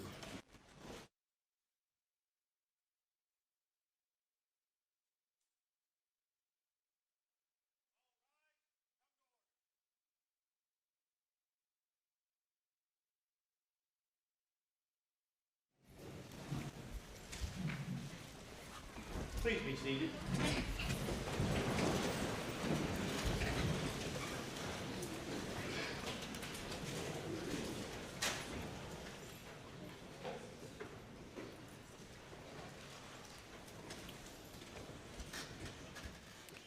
As counsel may recall from during jury selection, juror 957 expressed a concern about being here if the trial goes too long, and he mentioned 3 weeks as his limit. So he's brought that to my attention, and he's 729? Juror 729. So he's brought that to my attention, and he's pondering the issue. So I'm just bringing you all up to date on that issue. Ready for the jury? I just want to raise one issue. All right. It doesn't relate to this witness, but the next group of witnesses the state intends to call relate to this blue rain jacket, and that it was seized as a result of a search at Ms. Libby Murdaugh's house, and it was found in the closet. Based on what this witness had previously shared with law enforcement, there's no evidence that we've been provided in discovery that connects the defendant with this blue rain jacket. And so we'd move to exclude any evidence of the blue rain jacket unless they can represent to the court that they have any witness who connects the blue rain jacket with this defendant, Alex Murdaugh. Thank you. All right. From the state?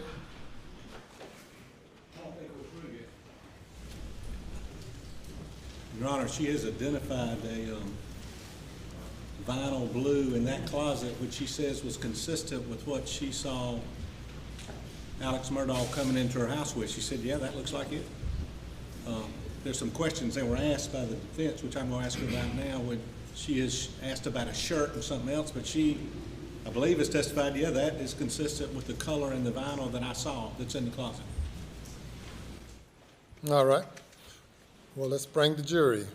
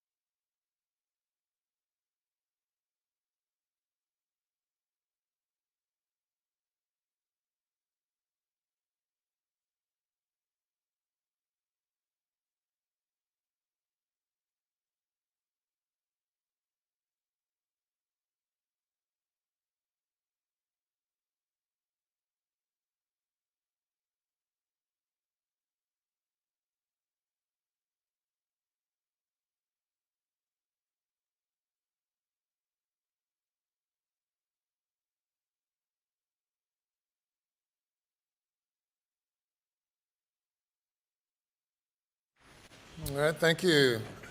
You may proceed, Mr. Meadors. Your Honor.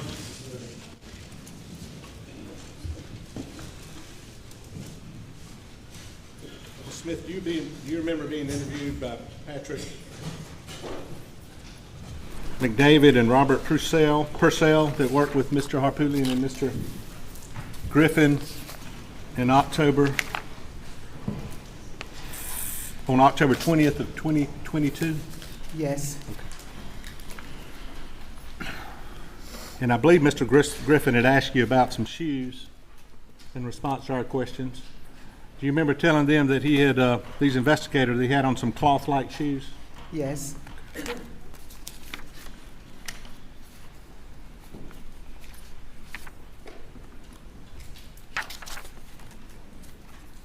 And I believe Mr. Griffin asked you about the length of time you were there. Do you remember these investigators asking you about the length of time that Mr. Murdaugh was at Alameda the night of June 7th? yes, Objection, Your Honor. He's offering a prior consistent statement, and no one's in, I don't know why, not impeaching her with it. You can't bolster her testimony with prior consistent statement. Mr. Meadors? I believe he had questioned the 30 or 40 minutes and was questioning whether or not Alex asked her to say that. Through their investigators, it's clarified for me their conversations that directly contradict what she said early on direct, that I have through their questioning and interviews, which I just got a little while ago. Griffin? Again, he's offering a prior consistent statement, and it's not admissible unless it's being offered to rebut a claim of recent fabrication, and that's not the situation we have here. The entire statement right now. In objection to the statement being entered into evidence. Yes, Your Honor, it's not a statement. There's a whole 30-minute audio recording. Yes. All right. Rule 613B addresses this issue, and you may proceed. The objection is overruled. Mr. Griffin asked you the length of time that Mr. Murdaugh was there. When these investigators questioned you in October of 2022, do you remember them asking you about how long he was in the kitchen and in the room with Miss Murdaugh? Yes,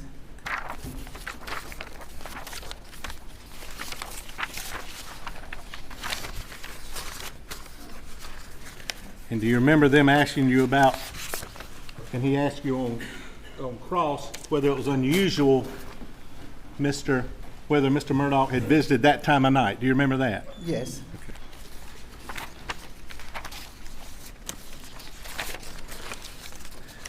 And do you remember telling the investigators that he would not come on your shift after 8 o'clock? Do you remember that?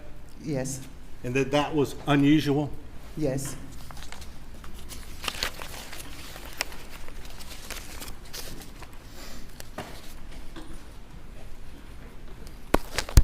And do you remember one of them questioning you, you actually registered it in your mind that this is unusual for him to be here that time of night? Do you remember that? yes, Was your answer yeah? Because I was like, yeah, to be honest, I was like, oh, why are you here this time of night? Why are you here this time of night, you know?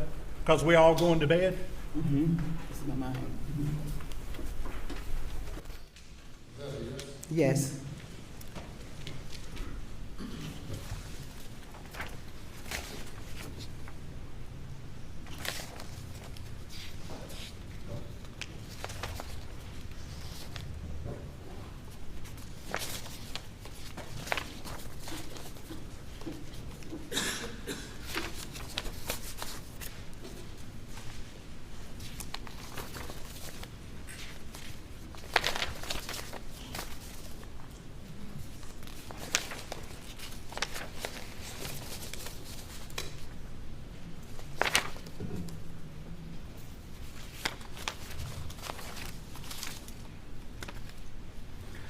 And as far as the length of time, do you remember them asking you how long? And you said it was about 20 minutes? yes,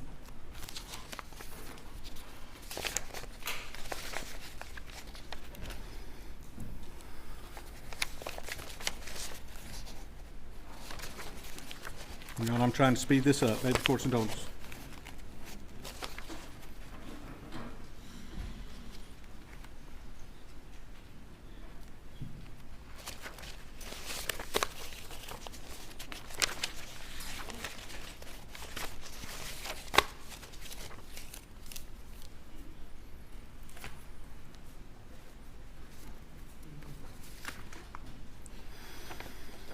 Do you remember, when Mr. Griffin asked you about your recollection as to what Mr. Murdaugh asked you about the 30 to 40 minute period? Do you remember that? Remember Yes. just a little while ago when he was asking you about that? I'm not trying to be, just a little while ago. yes, Okay. About whether if anybody ever asked you if I was here or not? yes,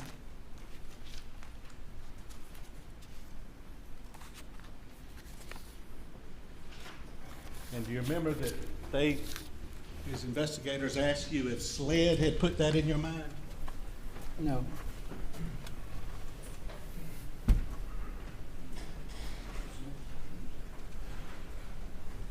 Is that the recollection or something they put in your mind?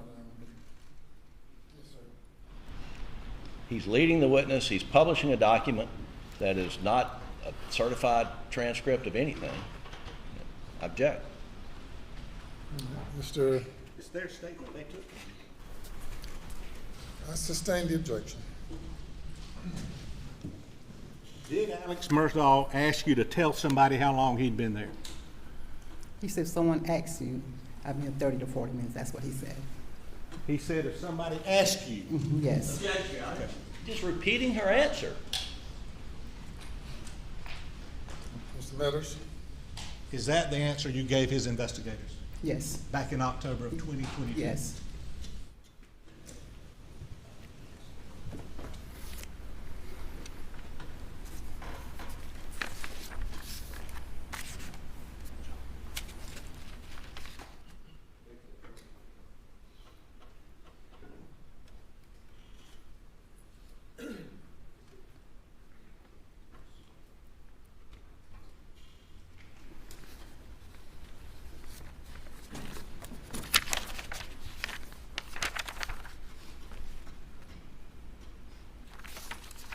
Now, Mr. Griffin asked you about this blue tarp.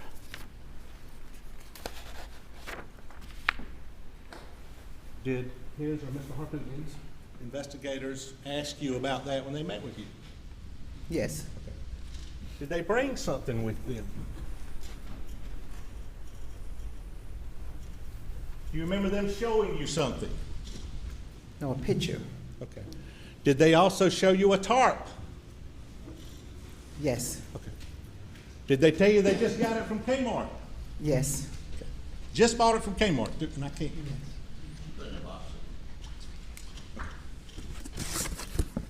So their investigators brought this with you to the interview Yes. and showed you this, correct? Yes. And had you already described a, well, who'd you first tell that there was something that the defendant may have been holding in his hand? Who'd you tell first? When he came in that morning after the funeral, who did you tell that first to in law enforcement? That the defendant may have been holding something or was holding something when he came in? Dango, Officer Dango. Dango. Dango. Okay. And as a result of that, Sled came and interviewed you? Yes. Okay. And then you told them what your testimony's been? Yes. Correct? Okay. So in October of 22nd, when their investigators came, they were asking you about what you talked about to Dango, right? Yes. Okay. And they showed you this, right? Yes. And did they also ask you about if you'd seen a shirt? Do you remember when they asked you if you'd seen a blue shirt? Yes. What was a blue shirt? It's a blue. I don't know. What was it? Just like a dress shirt or a shirt? What was it? Like a rain jacket or something, like a pullover. Okay. Something. But they described it as a shirt? No. Not as I can recall.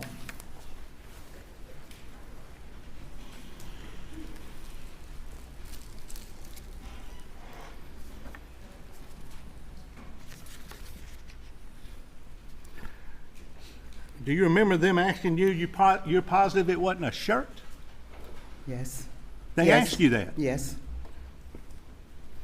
And your answer was it's vinyl. It was a vinyl, right? Yes. Yes. Don't lead the witness.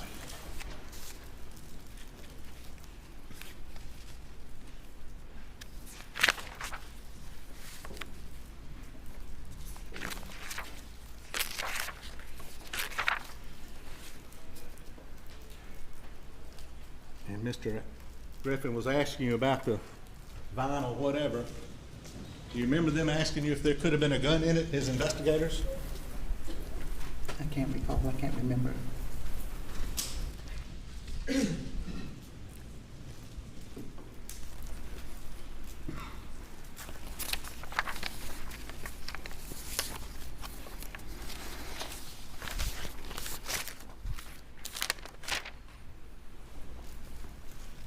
Last question, Judge. Can I have that picture?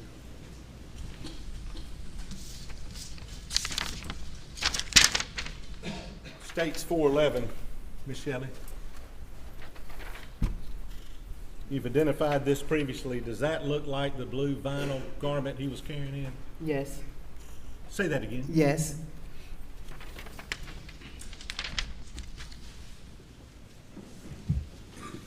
Was it all crumbled up in his arms? It was balled up. Yes. Was it folded out? No, it wasn't. Was he wearing it? No, he wasn't. That's all, thank you. By the defense.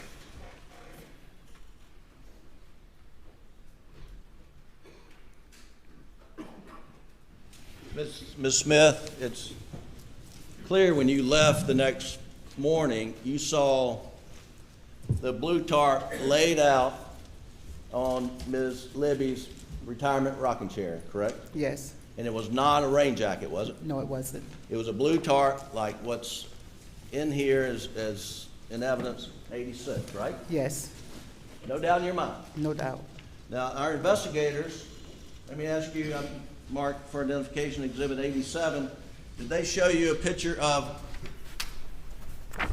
this rain jacket? Yes, Had you ever, and you told them you never seen that rain jacket, right? correct. Your Honor, we'd introduce exhibit 87 into evidence. Without objection. Can I put it up here?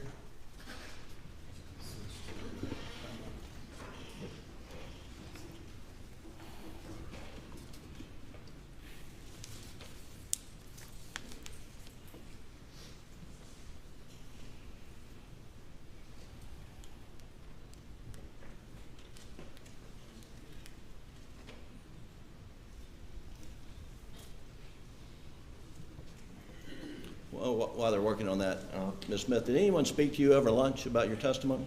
No, Did you talk to any SLED agents or anybody at the AG's office? no. Okay.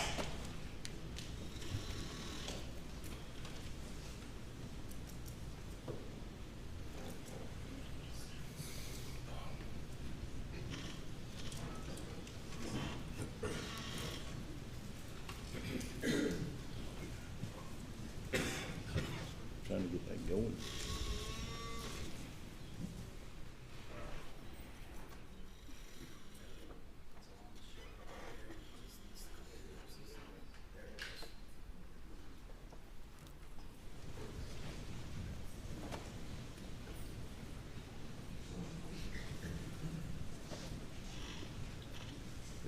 Is that full size?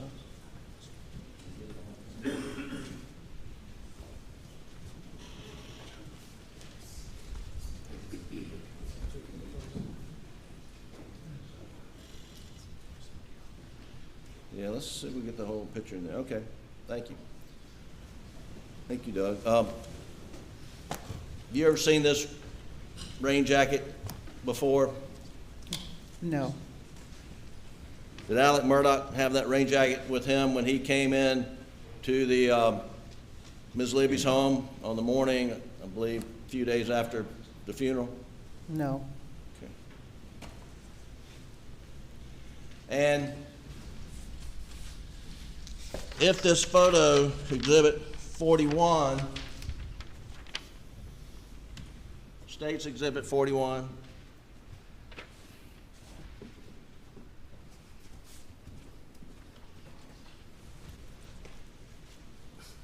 can you see this blue thing wadded up? yes, If that is, in fact, the photo of the rain jacket that we just looked at, would your testimony be you've never seen that garment folded up in that closet before? no. Only thing I seen was blue velvet. I didn't know it was a raincoat or not. It was balled up. So had you ever been in this closet before? No, I haven't. So you don't know what that is folded up there, do you? Correct. And so if it's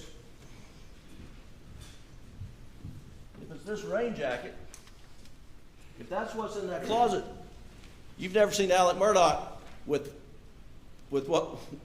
this garment before, have you? No, I haven't. All right.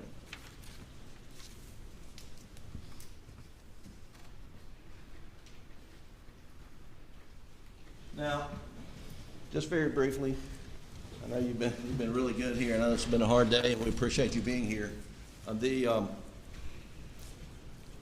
That day when you came to work, Mr. Randolph Murdaugh had been put back in the hospital. Isn't that correct? Yes, And that was unusual because he'd just gotten out of the hospital like a day before, right? yes, And so it was, although it wasn't usual for Alex Murdaugh to come over that night, but this was an unusual day because Mr. Randolph had been put back in the hospital. Would you agree with that? yes. All right. Thank you. That's all the questions I have, Your Honor. Thank you, ma'am. You may step down.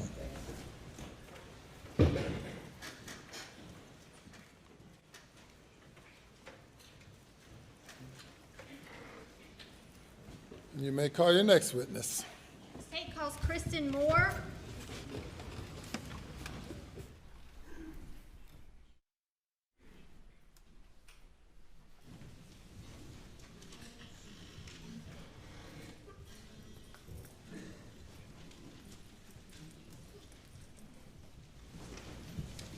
Raise your right hand, left hand on the Bible. Do you affirm the testimony about to give the court in this trial shall be the truth, so help you God? I do.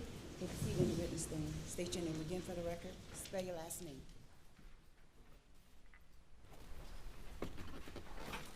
Kristen Moore. M-O-O-R-E. Good afternoon. Good afternoon. Could you tell the jurors where you work? I work for the South Carolina Law Enforcement Division. Okay. And Agent Moore, you might need to pull that microphone a little, speak up so we can hear you, make sure to hear you out here. Thank you. And what do you do with SLED? I'm a special agent assigned to the crime scene unit. And did you have an occasion to become involved in the investigation of the murders of Paul and Maggie Murdaugh? Yes, ma'am, I did. Were you involved in the execution of a search warrant? Yes, ma'am. And where was that search warrant executed? At 2175 Yemassee Highway in Barnville, South Carolina. And do you know what that residence was or is? It was the residence of Alexander Murdaugh's mother. And who was there when you executed the search warrant? Several SLED agents were on scene, as well as family members. What were you looking for when you searched the residence? We were advised that we were looking for a blue and colored tarp-like material. And what areas of the residence did you search? We searched the entire interior of the residence. Let's talk about the north bedroom of that residence.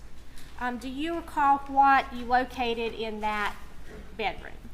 We located a blue tarp inside the closet in the north bedroom on the second floor.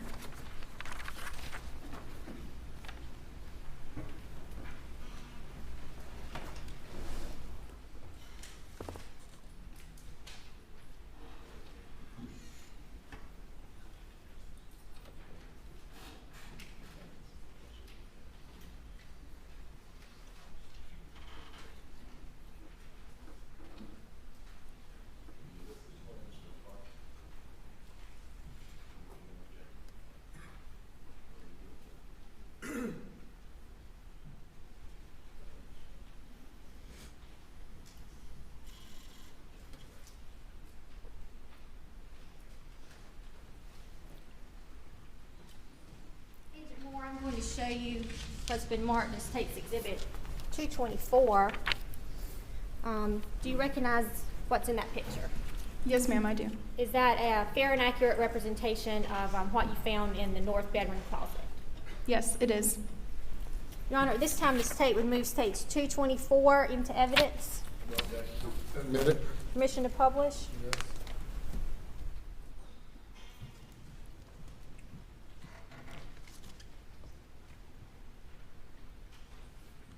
Agent Moore, could you describe for the jurors what you found in that picture?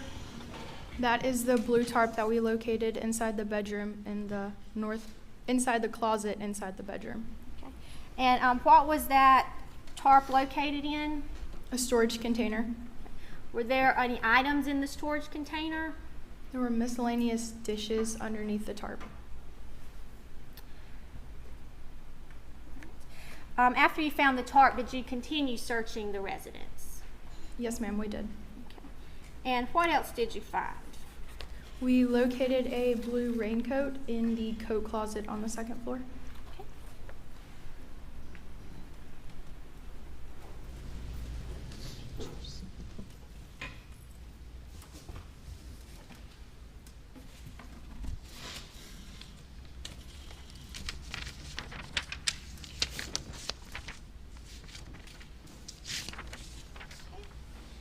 I'm going to show you what's previously been entered as State's Exhibit 223.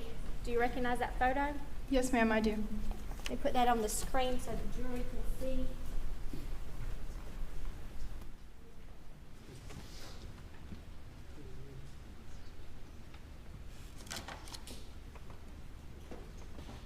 could you point out that closet for us? It is at the top of the photo on the right-hand side. So the door immediately above the stairs leads to an attic area, and the door to the right of it is the coat closet. So not this door right here at the very top of the stairs. The next door is the closet we're talking That's about. correct. And I'm going to show you takes 414. Do you recognize that picture? Yes, ma'am, I do. Okay. And what are we looking at there? That is a picture of the interior of the coat closet. Your Honor, at this time I move takes 414 into evidence. No objection. So admitted. Now, Agent Moore, if you could you point out the blue raincoat or tarp-like material that you found in this picture? It's in the back of that photo behind the white box, towards the bottom. And if you don't mind, would you mind stepping down and pointing that out to the jurors?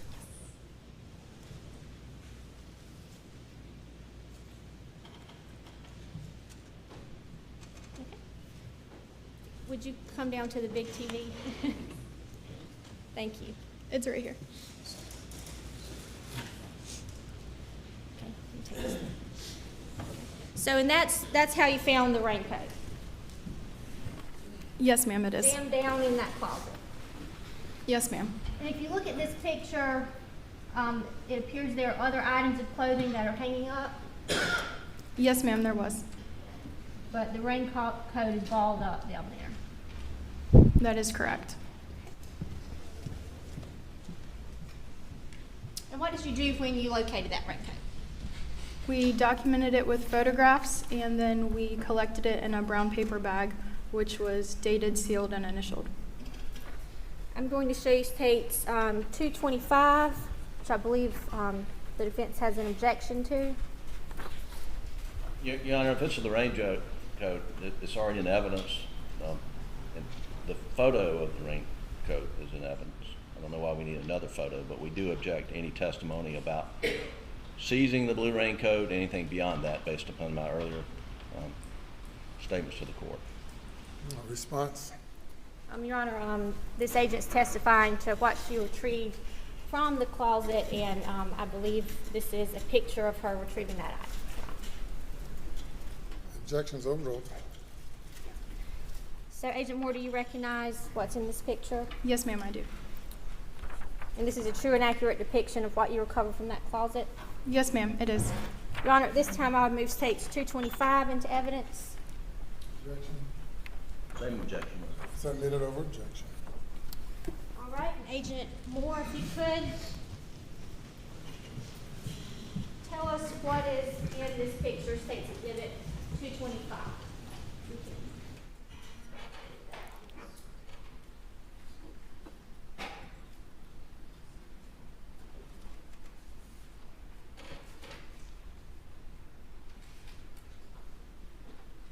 That is a photo of the blue raincoat that I collected.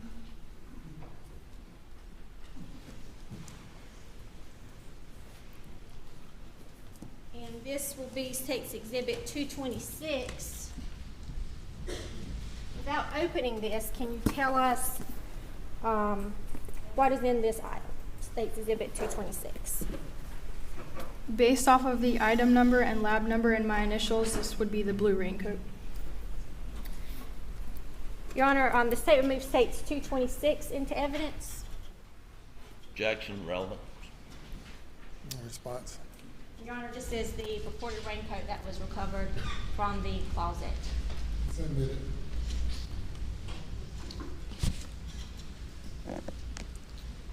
All right. And when you recovered that raincoat, did you do anything with it besides photograph and collect it? Not on that day. We transported it back to the SLED Forensic Services Laboratory. And now in the closet where you found that raincoat, were there any guns? No, ma'am.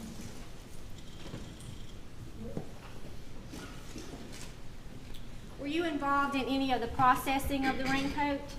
Yes, ma'am, I was. And what part were you involved in?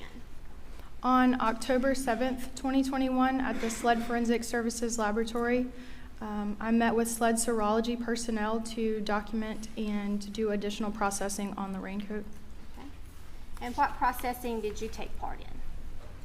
It was documented with photographs. The stains on the raincoat were then documented with scale tape and labeled, photographed again. SLED serology department then tested the stains with phenolphthalein, which is a presumptive test for the presence of suspected blood. All testing with phenolphthalein was negative. We then used an alternate light source to look for any latent stains on the raincoat. We observed an additional stain and documented it with photographs as well as scaled it. Then it was tested with phenolphthalein as well, and it was negative. We then used leucocrystal violet, or LCV, which is also a presumptive test for the presence of suspected blood, and it was negative also. All right, as far as your involvement in the raincoat, does that pretty much sum it up for us? Yes, ma'am, it does. Okay. All right, thank you, Agent Moore. Please answer any questions from the defense.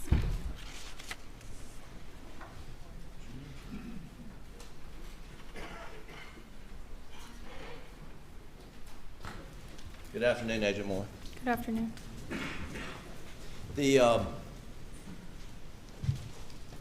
I understand you went to Almeda, Ms. Libby Murdaugh's home, to execute a search warrant, is that correct? Yes, sir, it is. And what was the day? September? September 16th, 2021. September 16th, 2021. And you were looking for a blue tarp, We were advised that we were searching for a blue tarp-like material. okay? And you found a blue tarp, is that right? Yes, sir. And in that blue tarp, there were dishes wrapped up in that blue tarp, right? No, sir, no dishes were wrapped in the blue tarp. It was folded on top of the dishes. Okay. So you seized the blue tarp, right? Yes, sir. And did you do any testing of the blue tarp to see if there was blood? No, sir, I did not do any testing on the blue tarp. Do you know anyone who did any blue testing on the blue tarp? I am unaware of any testing done on the blue tarp. You seized this rain jacket in here, in this box, is that correct? Yes, sir, it is. And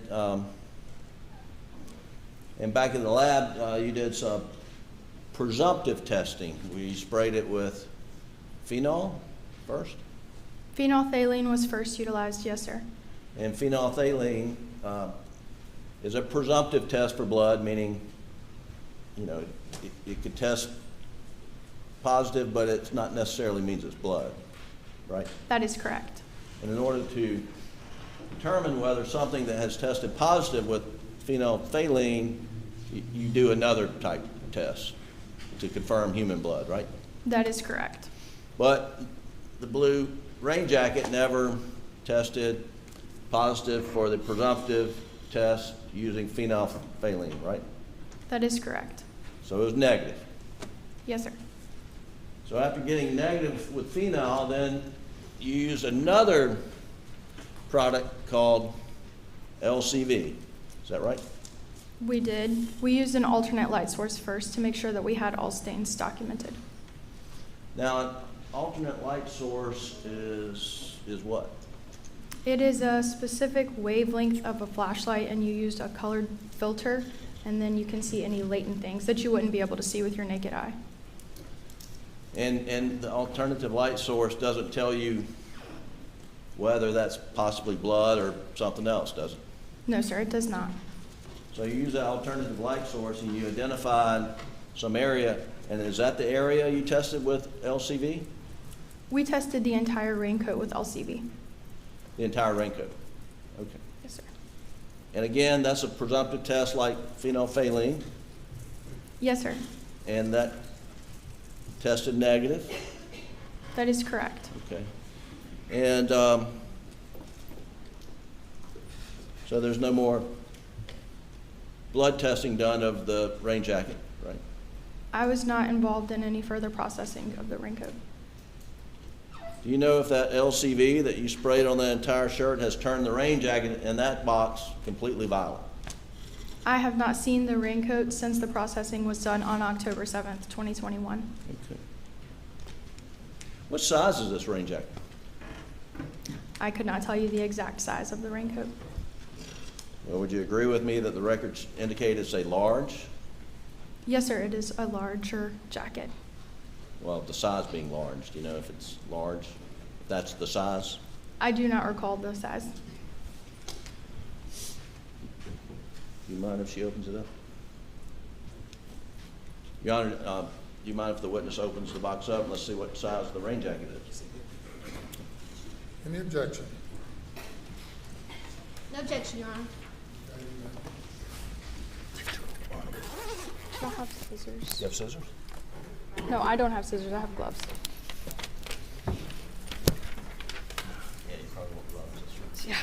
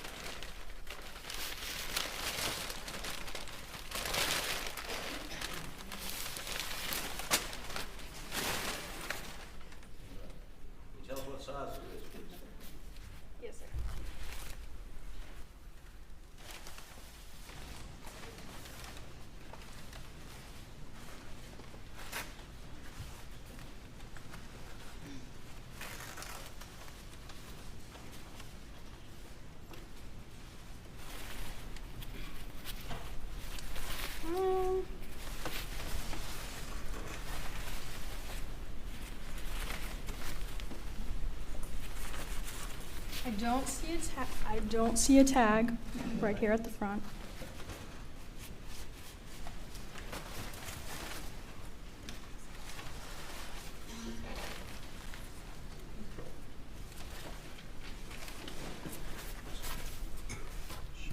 You may want to put gloves on. It has chemicals on it. Oh, I don't want to touch it then, which I just did, okay. Well, do you mind standing up in front of the jury and show them how large it is?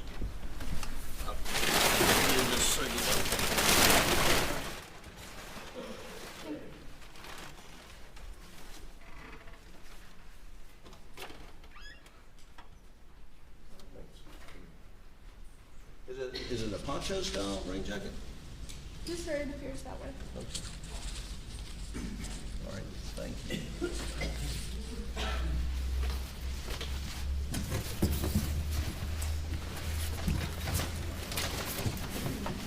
Thank you.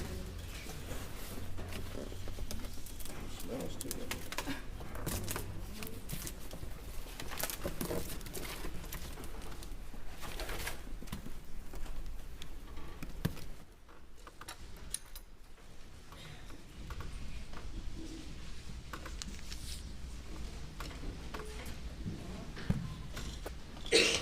Do you know if that rain jacket or photos of that rain jacket was shown to any members of the Murdaugh family to see if they recognized it? I am unsure. Okay. You did not then, did you? No, sir, I did not. Did you show that photo or picture, excuse me, the photograph, the rain jacket? Let me scratch that. Did you show to Shelley Smith the rain jacket or a photo of the rain jacket? No, sir, I did not. Do you know of any sled agent who did? I do not. 1 second, Your Honor.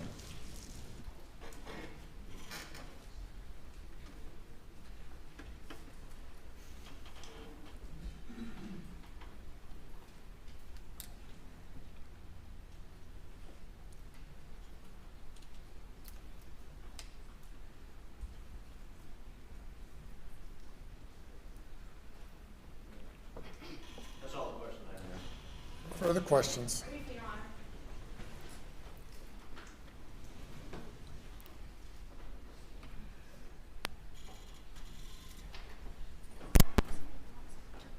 I only brought this up here.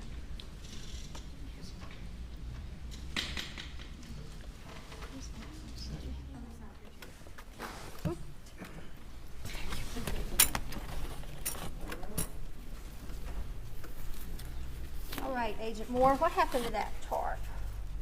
Or raincoat? Where is it? It's in the back in box. this box? Yes, ma'am.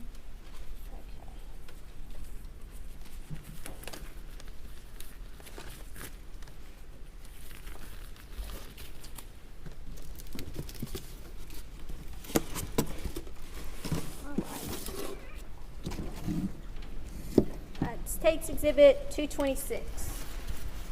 This is the raincoat you collected from that closet at Alameda.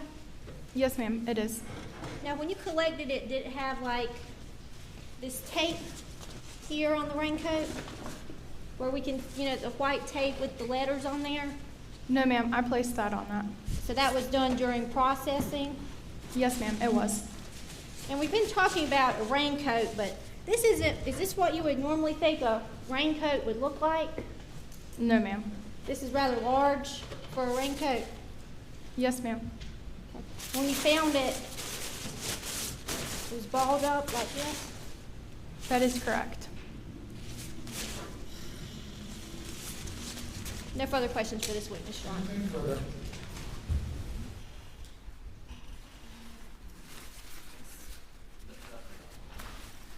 Thank you. You may step down. Thank you.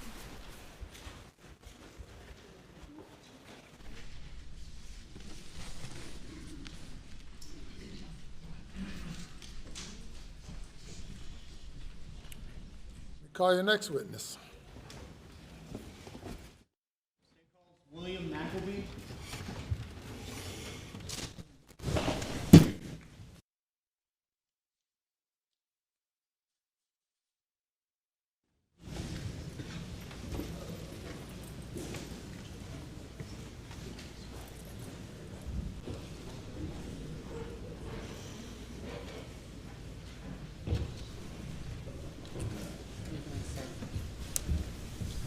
Raise your right hand, left hand on the Bible.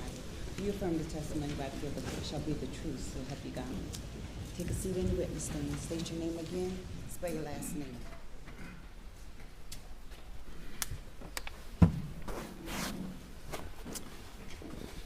My name's William McElveen, MCELVEEN. Mr. McElveen, how are you doing today? Doing well, how are you? Doing well. If you would, tell the jury a little bit about yourself. Where'd you grow up, and where'd you go to school? I grew up in Columbia, South Carolina. Went to AC Flora High School. Went to the Citadel after high school. Graduated there in 2017. Went to get my master's at Clemson. Graduated in 2018. Moved back to Charleston to work for a CPA firm for a while. And now I'm in finance for a home builder. For where, sorry? For a home building company. And what area generally do you currently live? Live in Charleston now. Mr. McElveen, were you friends with Paul Murdaugh? I was. Good friends. All right, well, tell us a little bit about when y'all first met. So I lived in Edisto Beach every summer with my granddad, and when I was growing up, and he was in Edisto all the time, so we just became close. Edisto's a small town, not many young people live there, so the young people kind of stick together. We both love fishing, hanging out, so we just became good friends through that. So you would spend the summers in Edisto? That's correct. Yep. And what kind of things would you do throughout those summers? Just hang out, work, fish. What kind of jobs did you get? I worked multiple jobs there for 5-ish summers. Worked at the marina a good bit, a restaurant there called the Sea Cow. I worked at a realty company as an inspector, and at the Bilo as well. And I think you just said, but you met Paul about the high school years? That's correct. Okay. Tell us a little about your friendship. How did it start, and how did it kind of evolve? It started just kind of common interest in fishing and hanging out, and then he was just a really fun guy, so we just hung out more and more. And I started going to Moselle, hanging out with his whole family. They kind of took me in, and just evolved from there. Yeah. So did you get to know him pretty well? Yes, I did. Did you get to know his family fairly well? Yes, I did. Tell us a little bit about Paul. Paul was just a really fun guy, just like the life of the party kind of guy. Everybody that really knew him loved him. I don't know, just a great guy, very loyal friend, the kind of guy that's always there when you need him. So he was, if you reached out and needed something, he... You might want to pull that mic a little closer to your mouth so it picks it up. Just try to speak into the microphone. Okay. So was he sort of a responsive friend, meaning if you reached out to him, would he respond back? Yes, he was very responsive. And how did you primarily communicate with him? What means? Cell phone normally, yeah. Phone calls or text? A little bit of both, but mostly phone calls. He was a big phone caller, I guess. Well, I guess tell us a little bit about Paul's cell phone use. Did he like to use his cell phone? He did like to use a cell phone. How would you describe it, his use of cell phone? He used cell phone a lot. Kind of every time he had a road trip or anything like that, he would use it to call all of his friends and just check in on everybody. And I can speak for almost all of his friends. We get a phone call from him almost every day. And then he used text a lot, Snapchat, that kind of stuff. Was he on his phone quite a bit? Yes. To the point where was it very noticeable to his friends? Yes. Did you ever have did you have an opportunity to get to know Maggie Murdaugh? Yes, I did. All right, well, tell us about her. What was your observations about her, or your whatever friendship y'all had? She was just a super sweet lady. She kind of always trusted Paul when he was with me, because she would know he's staying out of trouble. I don't know, she just treated all Paul's friends like they were her kids, and just a very nice lady. And did she approve of you hanging out with Paul? Yes. Okay. Tell us about that. About what, sorry? Well, did she ever comment to you about how she liked you hanging out with Paul? Yeah, she did. And did you have an opportunity to get to know Alex Murdaugh? I did. All right, and what were your perceptions of him? Kind of same way with the rest of the family, just took everybody in, all Paul's friends. He was kind of the dad of all of our friend group. Just same way with the rest of the family, yeah. And is he here today? Yes. Did you identify him? Yes. It's in the brown jacket. Thank you. Did you ever get to go out to the family property on Moselle? Yes, I did. How often would you have you been out there visiting? Probably 30 or 40 times. Okay. Did you spend the night when you went out there? Yes, normally. Tell us a little bit about the property. What kind of things would y'all do out there? Did a lot of hunting. Also, probably more than hunting, just hanging out. Just enjoying each other's company, hanging out. So you said about what, 30 to 40? Is that what you said? That's correct. Okay. If you would, please Yep. speak up a little bit. It's okay. All right. Now at the property, was there a main house location? There was, yes. All right. And was there a secondary location for kennels and a shed? Yes, there was. All right. Did you spend much time out at that secondary location? A good bit, yeah. All right. Describe that area for us, if you would. What was out there, and what would you do out there? So it's like a big shed hangar that side comes up. We'd all hang out over there. And there's the dog kennels. And then a few years back, they built the shed across from the hangar. And it was just a good place to get away from the main house and just hang out and talk. If you were visiting Moselle, would you spend most of your time hanging around at that shed, the hangar area?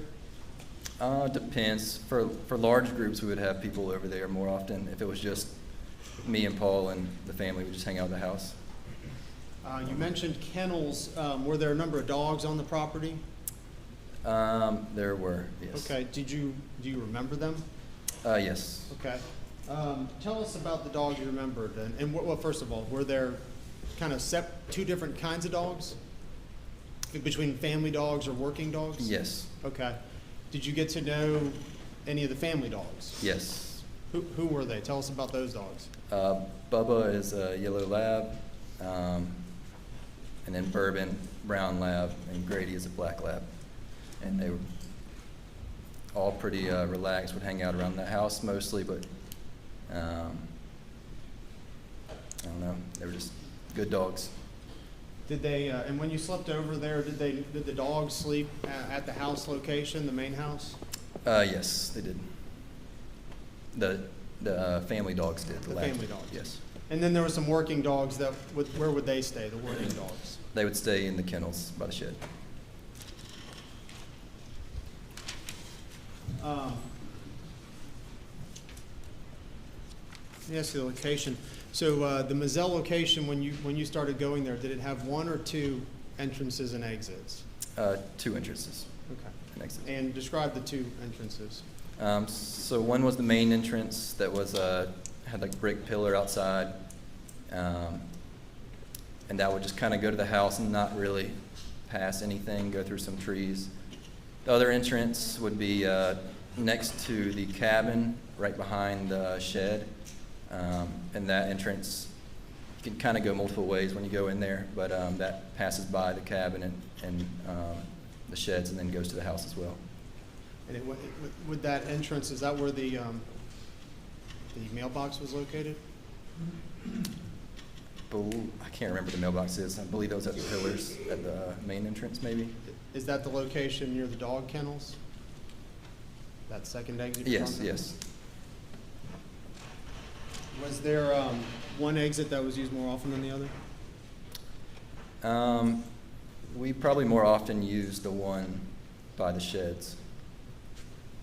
If there was ever a time where someone was leaving the house and you all were down at the kennels, what was the normal course of action for that person, whether it was Mr. and Mrs. Murdaugh? Say that again? If anyone was leaving the house or coming back and you all were down at the shed area, the kennel area, what was the normal course of action for Mr. and Mrs. Murdaugh if they were leaving the house and exiting and you were down there? Typically, they would come check on us and drive by and just say hey. But That was normal? I would say it's normal, yes.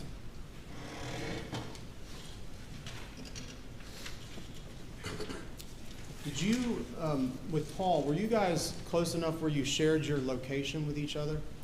We did find my. Tell us what that means. Is this an iPhone? Yeah, it's the app on Find My Friends on iPhone. And what does it mean to actually share your location with someone? Just means any point in time you can open your phone and see where all your friends are and pinpoint their exact location. Did you do that with many people? Probably 5 or 10. Do you know if Paul did that with many people? Don't think Paul did with many people, no.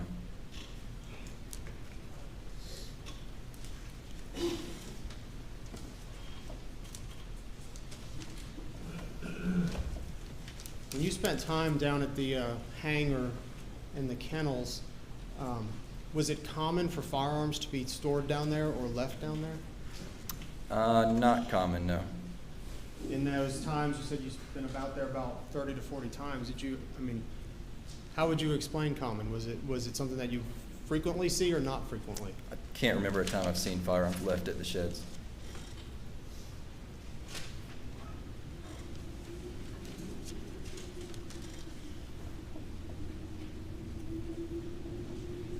When's the last time you saw Paul Murdaugh?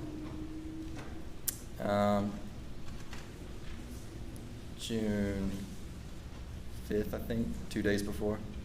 That weekend before Yes. Monday of June Yes. 7th? Tell us about that weekend. I can't remember much. We were hanging out with my friends' houses. I think we went to a bar called the Windjammer in Charleston. But I don't remember much from the weekend. Did you see him on Sunday? Do not think I saw him on Sunday, no. Did he stay at your house that weekend? I don't think so. My friends and I were talking about that. We can't remember if it was my house or one of my other friends' houses. Would Paul commonly stay at, when he was visiting Charleston, would he crash at people's houses? Yes, he normally stayed at our house. But you don't remember if that particular time he did or not? Don't remember. How were you kind of told about the murders? How'd you find out? So I had missed a few calls in the middle of the night that I didn't wake up to. The next morning, my roommate came in my room and told me.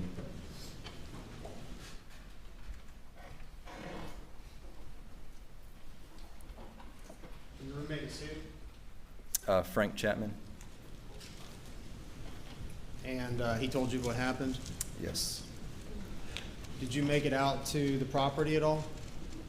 Yes, the next day I went out to the property. So the 8th of June? Yes.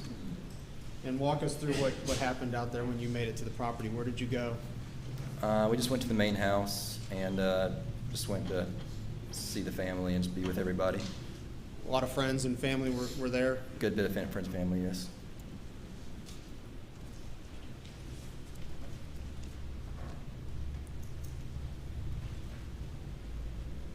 Did you attend the funeral as well? I did, yes. Beg the court's indulgence.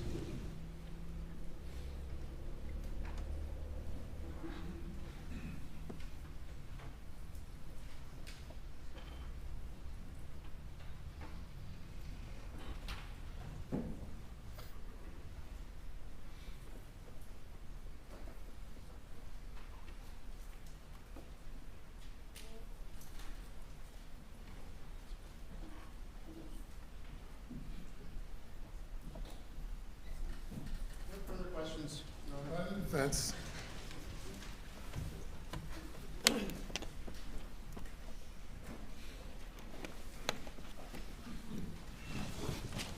Good afternoon. Afternoon.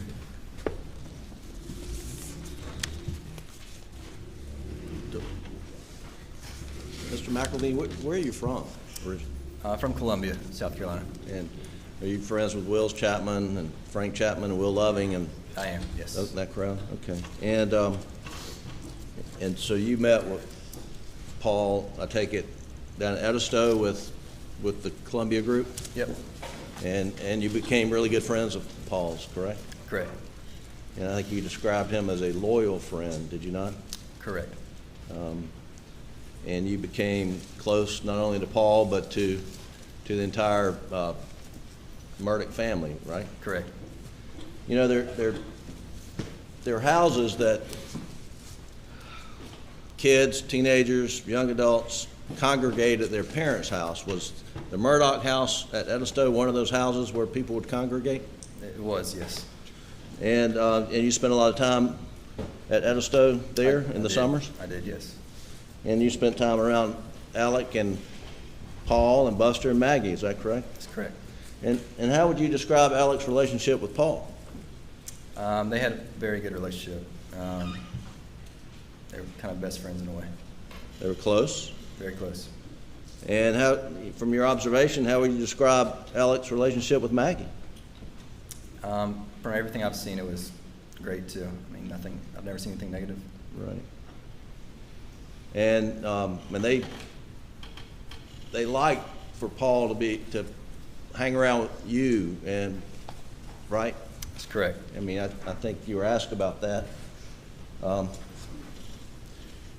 strike me as someone who's very responsible. Did they like that about you, you think? They did, I think so. And you strike me as someone who if you're down at Moselle, would not leave guns laying around. You wouldn't do that, would you? Probably not, no, sir. Okay, so when you were with Paul, hunting, you were responsible enough to be sure that guns got put away properly, correct? Correct. You were asked about some of their dogs. Actually, Paul had a puppy, did he not? He did. You have that puppy now? I do. What's his name? His name's Goose. How's he doing? He's doing great. Glad to hear that. And you describe 3 labs, Bubba the yellow lab, Verdon the brown lab, and Grady the black lab? That's correct. And when you were at Moselle, I mean, these were family dogs, and they stayed up at the residence? That's right. No, but the residence, they had a invisible electric fence around the house, correct? I didn't know about it, but possibly so. Okay.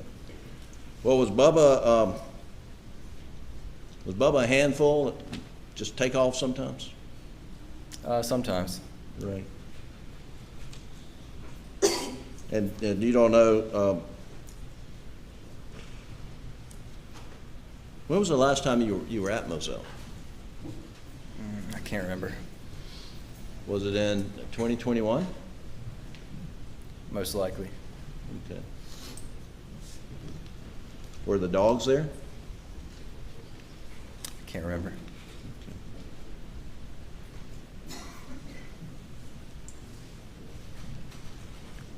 When you heard that Paul had been murdered, did Will Loving come down to your house in Charleston, or was it another friend's house? Will went to another friend's, but I think he came to our house later in the day. But we had a group at our house as well. And then you went to Moselle? The next day we went to Moselle. Would that have been on that Wednesday? Murders were Monday night, late. So yes, I guess that Wednesday we went to Moselle. So not the Tuesday, but the Wednesday. I believe that's correct. And who all went with you? I think Frank Chapman went with me. And that might be it. Okay. And who was there when you got there? Were any other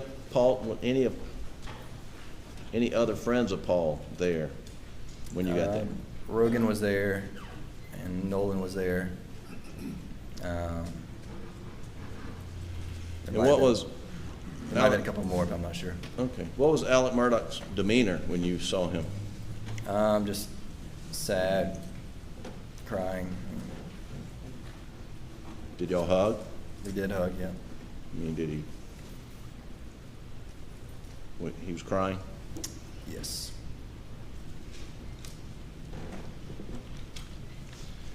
And did you go back over to Moselle after the funeral? Yes, I did. And were there a bunch of Paul's friends there? There were, yes. And can you tell me, was Alec, is he still crying, hugging all the Paul's friends? He was still crying. I mean, there were so many people there that it was kind of a line to see him, but from the little bit I saw him, yes.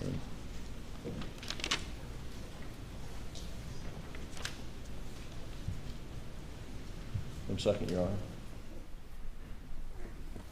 I don't have anything further. Anything further? Thank you. You may step down.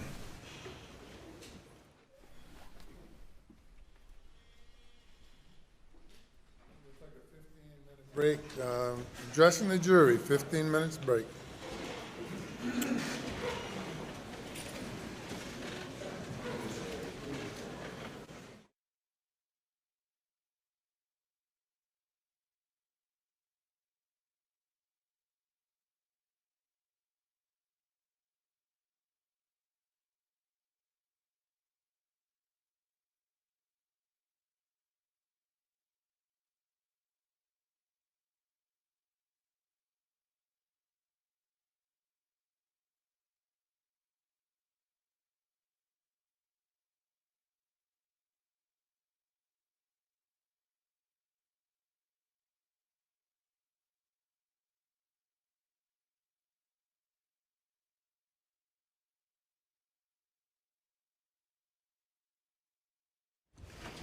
Please be seated. Is there anything before the jury comes? Thank you for your vote. One moment.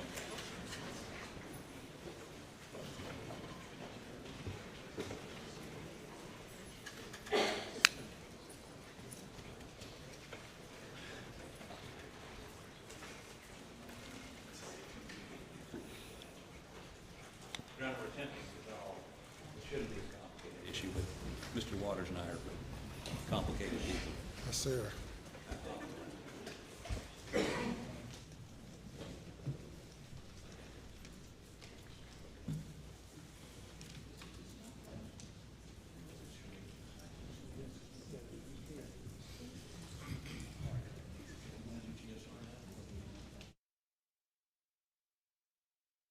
Mr. Waters and I have agreed to some consternation on your part to this charge. And of course, obviously, Your Honor, it's a suggestion to you. Yes, sir. We're just suggesting you obviously have the authority. All right, Mr. Waters.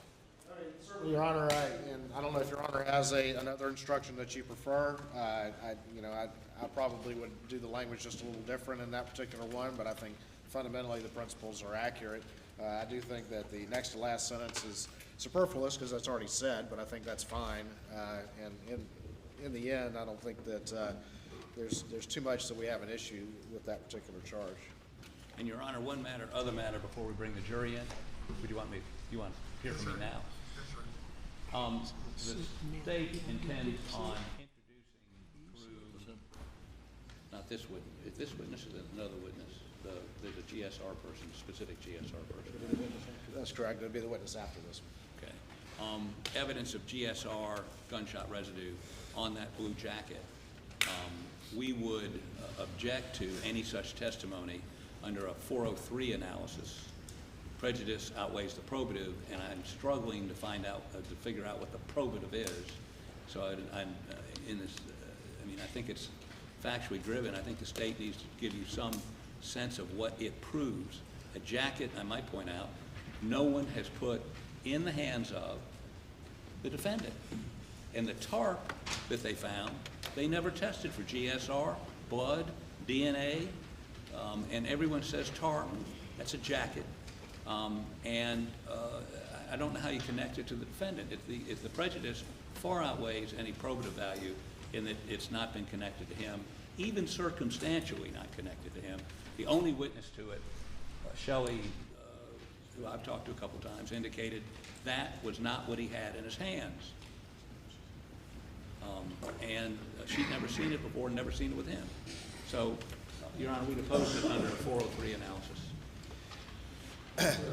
Yes, Your Honor. I think if you listen to the testimony of Ms. Smith in totality, first of all, she identified a picture where she said, yeah, that looks like what it was. It was balled up, and that picture, of course, was then identified by Ms. Moore as where they recovered the actual raincoat, which of course is a very, very large raincoat and very easily could be identified as a tarp. I think any issues that Mr. Harpootlian wants to make, he can certainly argue those to the jury, but the connection has been established between Ms. Smith and that particular raincoat, and looking at the picture and saying, that looks like what I saw. Additionally, with that other tarp, she also testified that there was no silver on that tarp, and if you look at the picture of that other tarp, it is half blue and half silver, so it's a very... Which other tarp? There was, I think, Miss, and I'll have to go find the exhibits. Stand for me real quick, Your Honor. Today, yes, please.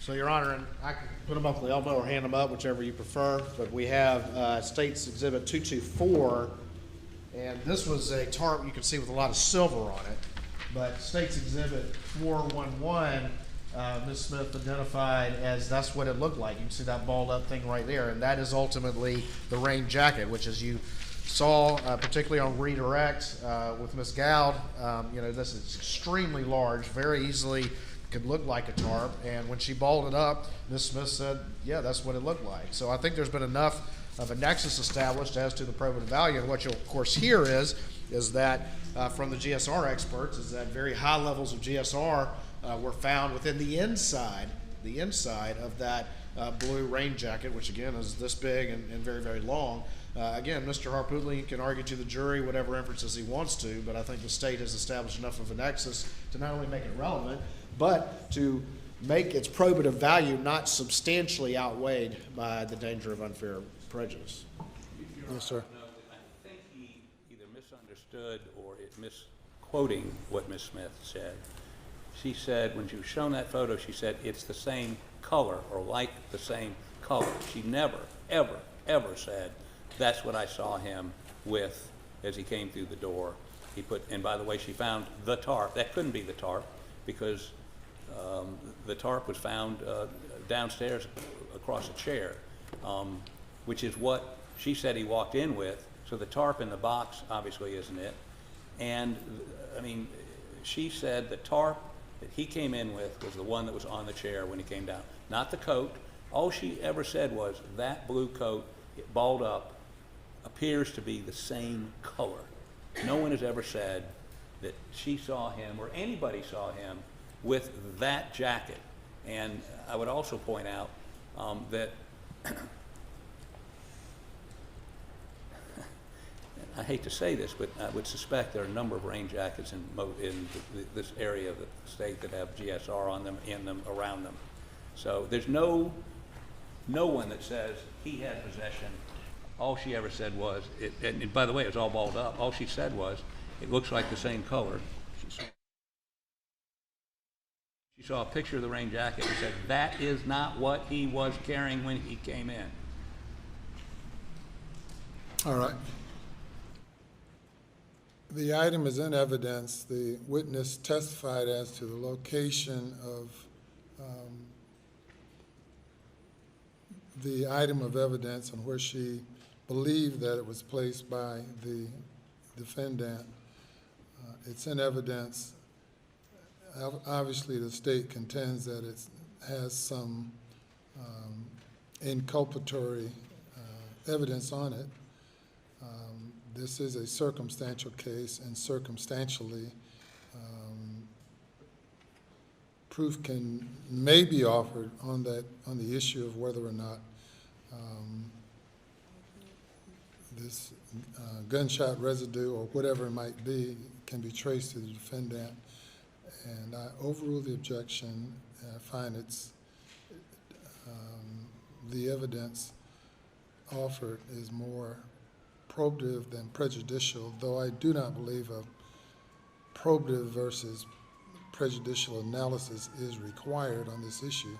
But to the extent that it is, I find that it's more probative than prejudicial, and I deny the motion to prevent the state from offering testimony.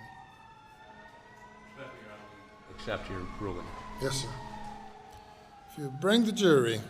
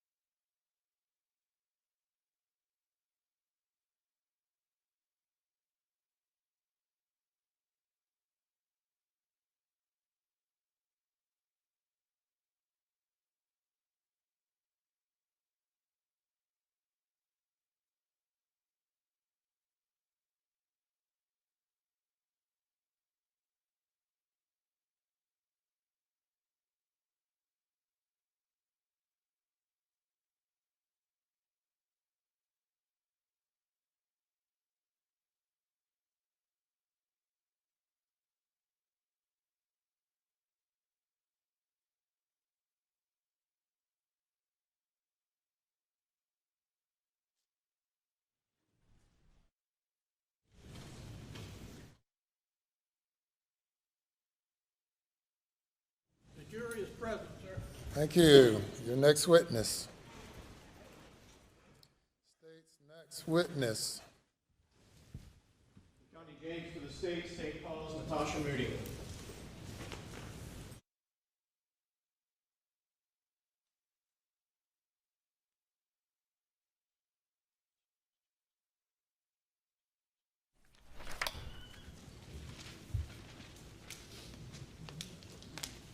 Raise your right hand, left hand on the Bible. Do you affirm the testimony you're about to give the court in this trial shall be the truth, so help you God? I do. Thank you. Take a seat in the witness stand. State your name again for the record. Spell your last name.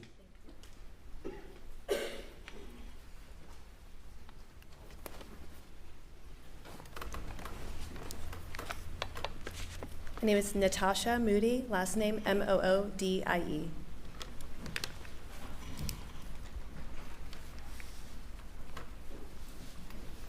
I spelled it with a Y on my paper. I'm sorry. It's okay. Miss Moody, where are you from? Jacksonville, Florida. And for whom do you work? Bank of America, NA. What do you do for Bank of America NA? I am a Consumer Resolution Associate. Consumer Resolution Associate. What does a Consumer Resolution Associate do? I manage a portfolio of litigated matters. I appear on behalf of the bank for trials, depositions, mediations, and I also review our business records on a daily basis. Your business records. Were you asked to review business records for Bank of America NA in relation to this case? I did. I am showing you 3 items labeled for identification as State's Exhibit 415, 416, and 417. Do you recognize these items? I do. And how do you recognize them? I reviewed them and I also initialed them. And generally speaking, what are these items? These are documents for this case, opening account documents, monthly statements for various accounts, and copies of checks for this account, for various accounts. So are they bank records? Yes.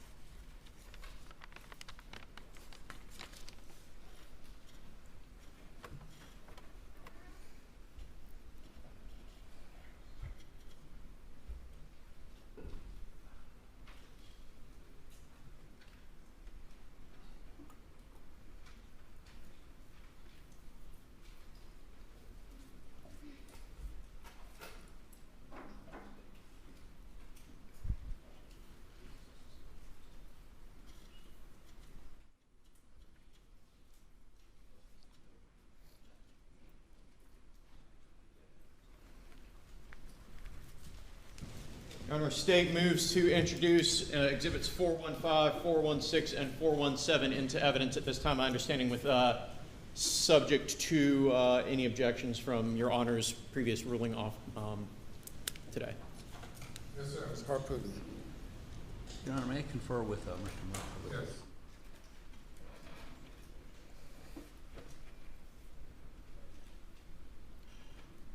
Prior to the admission of these records, I would ask you to give whatever cautionary charge you're going to do. All right. Be happy to.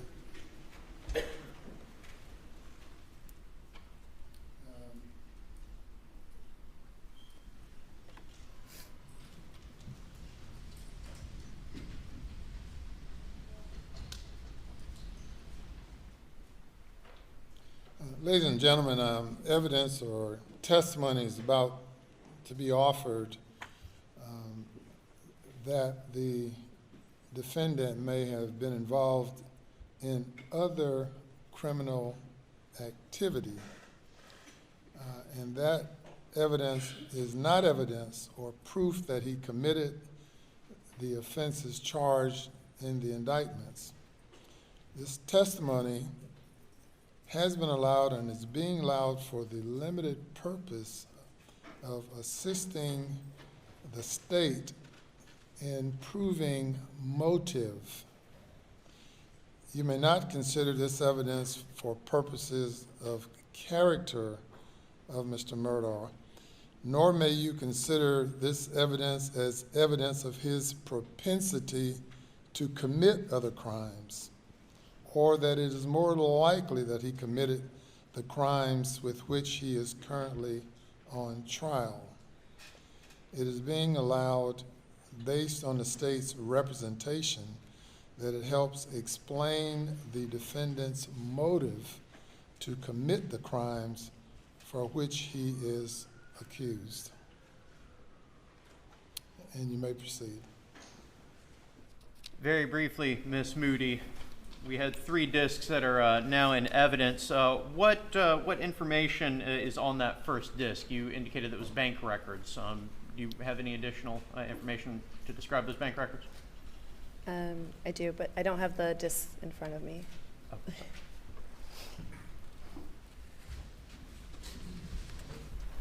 Showing you State's Exhibit labeled 415.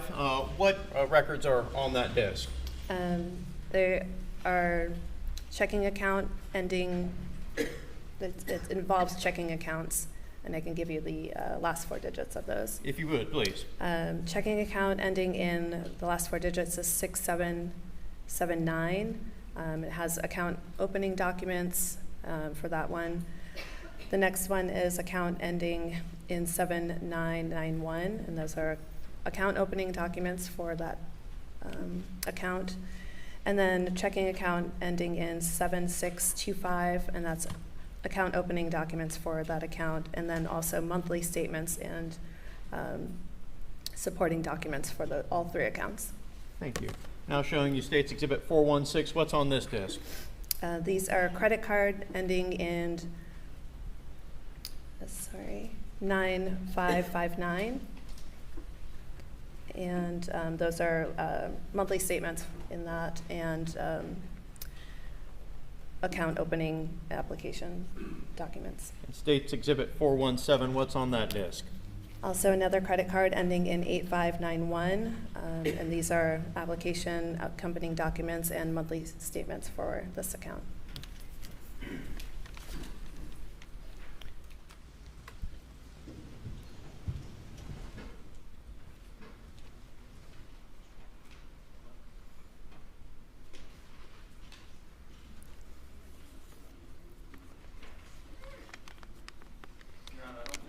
In evidence, but we would not have any objection to them except as to our previously made objections.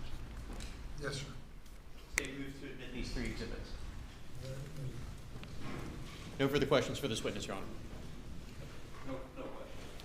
Thank you, Ms. Moody. Moody. Moody, you may step down and you're excused.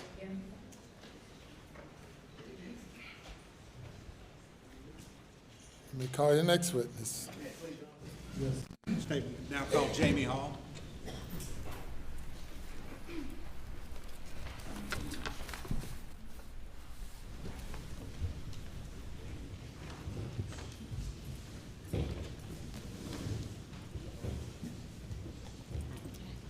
Right hand on, raise your right hand, left hand on the Bible. Yes. Do you affirm the testimony about to give the court shall be the truth, so help you God? I do. State your name again for the record.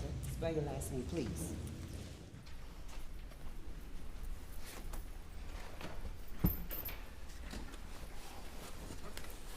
My name is Jamie Hall, Hall.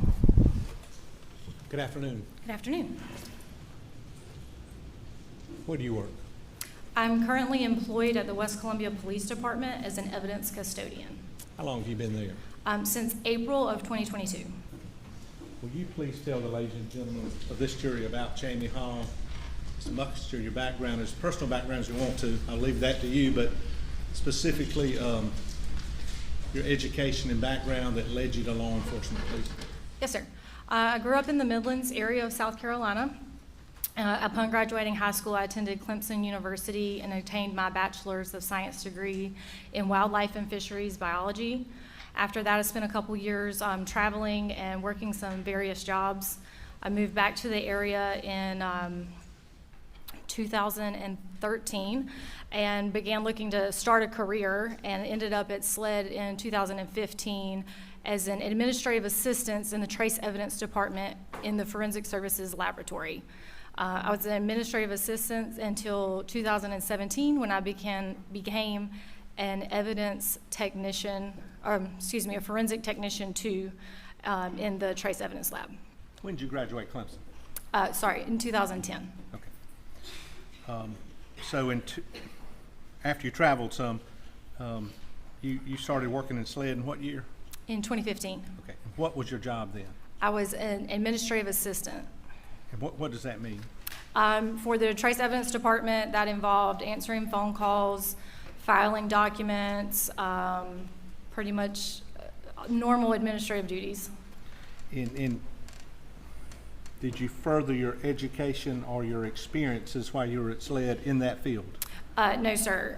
When I became the technician in 2017, that's when I began the in-house training for that career. Okay. Tell us about the in-house training when you became the forensic technician. Yeah, so that training involved oral and practical examinations in-house under the supervision of an analyst, in which I learned how to properly handle the evidence and process the evidence for potential GSR. I also oversaw some testimonies of some analysts to be familiar with courtroom policies as well. And I took some outside training from Hook College in Chicago as well. Hook College in Chicago? Hook, yes, sir. And what was that training? It was training regarding the scanning electron microscope, which is used for GSR analysis. That's the acronym is SEM for that? The SEM, yes, sir. Okay. And when did you leave SLED? In March of 2022. Okay. And do you mind, you're working where now? At the West Columbia Police Department. West Columbia Police Department, and you are there what? Evidence custodian. Okay. Now, back in June of 2021, you were a forensic technician for SLED. Yes, sir. Special agent, forensic technician? No, sir. I was not considered an agent or considered law enforcement. I was just the forensic technician too. Okay. So then, in June of 2021, what was your job on a day-to-day basis? My primary role in the Trace Evidence Department as a forensic technician was to prepare evidence for GSR analysis. That includes GSR kits as well as inanimate objects that came in for potential GSR testing. And we're going to have Ms. Fletcher testify right after you, but what is a GSR kit? A GSR kit is an envelope that goes out to officers or investigators so that they can collect on scene from a potential suspect's hands. And it involves, it has all the items they need: gloves so that they can make sure they're not contaminating the subject's hand. And then the little vials that contain the GSR particle lifts with a double-sided adhesive that's used to dab across their hands to pick up any potential GSR. So those are kind of done in the field, if you will? Yes, sir. After a local law enforcement agency uses one of these kits, what happens to it? When they decide that they need it analyzed, they submit it to the laboratory, and then when it comes into the laboratory, I prepare it for analysis. So that involves me making sure it's been properly sealed and initialed, handled properly, the correct kit. There are a variety of kits out there. Our lab has particular kits that we accept, so I confirm that it is an acceptable kit. And I also confirm that it was collected within the allowed time frame. On a living person, we're touching things all the time and possibly contaminating or removing the GSR. So we do have a 6-hour time limit on kits collected from individuals. So if a kit comes into SLED or your possession, do you check to see if it was collected during that 6-hour time period? Yes, sir, I do. And how do you do that? We have what we call an information worksheet included in each GSR kit that the officer fills out that includes the time or the estimated time that the shooting occurred, as well as the time that the kit was collected.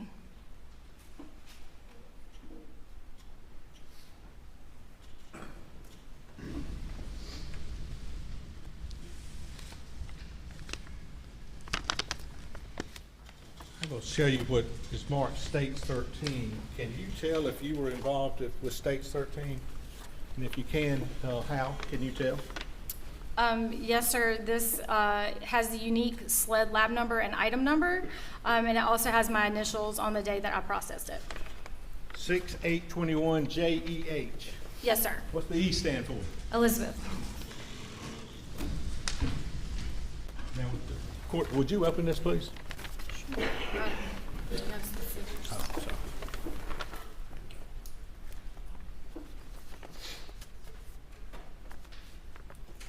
Thank you.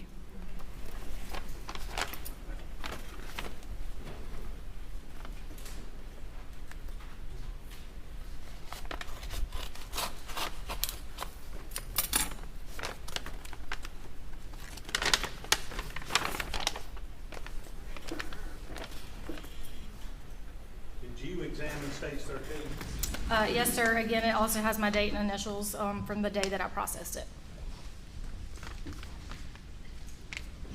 Your initials again, JEH? Yes, sir. 6821? Yes, sir. And when you're processing this, tell us again, what are you looking to see, whether it's what's done or not, or just tell us what you Okay. So for a GSR kit, I start by using what we call an inventory worksheet.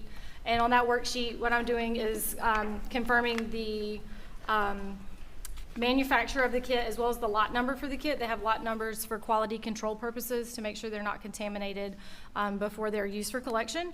I'm confirming who the kit was collected from, that 6-hour time frame. And during that time, I also label the individual particle lifts inside with the unique lab number, item number, date and initials for control purposes. And I believe a sheet has been entered where Murdaugh collected this GSR kit from the defendant. Are you aware of that?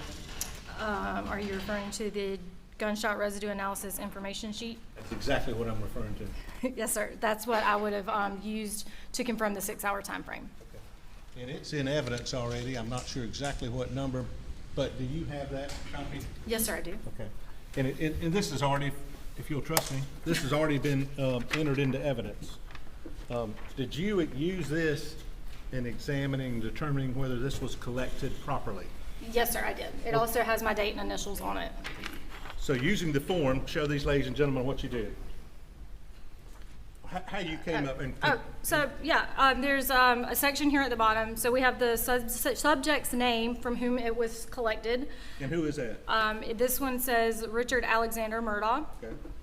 As well as the time and date the shooting occurred, 6/7/21, 10 p.m. And that's information that's gathered at the scene from somebody, right? Yes, sir. Okay. This particular kit says that it was filled out by collecting officer Brian Vandor. Sorry if I messed that up. That's good enough. Okay. And then at the bottom, the collecting officer has also signed and dated that it was collected on 6/7/21 at 11:15 p.m. And would that 11:15 fit in the time period where you're saying, okay, well, I can pass this on to be analyzed? Yes, sir. It's an hour and 15 minutes. And so, not taking away from what's your job at all, but one of your jobs is to make sure that's done correctly? that Yes, form? sir. And then do you inspect the vials, if you will, to make Yes, sure? sir. I make sure that there's nothing out of the ordinary with them. Occasionally, you would have a little crack in the vial, but I've never had anything damaged. So in your opinion, these were collected properly and you passed them on for analysis? To the best of my knowledge, yes, sir.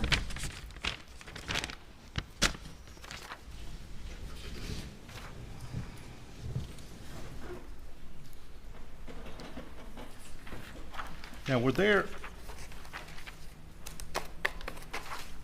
let me ask you this much.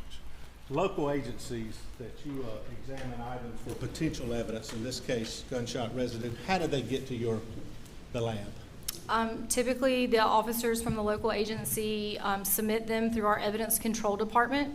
And once they're submitted that way, that's when they're assigned their unique lab number and item numbers for each piece of evidence. And then based on the type of analysis that that agency requested, we would get notice that it needs to be processed. And so I would pick it up from evidence control and bring it upstairs to the trace lab to begin the processing.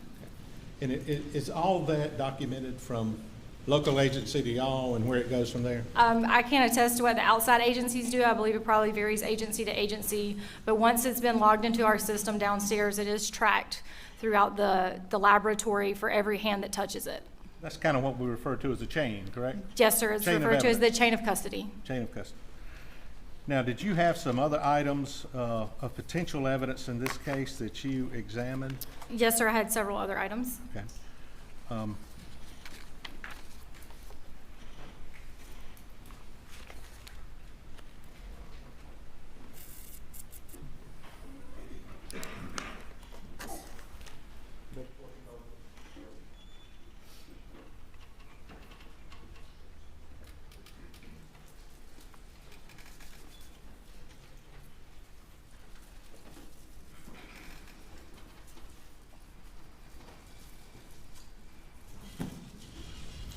I'm going to show you what's marked states 418.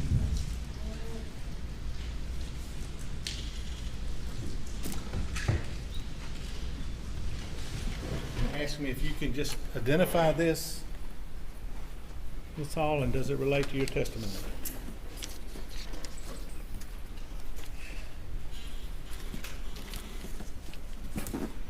Well, I can no longer see my initials, but I did process items that were in container D, and this is marked with container D for this case number. Yes, sir. And would you open it up then to see if you Yes. can further find your mark with the court's permission?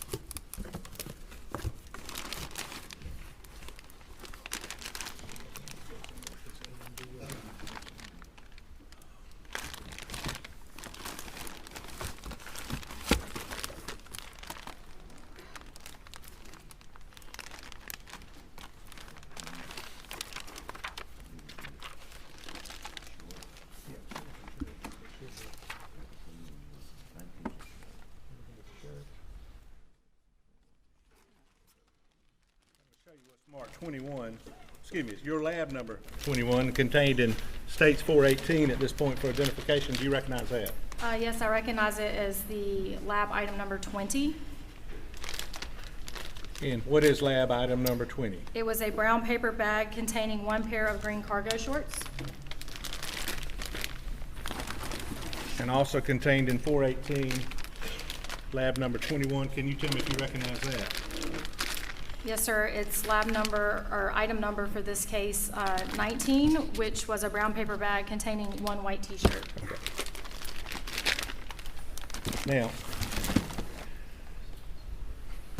Jim.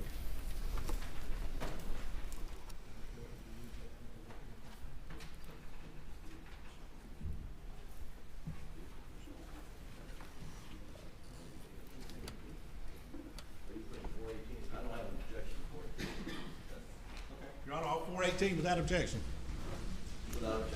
They're admitted. I'm going to show you what time purpose.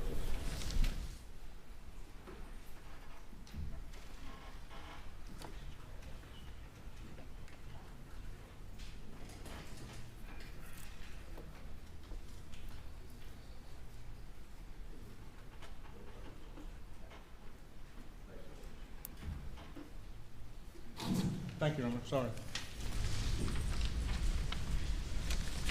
I'm going to ask you, please, ma'am, this is a correct question. Look at 423, 424, and 425. Do you recognize these, and do they relate to what you're talking about right now?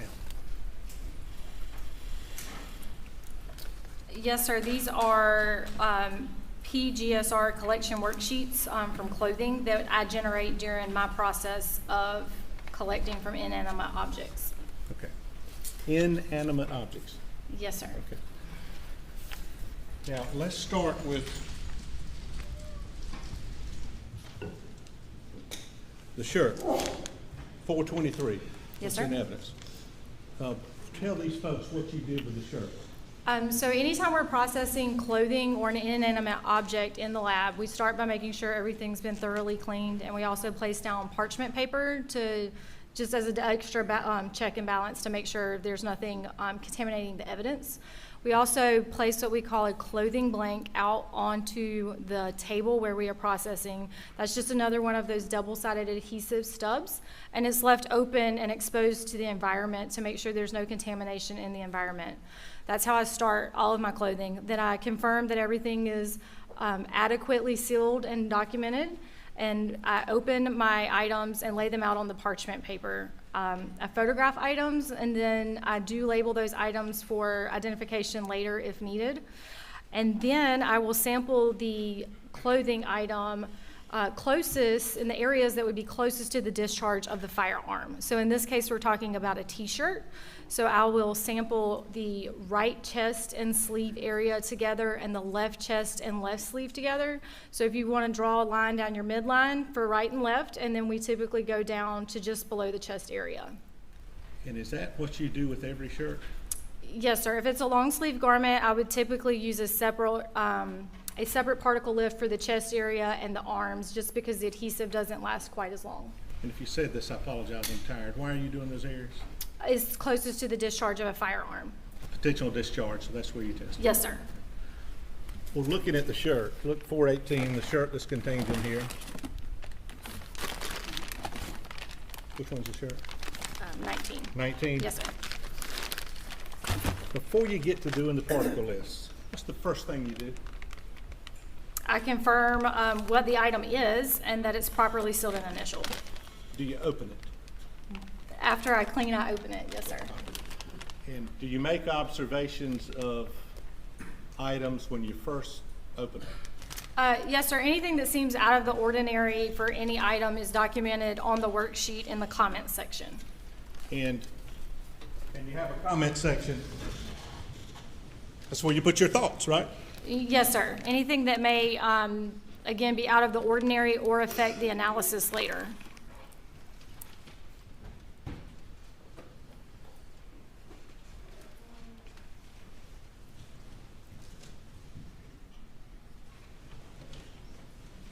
Just to go back, you go down a bit, yeah, so this is right sleeve, right chest, left sleeve, left chest. Hanes beefy shirt, right? Okay, you can go down a little bit. I don't have any objection to introducing 423 into evidence. I don't think it's in evidence yet, but no objection. We offered it a little while ago without objection. 423, 24, 25. I have no objection to those three exhibits going in. I thought I'd said that. If I didn't, I apologize. Is this a Hanes beefy t-shirt? Yes, sir, it was. And item 19.1, what are your comments underneath there? Small reddish brown stains observed. Shirt had an odor of laundry detergent. What do you mean by that, an odor of laundry detergent? It just smelled freshly laundered, which is not typical of the lab. Typically, clothing smells slightly musky when we get it. And you examined this shirt when? On June 8th of 2021. Now, you didn't know, did you have any knowledge about this case whatsoever? I just knew that we had asked to make it a priority in the lab.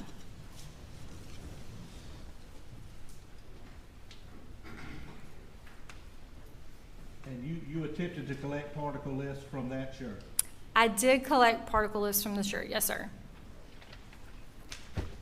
Next, states 425, sorry we're out of order here.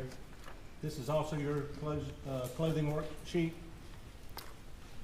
Can I see the top of that sheet? I'm sorry. I'm sorry. Oh, yes, sir. And what was this that you examined? This was the worksheet we generated when we collected from a seatbelt that was collected from a 2021 Chevy Suburban, South Carolina, tag CZL420.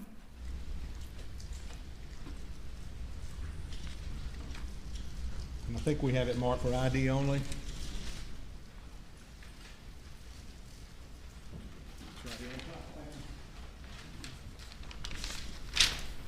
Do you recognize this?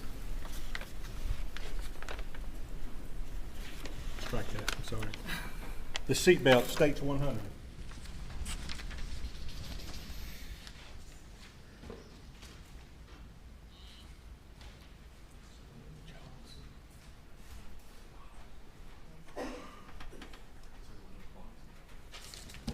Thank you to everybody.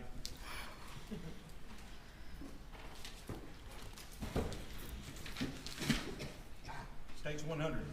Can you look at this and see if you haven't examined that before? Does it relate to your testimony?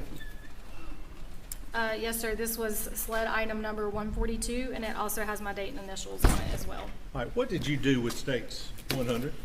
At the direction of the analyst, Megan Fletcher, I collected samples from various areas on the seatbelt. And can you tell the ladies and gentlemen of the jury, how did you determine where you were going to collect samples? Since this was not our typical item, I collected from areas in which Megan instructed me to collect. Which was where? We collected from the buckle, 3 different areas of the belt, and the latch plate. Can you show the jury where you collected? Yeah. So this, I believe, was what we call the latch plate. Okay. Sorry if I'm misspeaking on that, but, and then the buckle was, oh gosh, this area here, and we did the top and bottom of it. And the 3 sections were just, we measured the length for each section, did a section, rolled more out, and did the next section. And how were you actually doing it with the particle lifts? How were you collecting them? So, as stated before, the particle lifts have a double-sided adhesive on it, and you just repeatedly dab that across the garment or the item that you're collecting until it loses its adhesive abilities. 100, we'd offer, Your Honor. No objection, Your Honor. Did it? Thank you. And looking back on the sheet, this noted here, that's where you went through and did your inventory sheet, correct? Yes, sir. And this is to document you did what you did, right? Yes, sir.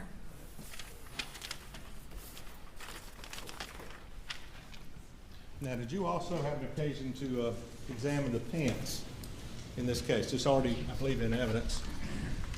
I did collect from some cargo shorts.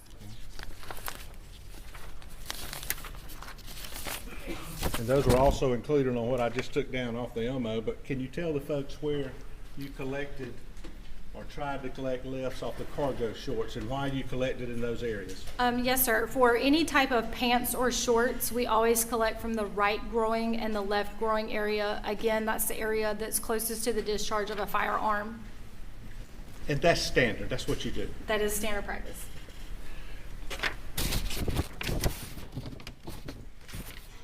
Now, did you,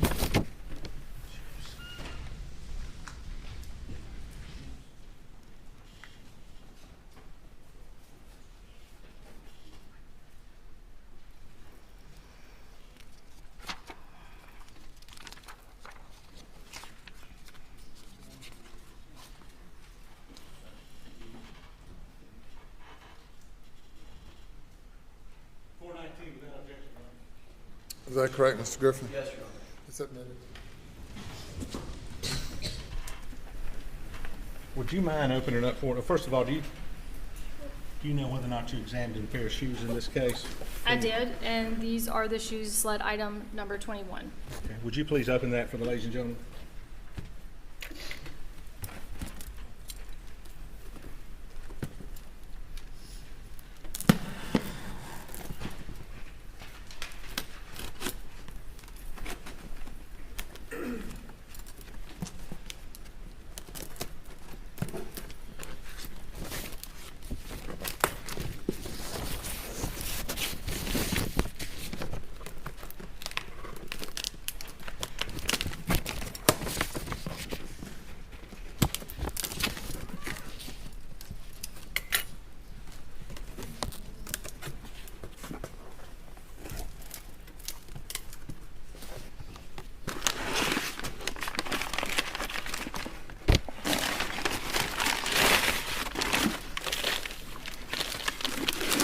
Yeah, it's gonna be a lot of stuff on it. I use gloves. Sure. Yes, ma'am.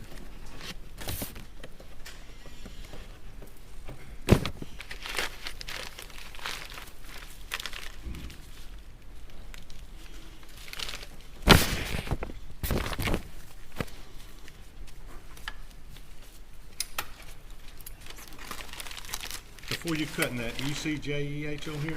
Yes, sir, I do. On 6/8/21, I signed my initials.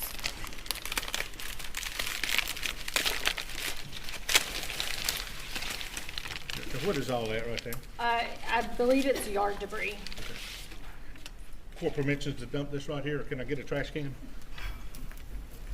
Get a trash can. Get a trash can.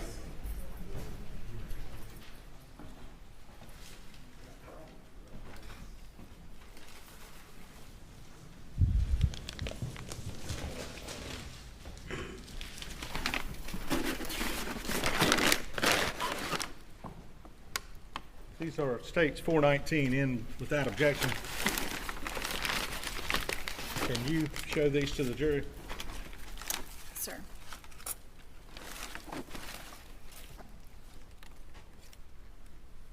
Show the jury what you, I'll hold them, show the jury what you, So with shoes, when we collect from them, we're gonna collect again to the area that would be closest to the discharge of the firearm, so the front of the shoe. So in this case, I would do the area where the laces would typically be and the front toe. Depending on how well the adhesive continues, it will depend on how far back I go, but I start with the toe and then work my area down the sides. is this the condition they were when you saw them on June 8th, 2021? There was more grassy type material on them when I had them. Okay. And what I just dumped in the trash can with the court's permission and in here, did you indicate on your comment section Yes. whether or not yard debris was present? Yes, sir. I commented that shoes were wet with yard debris present. Wet with yard debris? Yes, sir. Did you, on June 8th now, go back in your mind, when you saw these, in addition to wet and yard debris, did you make any other notes in the comment section about those shoes? I did not.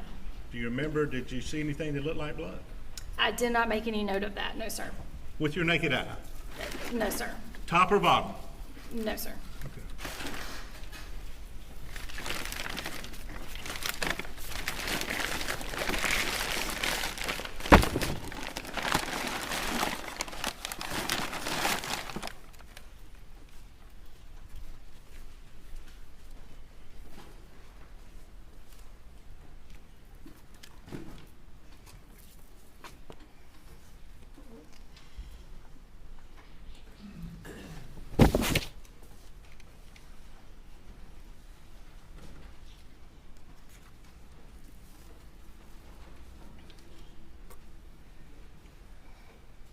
Did you have any other items that you examined that were presented to you for examination either by yourself or with Megan Fletcher? Yes, sir.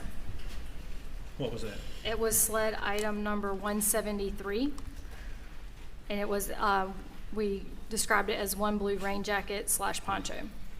Okay. And was this the same, no. When did you examine the poncho? I believe we began on October 5th, 2021. Okay. So is it fair to say that the clothes, the shirt, the pants, and the shoes were on June 8th of 2021? Let me check my notes.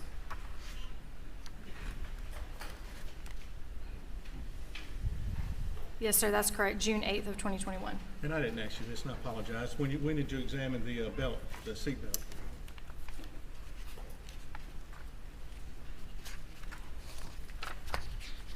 The seatbelt was examined on September 1st, 2021. And again, the specific date for the raincoat was what? October 5th, 2021. And tell the ladies and gentlemen, take us to the lab now. How did you examine that garment, the rain jacket? This was also not our typical garment, and I believe there was some information provided from investigations. So everything I did in this case was at the direct, or in this, for this particular item, was at the direct supervision of Megan Fletcher. She essentially told me where she would like me to collect, and she documented everything on the note sheet while I physically collected the particle lifts.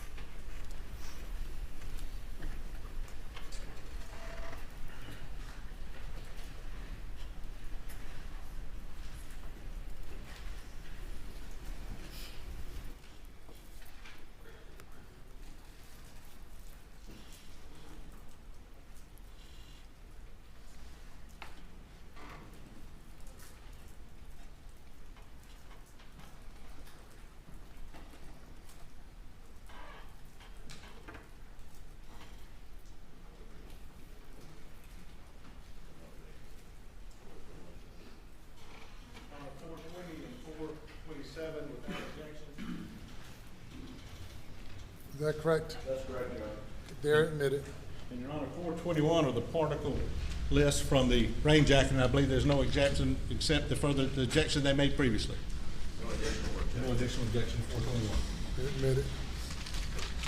So let me go back in time real quick. Are these the particle lifts you took from the seatbelt, 427? Yes, sir, my initials are also on each individual stub. And that's sort of like the officer has in the scene. You're now doing it in the lab, taking particle lifts, correct? Correct.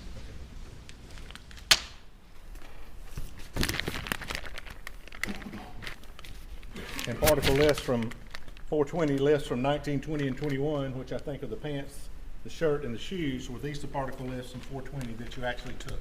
Yes, sir. Again, in the twos? Yes, sir. And your initials is on? Yes, sir. Now, 421, you said it was a little different, unusual. How did you take the particle lifts on this rain jacket? I believe everything was considered in Megan's custody while I was doing the collection, and then it was transferred directly to my custody when I carbon coated the particle lifts. That's just a process where a thin layer of carbon is added. It allows the analyst to get better images on the instrument. It doesn't do anything to add or remove GSR. It just simply adds a very thin layer of carbon. So it was in my custody at that time, but prior to that, it was in Megan's custody. Okay.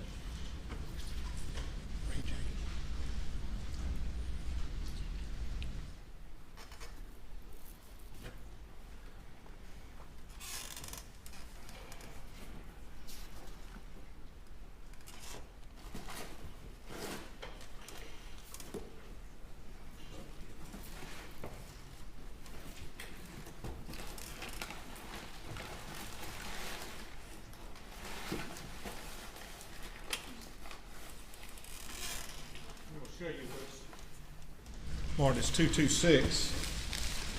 Is this the rain jacket that you were describing? If I can check the bottom cuff.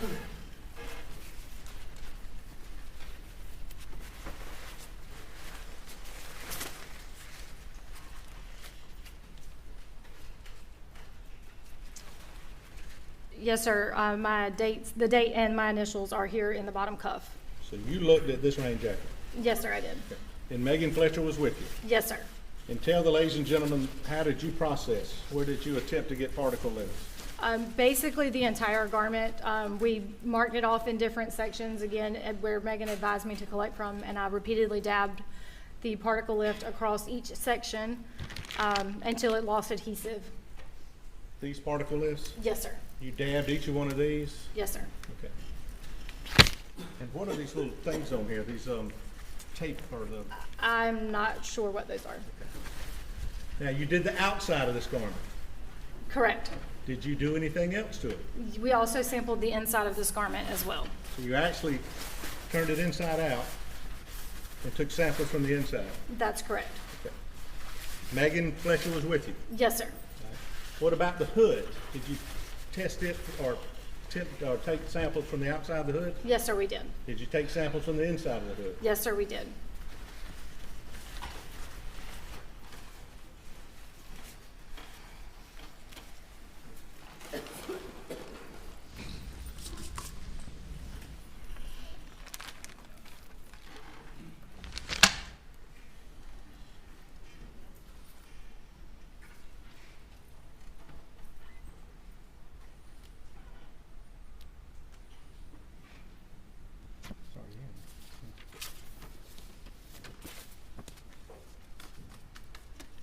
Beg the court's indulgence.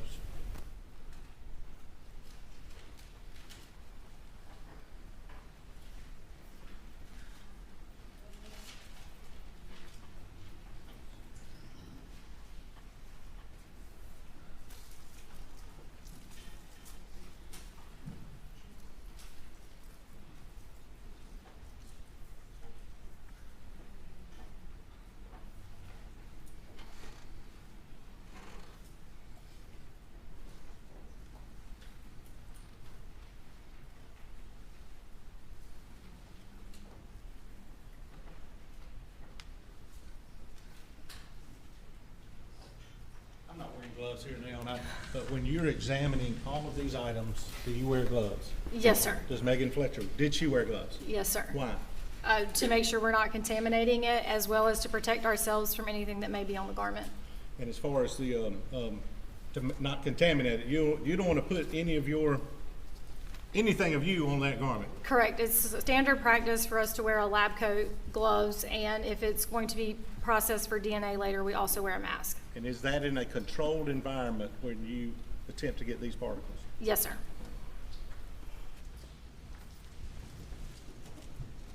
Thank you, Judge, that's all. By the defense. Yes, Your Honor, thank you.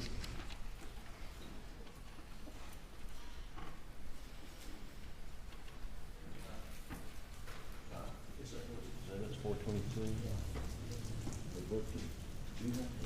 Oh, you do, I'm sorry, yeah.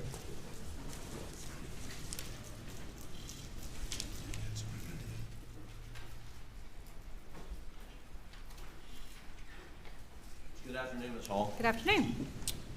You said if you're going to do DNA testing, you wear a mask. Yes, sir. Did you wear a mask? Yes, sir, I did.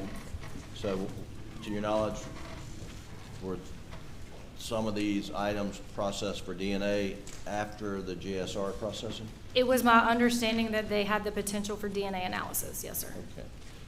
Now, let's just talk about how you go about sampling for GSR. And you talked about the shirt, and you said you would do the chest and sleeve on either side. How does that work? Do you lay the shirt out on a table?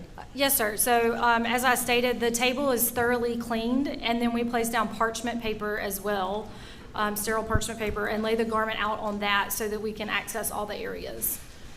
And for the shirt here, I think it's item 19, did you just check on the two areas at the top on the chest side? Yes, sir. Unless we're given information from the investigative team or from an officer who submitted it that there's potentially a reason to test somewhere else, we only test the chest and sleeve area because that's the area that would be closest to the discharge of a firearm. And that's what you're looking for is, do you call it gunshot residue, is that right? Yes, sir. It's microscopic, so you cannot see it. Therefore, we're testing the areas where we would expect to find it. And you would expect to find gunshot residue on the shoulders of a person who had recently shot a gun, I would take it. Yes, sir. That's what you're looking for. That's what we're trying to find out, yes. Right. And then you did some GSR testing of a seatbelt assembly and buckle and whatnot, correct? Correct. Okay. And you did GSR testing of this rain jacket here, right? Correct. And shirt, shorts, shoes, and Officer Varnado, I think's his name, you received a sample from him, and you just checked to be sure it was off. I didn't Murdoch's physically hands? receive it from him, but he was the collecting officer listed on the sheet, yes, sir. Okay. And so he would have taken the sample, or whoever did it would have taken it from Mr. Murdaugh, and that would be item number 18, I believe? Sled item 18, yes, sir. And those are the samples taken from Mr. Murdaugh's hands, I take it? Yes, sir. Okay. Now, you can get gunshot residue on you by just simply picking up a firearm, can you not? Those questions would be better asked of the analyst. I can only testify to factually what I did. Okay. And the analyst here is Ms. Fletcher? Yes, sir. Okay.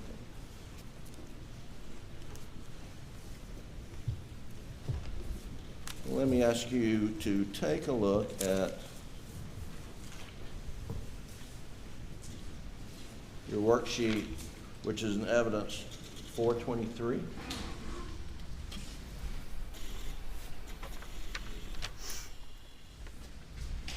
And do you have that up there? Yes, sir. You know, I think I'd rather put it on the Elmo so we can, do you have it in? I have my copy, yes, sir. Okay, great. So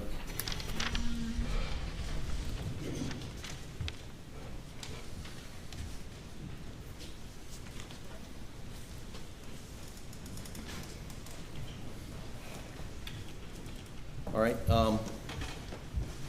yeah, go to the top. Okay, let's stop right there. Agent Hall, it says that this was a brand Hanes Beefy T-shirt, Yes, sir. and then particle lifts, right sleeve, right chest, left sleeve, left chest, correct? Correct. And it says description, paper bag containing one white T-shirt. Is that right? That's correct. And Doug, if you'll go up, down a little bit more, okay. And then there it says, comment, small reddish brown stains observed. Shirt had odor of laundry detergent, is what it says, correct? Correct. Do you know what those small reddish brown stains looked like? They looked like small reddish brown stains on the shirt. Were they tested? I have no knowledge of what was done after I handled the object. Okay. Now below here it says sealed brown paper bag containing one pair of green shorts. Is that just an entry for another item? Yes, sir, that's item number 20. The sheet is designed where we can put 2 items on one sheet. Okay. So when you received the shirt, item 19, was it in its own separate bag? In this case, it was, yes, sir. That's why I made the note that that individual item contained its own brown paper bag, while the description says brown paper bag containing. Okay. And the shorts, those are green cargo shorts, and again, you lifted, it says right groin, left groin. Correct. And is just on the, is it on the inside of the pants leg, or? Well, it's on the outside of the garment, down to, a reasonable distance, depending on the type of fabric, could depend on how much adhesive it has, depending on how large the garment is from the person. A small garment versus a 3XL is completely different. It depends on how far I can go down on the garment. And then to do this, you take a sticky something or another, and it's a double-sided adhesive on an aluminum stub within those little vials. The bottom has a holder for that, and then we grip it by the bottom and repeatedly dab it across the garment. Until it loses its stickiness. Correct. And then, do you do one vial per area or multiple vials? It's one vial per area listed. If for some reason I needed to use an extra vial or an additional vial, that would have had its own listing on the worksheet. Okay.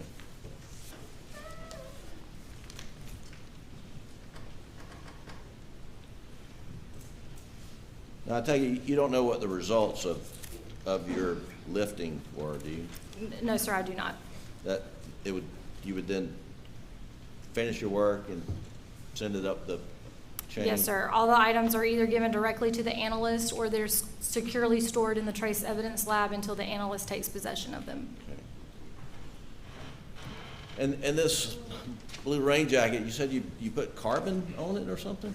Yes, sir. It's a standard practice for anything collected from an inanimate object. We typically get a lot of debris, sand, dirt, or fibers, typically from clothing, and that can cause it to be a little bit more difficult on the instrument for them to get pictures of the particles.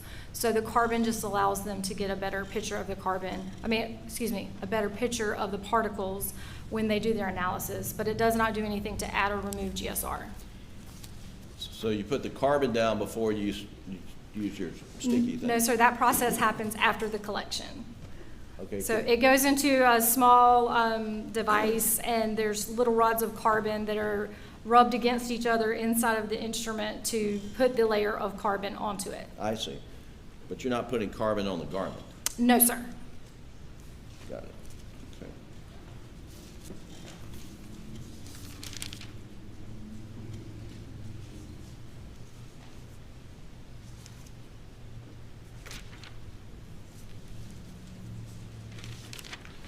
One second, Your Honor.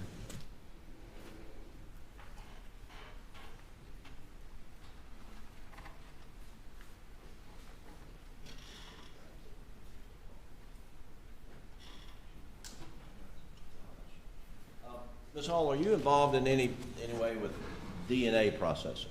No, sir, I'm not. Okay. And so you don't know whether any of the items were processed for DNA? I have no knowledge of where the items went after they left my department. Okay, thank you so much. You're welcome. No, sir. Thank you. Thank you. You may step down.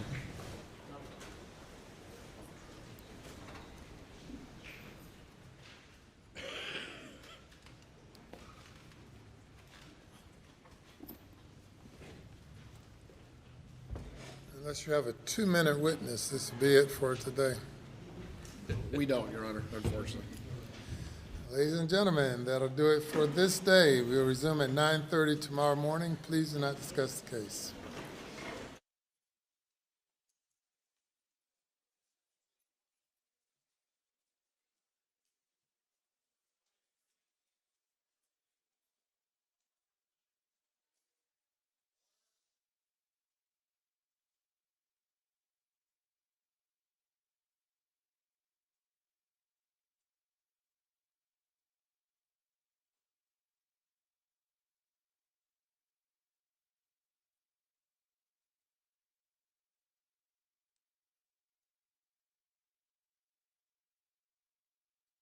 Be seated.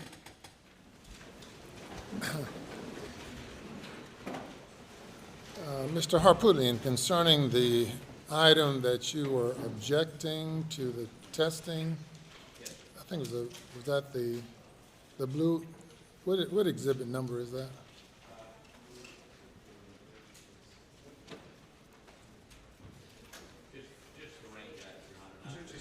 Not the T-shirt, not the shorts, not the shoes. And regarding that same number 226 rain jacket, is the same item that Mr. Griffin cross-examined a previous witness concerning? Ms. Smith, Yes, sir. concerning? Examined her extensively about whether she'd ever, first of all, was that the rain jacket in his hands when he came in that morning? 2, had she ever seen him with that rain jacket? And 3, did she, I mean, when she looked into the closet, did she know whether it was a tarp or whether it was a rain jacket? Was it the same color? She said it was the same color. That's it. And I objected to it because I thought the prejudicial outweighed the probative.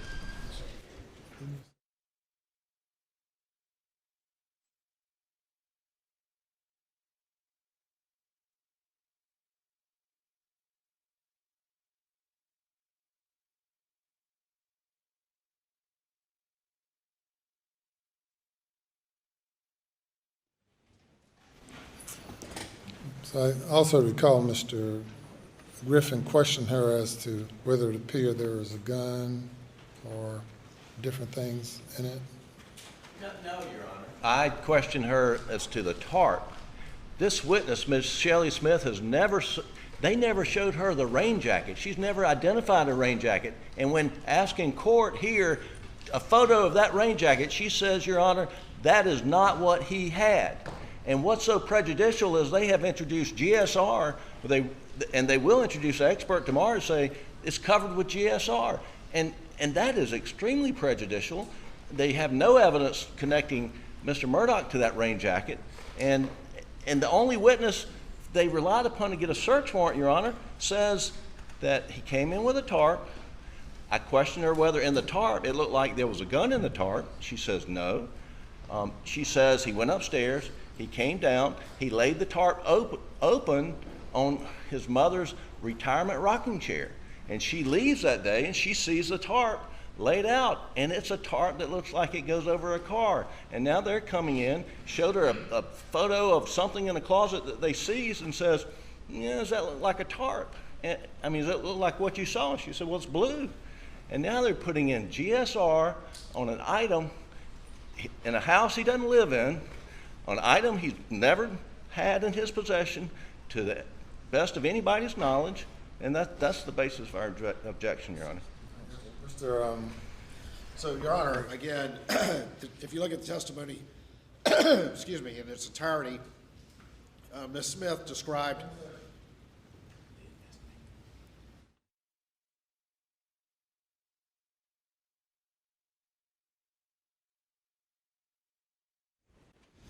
she testified, of course, that Alex Murdaugh had showed up early in the morning, which was highly unusual. He was carrying what appeared to be a blue tarp balled up.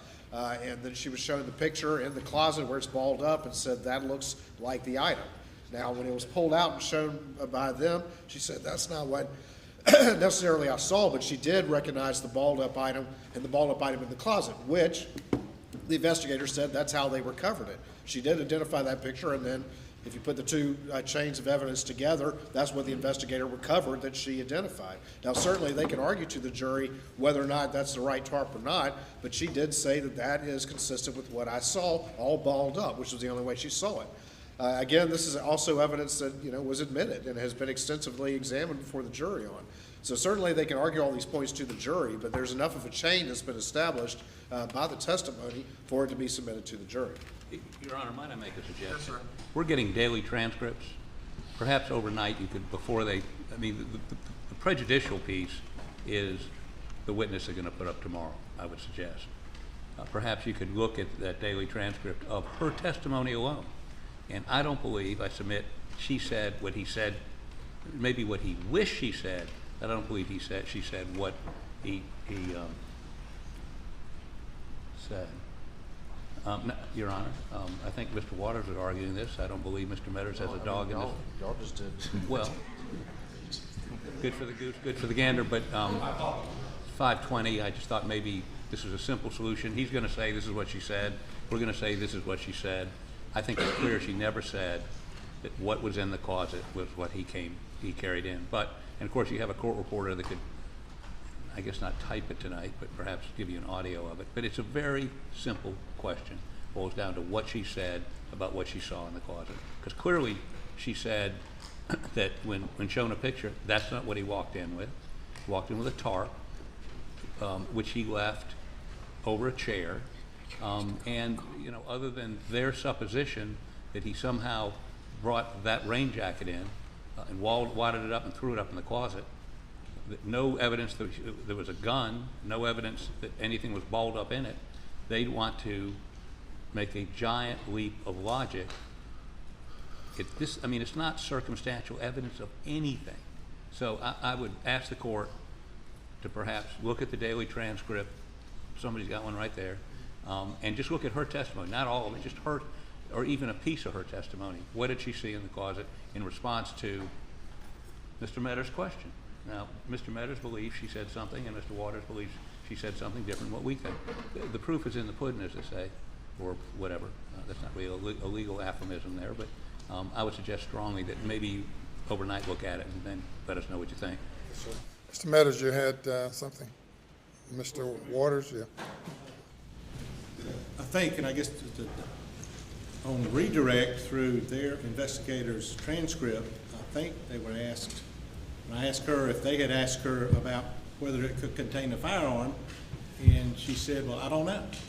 But that was brought out, I think, which would directly from their investigators who asked her about it. So that, I think, made it relevant. They certainly thought it was relevant when they were interviewing her. So that's why we do think it's relevant, and we hope Your Honor will let us keep going tomorrow with the GSR to see if there's anything potentially in the rain jacket that has GSR evidence. All right. Okay, we'll adjourn for this day.